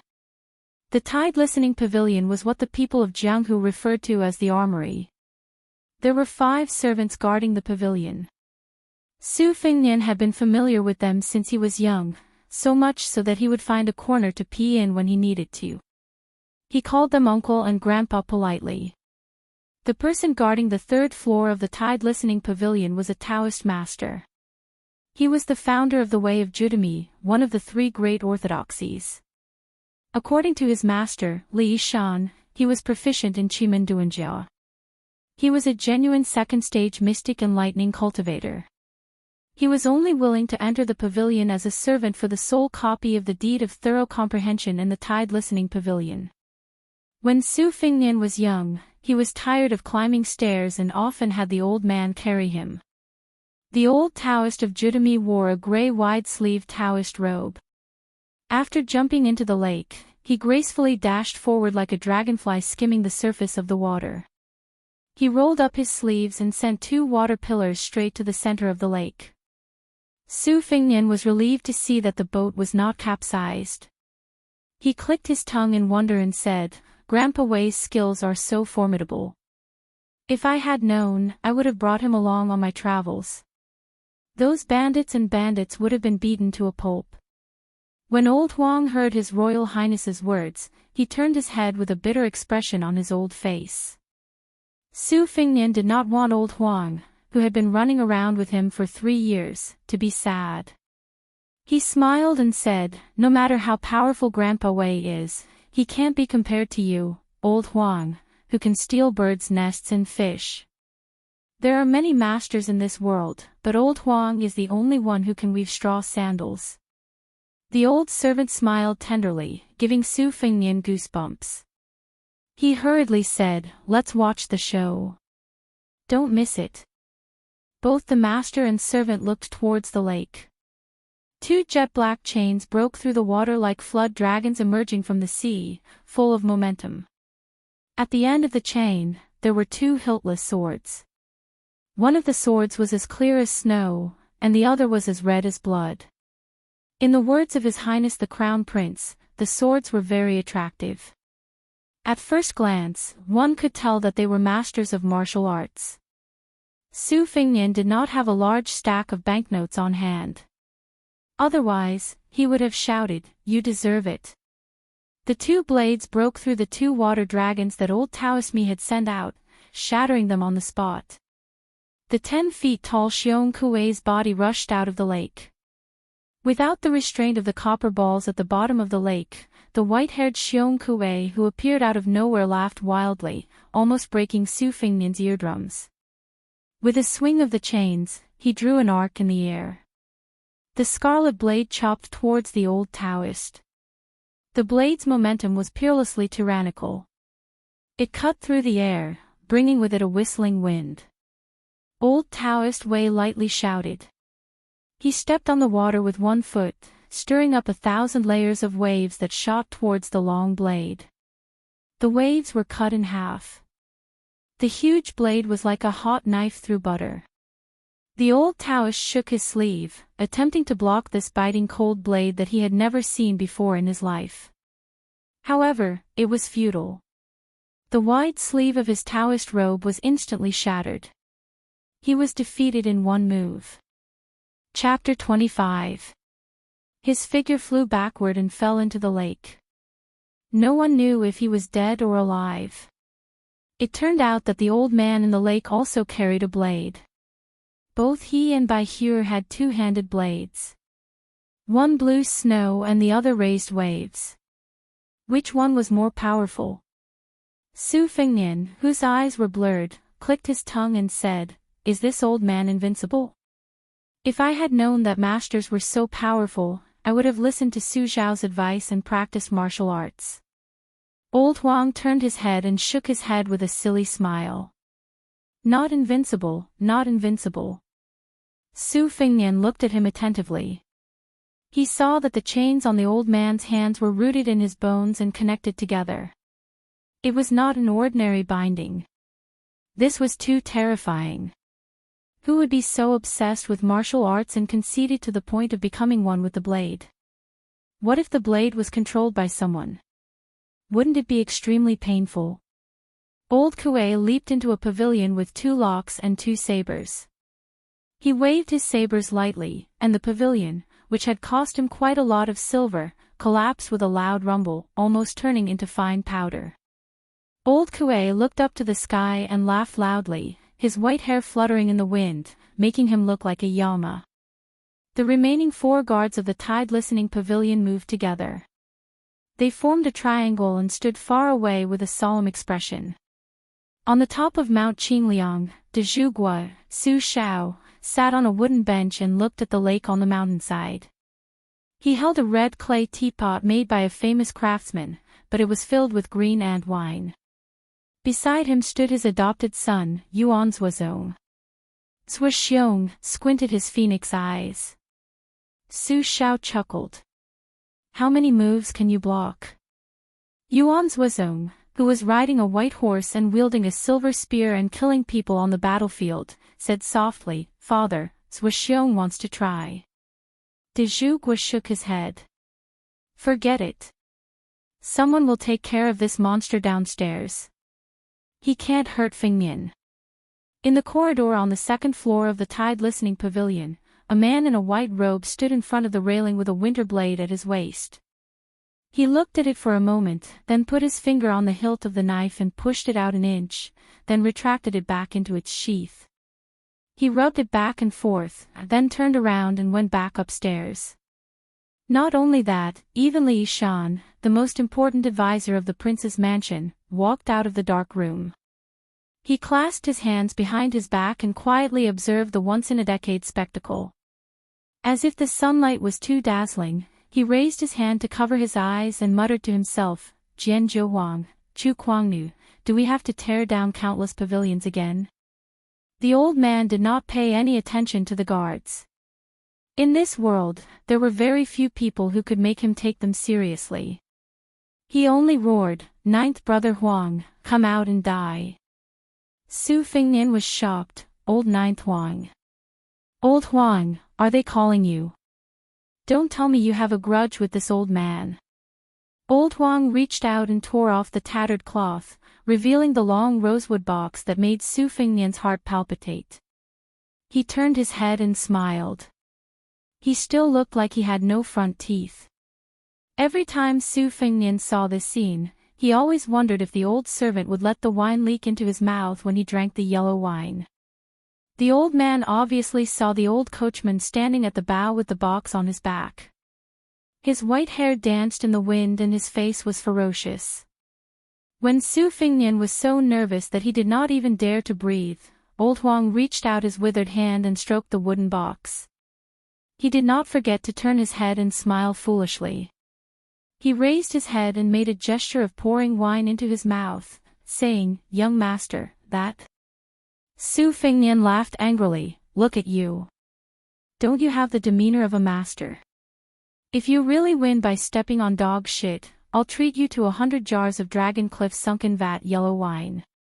The coachman, who was called Old Ninth Huang by Old Kuei and Jian Zhou Huang by Li Yishan, smiled faintly. In that instant, Su Fengnian's eyes seemed to be dazzled. Old Huang was no longer simple and foolish. Instead, it was replaced by an indescribable feeling. He only felt that this old servant, who was as immovable as a mountain, was actually more arrogant than old Kuei, who carried a saber. Among the 3 large plaques in the Tide Listening Pavilion, one of them was, "Chi Rush Fighting Bull." It referred to the supreme sword aura that existed only in ancient records and was in fact purely illusory. Su Fengnian thought that if this old Huang really knew how to wield the sword, he would be worthy of a big white, 2 big whites, and even 1,000 big whites. What a scoundrel! Old Huang didn't move, but the wooden box hummed like a dragon's cry. It wasn't ear-piercing, but it shook one's soul. Su Fengnian was dumbfounded. Could it be that this old Huang who had been stealing chickens and touching dogs with him for 3 years was really an expert? Sword 1. Old Huang, who had been silently reciting these 2 words, stepped lightly on the bow of the boat. Su Fengnian's small boat with a black awning moved back toward the shore. It was abnormally stable. The small boat gently glided backward, creating ripples in the water. Su Fengnian gazed at old Huang's skinny figure in the distance as he walked on the waves. The side of the red sandalwood box opened, and a long sword rushed out of it. De Zhugua, who had stood up on the mountain peak, and Li Yishan, who was in the Tide Listening Pavilion, said at the same time, "Sword 1, Dragon Snake." The old man with the blade laughed impudently, "Good, good, good. Old Ninth Huang, I've been waiting for you for so many years. Today, Grandpa will break your 9 swords and let you have 1 less sword to carry." Su Fengnian, a layman, was so annoyed that he wanted to kill someone. He knew that this was a peak confrontation between the top experts of Jianghu, but in his eyes, it was just a blade against a sword.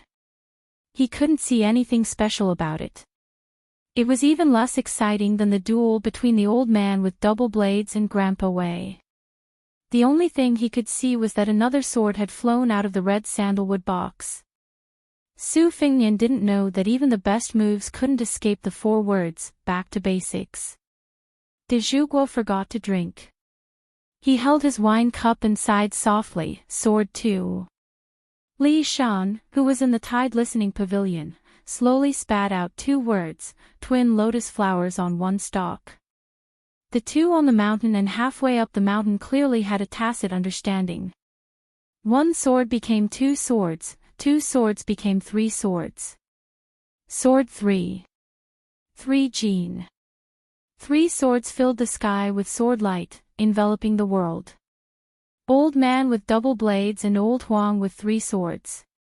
They were practically half gods and half immortals. Su Fengnian sat down on the boat and laughed foolishly. You deserve a reward. These are all F** King top-notch skills. Chapter 26. If Su Fengnian heard what his father and master said, he would definitely teach old Huang a lesson. In the future, when choosing the names of the sword moves, he should pay more attention. 3 swords out of the sheath was 3 Jin, so 4 swords would be 4 Jin. At that moment, Su Fengnian wanted to ask old Huang how many compartments there were in the red sandalwood sword case, and how many swords were in it. The battle ended quickly and unexpectedly. This made His Royal Highness, who had not watched to his heart's content, feel even more unsatisfied. He thought to himself, old man, old Huang, you 2 heroes don't feel bad about the palace's architecture. Just tear it down. You don't need to pay for it, right? But life is not as you wish. Su Fengnian could not rush up crying and begging the 2 masters to continue the battle. Swords have no eyes, life and death is one's own responsibility. Afterwards, after an expert's explanation, His Royal Highness learned that in the battle, old Huang with the case on his back had used 3 swords in the end, a total of 6 moves. It was definitely not like what the storyteller said with his mouth full of saliva in the tea house. The battle between the 2 unparalleled masters must have been dark for several days and nights. In short, it was not shocking, and ghosts and gods would not cry. At that moment, the old man with the sword sat in the dilapidated pavilion with only the base of the platform left. His 2 swords were stabbed into the ground. His face was ruddy, and his hair was white. He shook his head and said, "Let's not fight today." The short and thin old Huang with the case on his back stood on the long embankment. He rubbed his hands and then put them into his sleeves. But in the hearts of most of the spectators, it was extremely absurd. This old coachman who could not even make a fart after being beaten a few times was really a real person who did not show his face to scare people. Su Fengnian was undoubtedly the most shocked.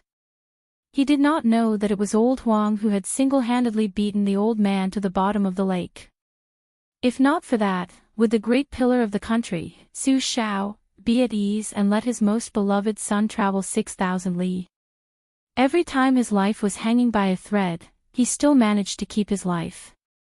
Sitting on the ground, the old man shouted to Su Fengnian, "Kid, give grandpa some wine and meat. After eating and drinking, I will fight with old Ninth Huang for 500 rounds. Whoever loses will go to the bottom of the lake." Su Fengnian could hear the old man's heroic voice from afar.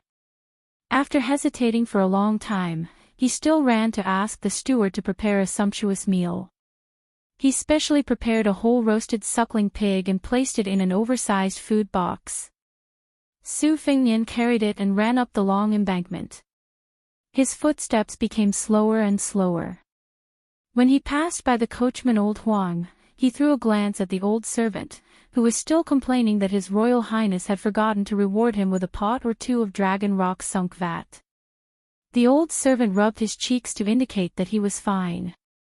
Only then did Su Fengnian muster up the courage to step forward and place the food box on the ground in front of the old man. Just now, the steward didn't forget to give His Royal Highness a few crispy cucumbers. The old man didn't stand on ceremony. He tore off a pig leg and stuffed it into his mouth. His mouth was full of grease. After eating live carp with a fishy taste for more than 10 years, the 10-foot-tall old man clearly liked this exquisitely cooked suckling pig. Su Fengnian squatted in front of him and slowly nibbled on a cucumber. He was thinking of a touching opening speech. After all, they had been friends for more than 10 years. He had to make good use of it. In the past, when he entered the water to look at the old man, it was as if they were looking at each other in the underworld. Now that he was finally in the world of the living, he had to come up with a plan. Otherwise, he would be scared witless and take the risk to make such a big fuss. Moreover, he also had to be busy. It was not in line with His Royal Highness' style of doing things. Without waiting for Su Fengnian, whose eyes were secretly rolling around, to finish his little abacus, the old man bluntly said, "Back then, it was the king of Belyang's scheme and old Nai Thuong's strength that made me, your grandfather, live at the bottom of the lake and live a life worse than death. Today, you saved me, so we're even. I also exchanged blows with old Nai Thuong and turned his 5 broken swords into 4. As for Belyang Palace, your grandfather is kind and won't tear it down. Kid, don't expect your grandfather to repay your favor." Su Fengnian, who was staring blankly, thought to himself that he had met an opponent who was as thick-skinned as him. He carefully asked, "Old grandpa, there's wine and meat in the mansion, and old Huang will fight with you. Why don't you stay?" The old man sneered and said, "There are many masters in the world. After I defeat old Huang's 9th saber, your grandfather will go to Martial Emperor City and defeat the world's second best. If your grandfather isn't the world's best, then what am I? A small prince's mansion is not worthy of your grandfather's attention." Old Huang, who had taken off the red sandalwood sword case to sit on, put a blade of grass in his mouth and chewed carefully. He imitated His Royal Highness and rolled his eyes. Su Fengnian looked embarrassed. He had no experience dealing with a hero like the old man, who killed people as if they were chopping melons and vegetables. He did not know what to say. The last cucumber in his hand was snatched away by the old man. He bit off half of it, spat a few times, and threw it into the lake. The old man, who was busy dealing with a pig's trotter, glared at Su Fengnian and said, "Kid, you want to eat this tasteless thing?" Su Fengnian, whose face had been sprayed with saliva, lifted his sleeve and wiped it away.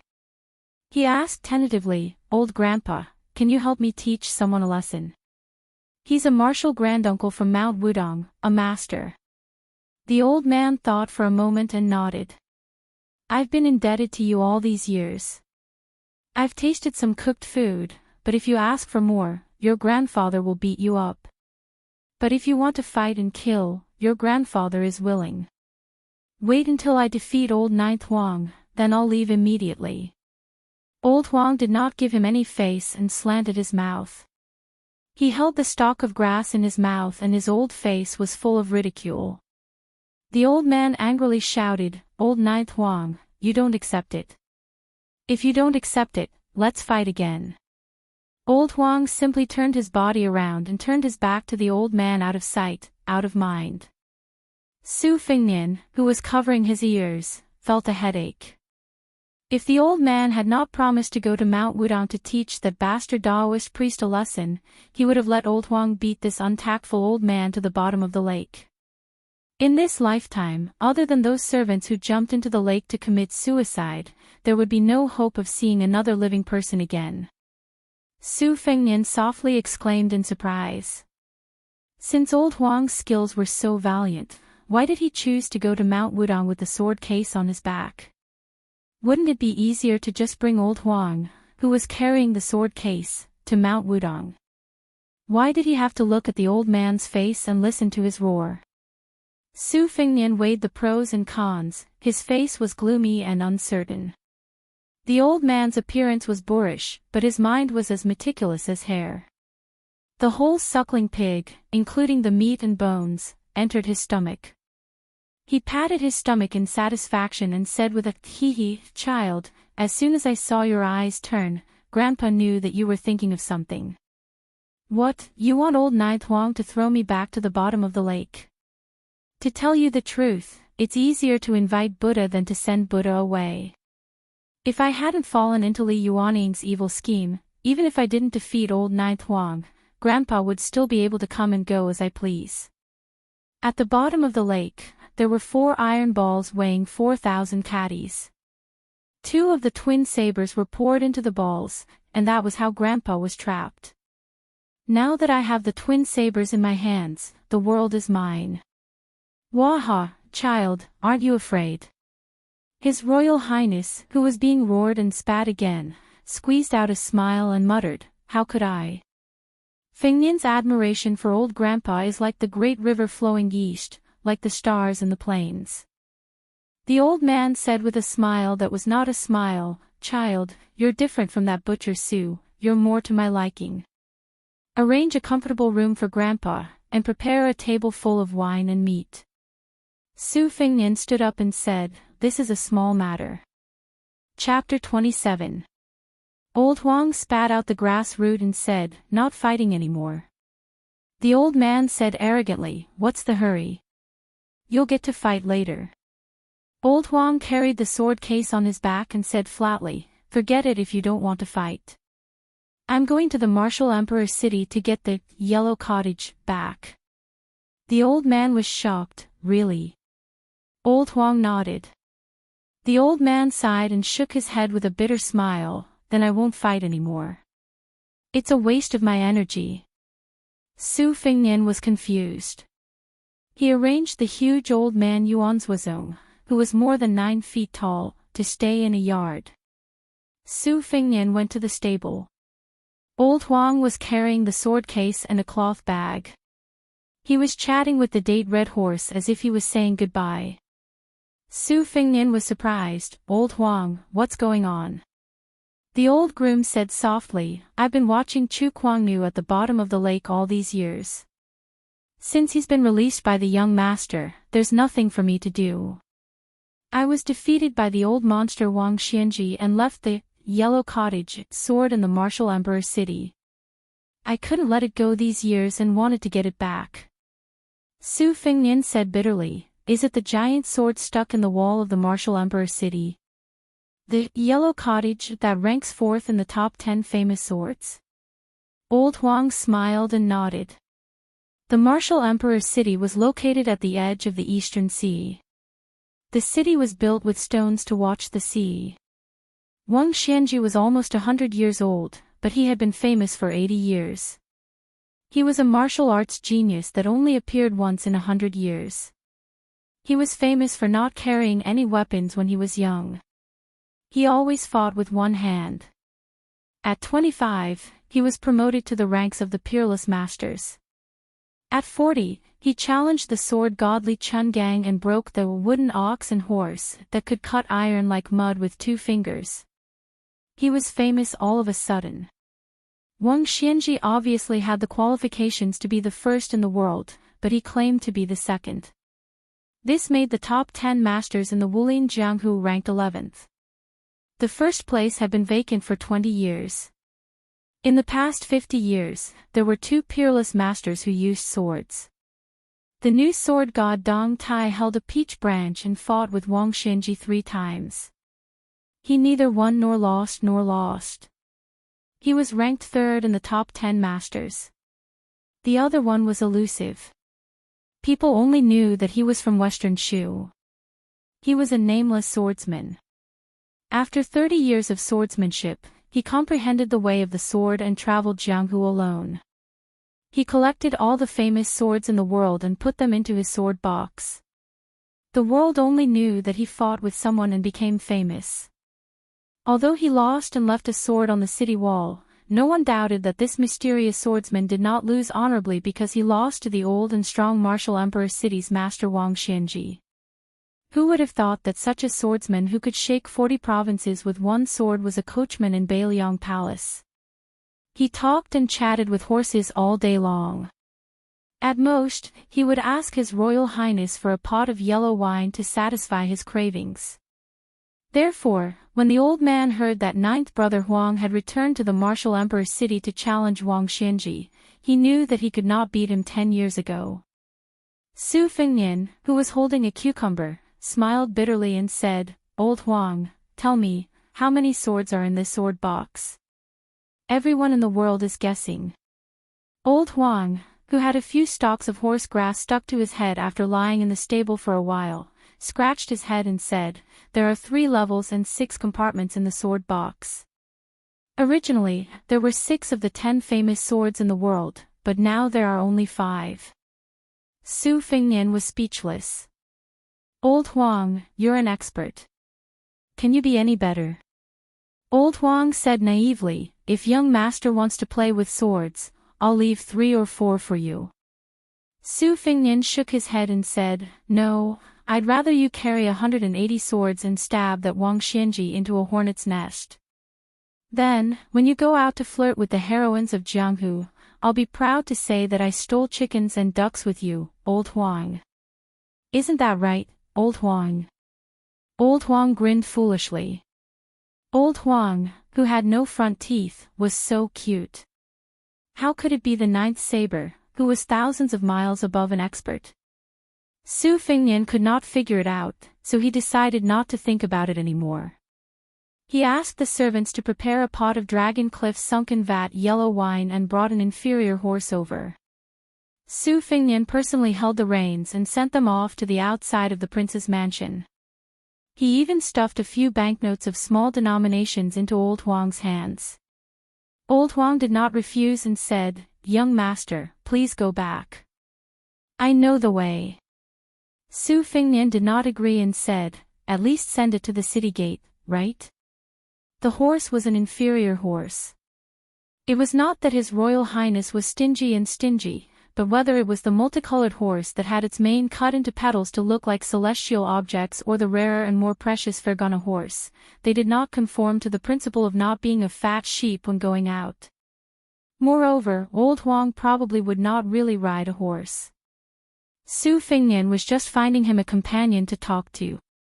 The banknotes of 500 to 600 taels were for Old Huang to buy wine to drink. Old Huang loved yellow wine.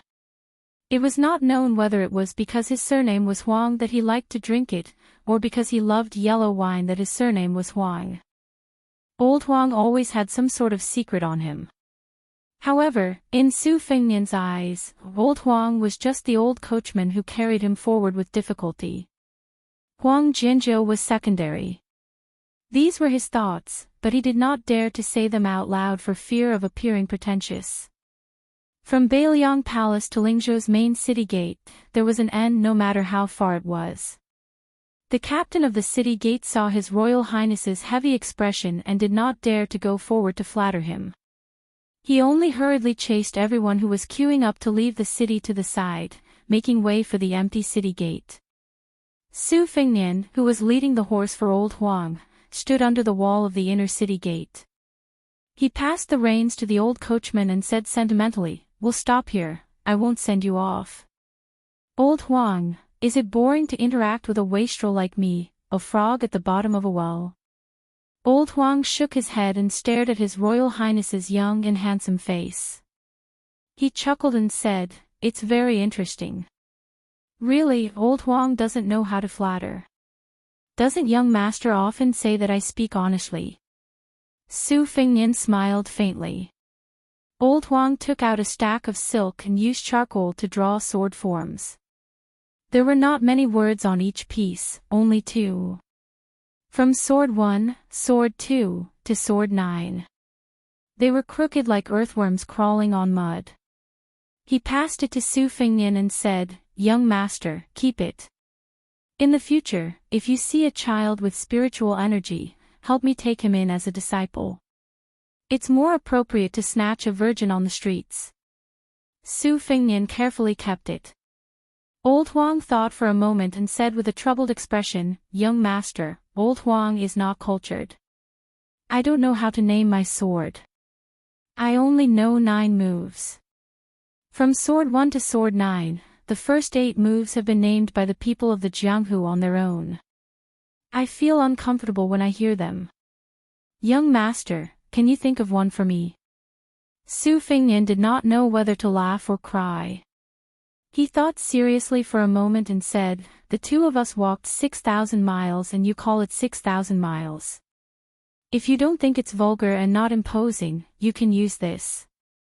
Old Huang gave him a thumbs up and praised, "It's imposing." When I reach Martial Emperor City, I'll tell you this amazing sword name. Maybe even Wang Xianji will be jealous.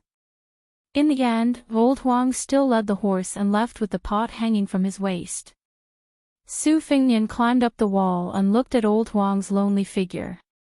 He shouted at the top of his voice, "Old Huang, if you want to drink rice wine on the way and you can't afford it after spending all your money, just come back. I'll save it for you." The old servant stopped and turned around. He took a deep look at Su Fengnian and shouted their common catchphrase, "Run when the wind blows." Then, he ran away in a funny, cute, and silly manner. Sword 9. 6,000 miles. Chapter 28. Su Fengnian led a group of valiant cavalry back to the mansion and arrived at the courtyard where the old man lived. As soon as he entered the room, he saw a table full of delicacies. It was obvious that he was a man who would not be happy without meat and wine. The old man's figure was like a small mountain. Even though he was sitting, his aura was astonishing. Moreover, he had 2 chains and 2 knives. The servants hid in the courtyard and did not dare to approach him. When the old man saw Su Fengnian, he immediately asked, "Kid, did 9th brother Huang go to the Martial Emperor City to fight old Immortal Wang?" Su Fengnian nodded with a lonely expression. He sat on the stool opposite old Kuei, whose hair was as white as snow, and said nothing. The old warrior laughed, "Kid, I didn't expect you to be a nostalgic master. In this aspect, you are much kinder than your father. Su Shao, that butcher, not only is full of tricks, he is also sanctimonious. We can share trials and tribulations together, but if you want to share riches and honor together, then you are pulling your mother's eggs. Hey, kid, are you angry? With your mediocre skills, you want to fight with me? Without 9th brother Huang, the Northern Liang Mansion will only be able to fight grandfather if they call out the remaining experts who are hiding in the shadows." Su Fengnian curled his lips and muttered, "Now that old Huang is gone, you dare to call yourself the king of the mountain when there are no tigers." The old man's ears were sharp, but he was not angry. He said calmly, "If you can't beat him, then you can't beat him. There is nothing to be ashamed of. 9th brother Huang's swordsmanship is almost on par with Dong Tai, who likes to play tricks with a peach blossom branch. There are so many people who learn swordsmanship in the world. Even the Wu family's sword tomb has not produced a swordsman who can fight old Immortal Wang in the past 30 years. I accept my defeat wholeheartedly. Since I was born, other than Dong Tai who can fight old Immortal Wang to a draw, only 9th brother Huang is slightly inferior to him. In the whole world, the number of people who use swords can be counted with 2 hands. The old man's words made Su Fengnian have a good impression of him. He felt that the old man was indeed an expert. How could ordinary people have such breadth of mind? No wonder there were only a handful of experts in the world. It was excusable that he could not become an expert. But just as Su Fengnian started to admire him, old Kuei's words ruined the image of an expert that he had inadvertently built up. "Kid, where can you find a more spacious toilet? Grandpa can't get used to sitting in the lavatory inlaid with gold and jade. I've been stuck at the bottom of the lake for all these years, and I can't even relieve myself when I want to. You can probably smell it from miles away." Ha! Looking at the old man, whose mouth was still stuffed with barbecued meat, he wanted to go to the outhouse to smoke people. Su Fengnian's face was stiff and twitching. He got up and called for the servants to lead the old man, who was mopping the floor with chains and giant sabers, to the outhouse. His Royal Highness quickly ran away like the wind. Along the way, he kept cursing, "Expert your mother." Wudong Garden was the place where Su Fengnian grew up. Because of the ancient saying, a phoenix does not rest unless it is a tree. The great pillar of the country, Su Shao, always liked to say earnestly, "Son, when your mother gave birth to you, she had a dream that a phoenix entered her stomach. You are a natural talent. If I don't love you, who should I love?" At first, Su Fengnian would refute, Then why didn't any expert say that I was a martial arts prodigy? Su Xiao would explain, true experts are those who are not willing to move once they take root in a place. Look at Wang Xianji and those old swordsmen of the Wu family's sword tomb. Which one of them would come out and claim to be an expert? Those who come out to make a living are all liars. How could they see through my son's natural talent? After Su Fengnian's ears grew calluses, he simply ignored this. He felt that as the heir of the only prince with a different surname in the dynasty, he didn't need to roll up his sleeves and beat people up. However, in his heart, he was still a little envious of those heroes who jumped onto roofs and vaulted over walls and competed on the roofs of the city walls when they had nothing to do. As for now, after seeing the godly skills of horsekeeper old Huang and the white-haired old man, he couldn't help but feel a little regretful. He had heard that in the Jianghu, there were only a handful of immortal couples. The man's skill was unparalleled, and the woman's martial arts were unparalleled. When had he ever heard of the man being handsome and the woman having unparalleled martial arts? When Su Fengnian entered Wudong Garden, his gloomy mood lightened. A maidservant named Blue Bird came up to greet him. Her delicate arm was embroidered with precious shoe embroidery, and the 6-year phoenix, spear falcon was perched on it. When she saw His Royal Highness, she smiled sweetly and said, "Young master, Sweet Potato has already warmed the bed. Green Ant is lying on the chessboard, waiting for young master to play with her." Su Fengnian stretched out a finger to tease the spear falcon. He smiled as he entered the room. Outside the room, 2 beautiful maidservants had already taken off his outer robe for him. There were a total of more than 20 maidservants in Wudong Garden. The maidservants originally had elegant names like Red Musk or Brother Parrot. However, after His Royal Highness returned from his travels, other than Blue Bird, who was a little luckier, most of the others had their names changed. Even the maidservant Red Musk, who had always been favored by His Royal Highness because of her delicate fragrance, was not spared. Her name was changed to the unbearably vulgar Sweet Potato. There were others who were even more unlucky. For example, Bygone, who had the same name as Liquor. The most unlucky one was a maidservant who had received the name Cucumber, because she liked yellow clothes. After entering the inner room, Su Fengnian jumped onto the bed and burrowed into the blankets. He hugged a beautiful woman in her prime. The entire blanket was filled with fragrance. After a few more days, it would be even more magical. As long as the girl in his arms walked out of the door, she would attract bees and butterflies. She was the eldest maidservant Sweet Potato. As for the maidservant who was good at Go, she was called Lu Yi. She was known as the female national chess player of Bailiang Palace. Some of the officials who were good at chess would have a headache when they met her. Usually, there were 17 Go boards. Changing 17 to 19 was another great feat of Su Fengnian's second sister. It had caused a huge uproar in the dynasty. In the end, she was first accepted by Shangyin Academy and became the mainstream of famous scholars. Su Fengnian played a game with Lu Yi. He was absent-minded and naturally lost badly. Actually, he wasn't bad at chess. Even his master, Li Shan, had commented that his vision was excellent, but he was reluctant to lay out the details, and his strength was lacking. Although this didn't sound like a compliment, it was a great honor to hear it coming from Li Shan's mouth.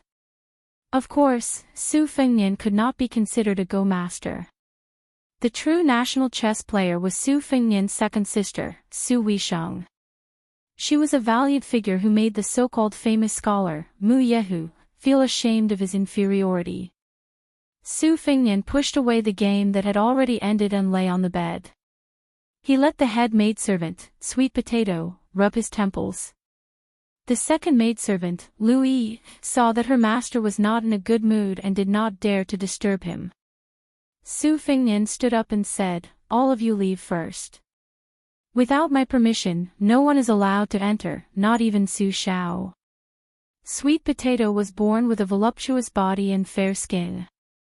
Coupled with her innate body fragrance and elegant mannerisms, she didn't deliberately compete for attention. Instead, she was the most favored one. When she got off the bed, Su Fengnian smiled and patted her buttocks. She blushed and looked back with a charming smile. After the maidservants left, Su Fengnian immediately sat up straight and took out what could probably be called a sword manual. This was old Huang's life's work. Even if Su Fengnian had no interest in martial arts, he had to treat it seriously. He hid it in a box made of unknown material under the bed. In order to open the box, one had to move 72 small compartments without missing a step. The box was extraordinarily hard. Even if one tried to hack it with a sword, one would not be able to get what was inside. Su Fengnian's movements were skillful. He could open the box even with his eyes closed. He put the sword manual inside and pushed the box back into the secret compartment under the bed. Only then did he lie down on the big bed.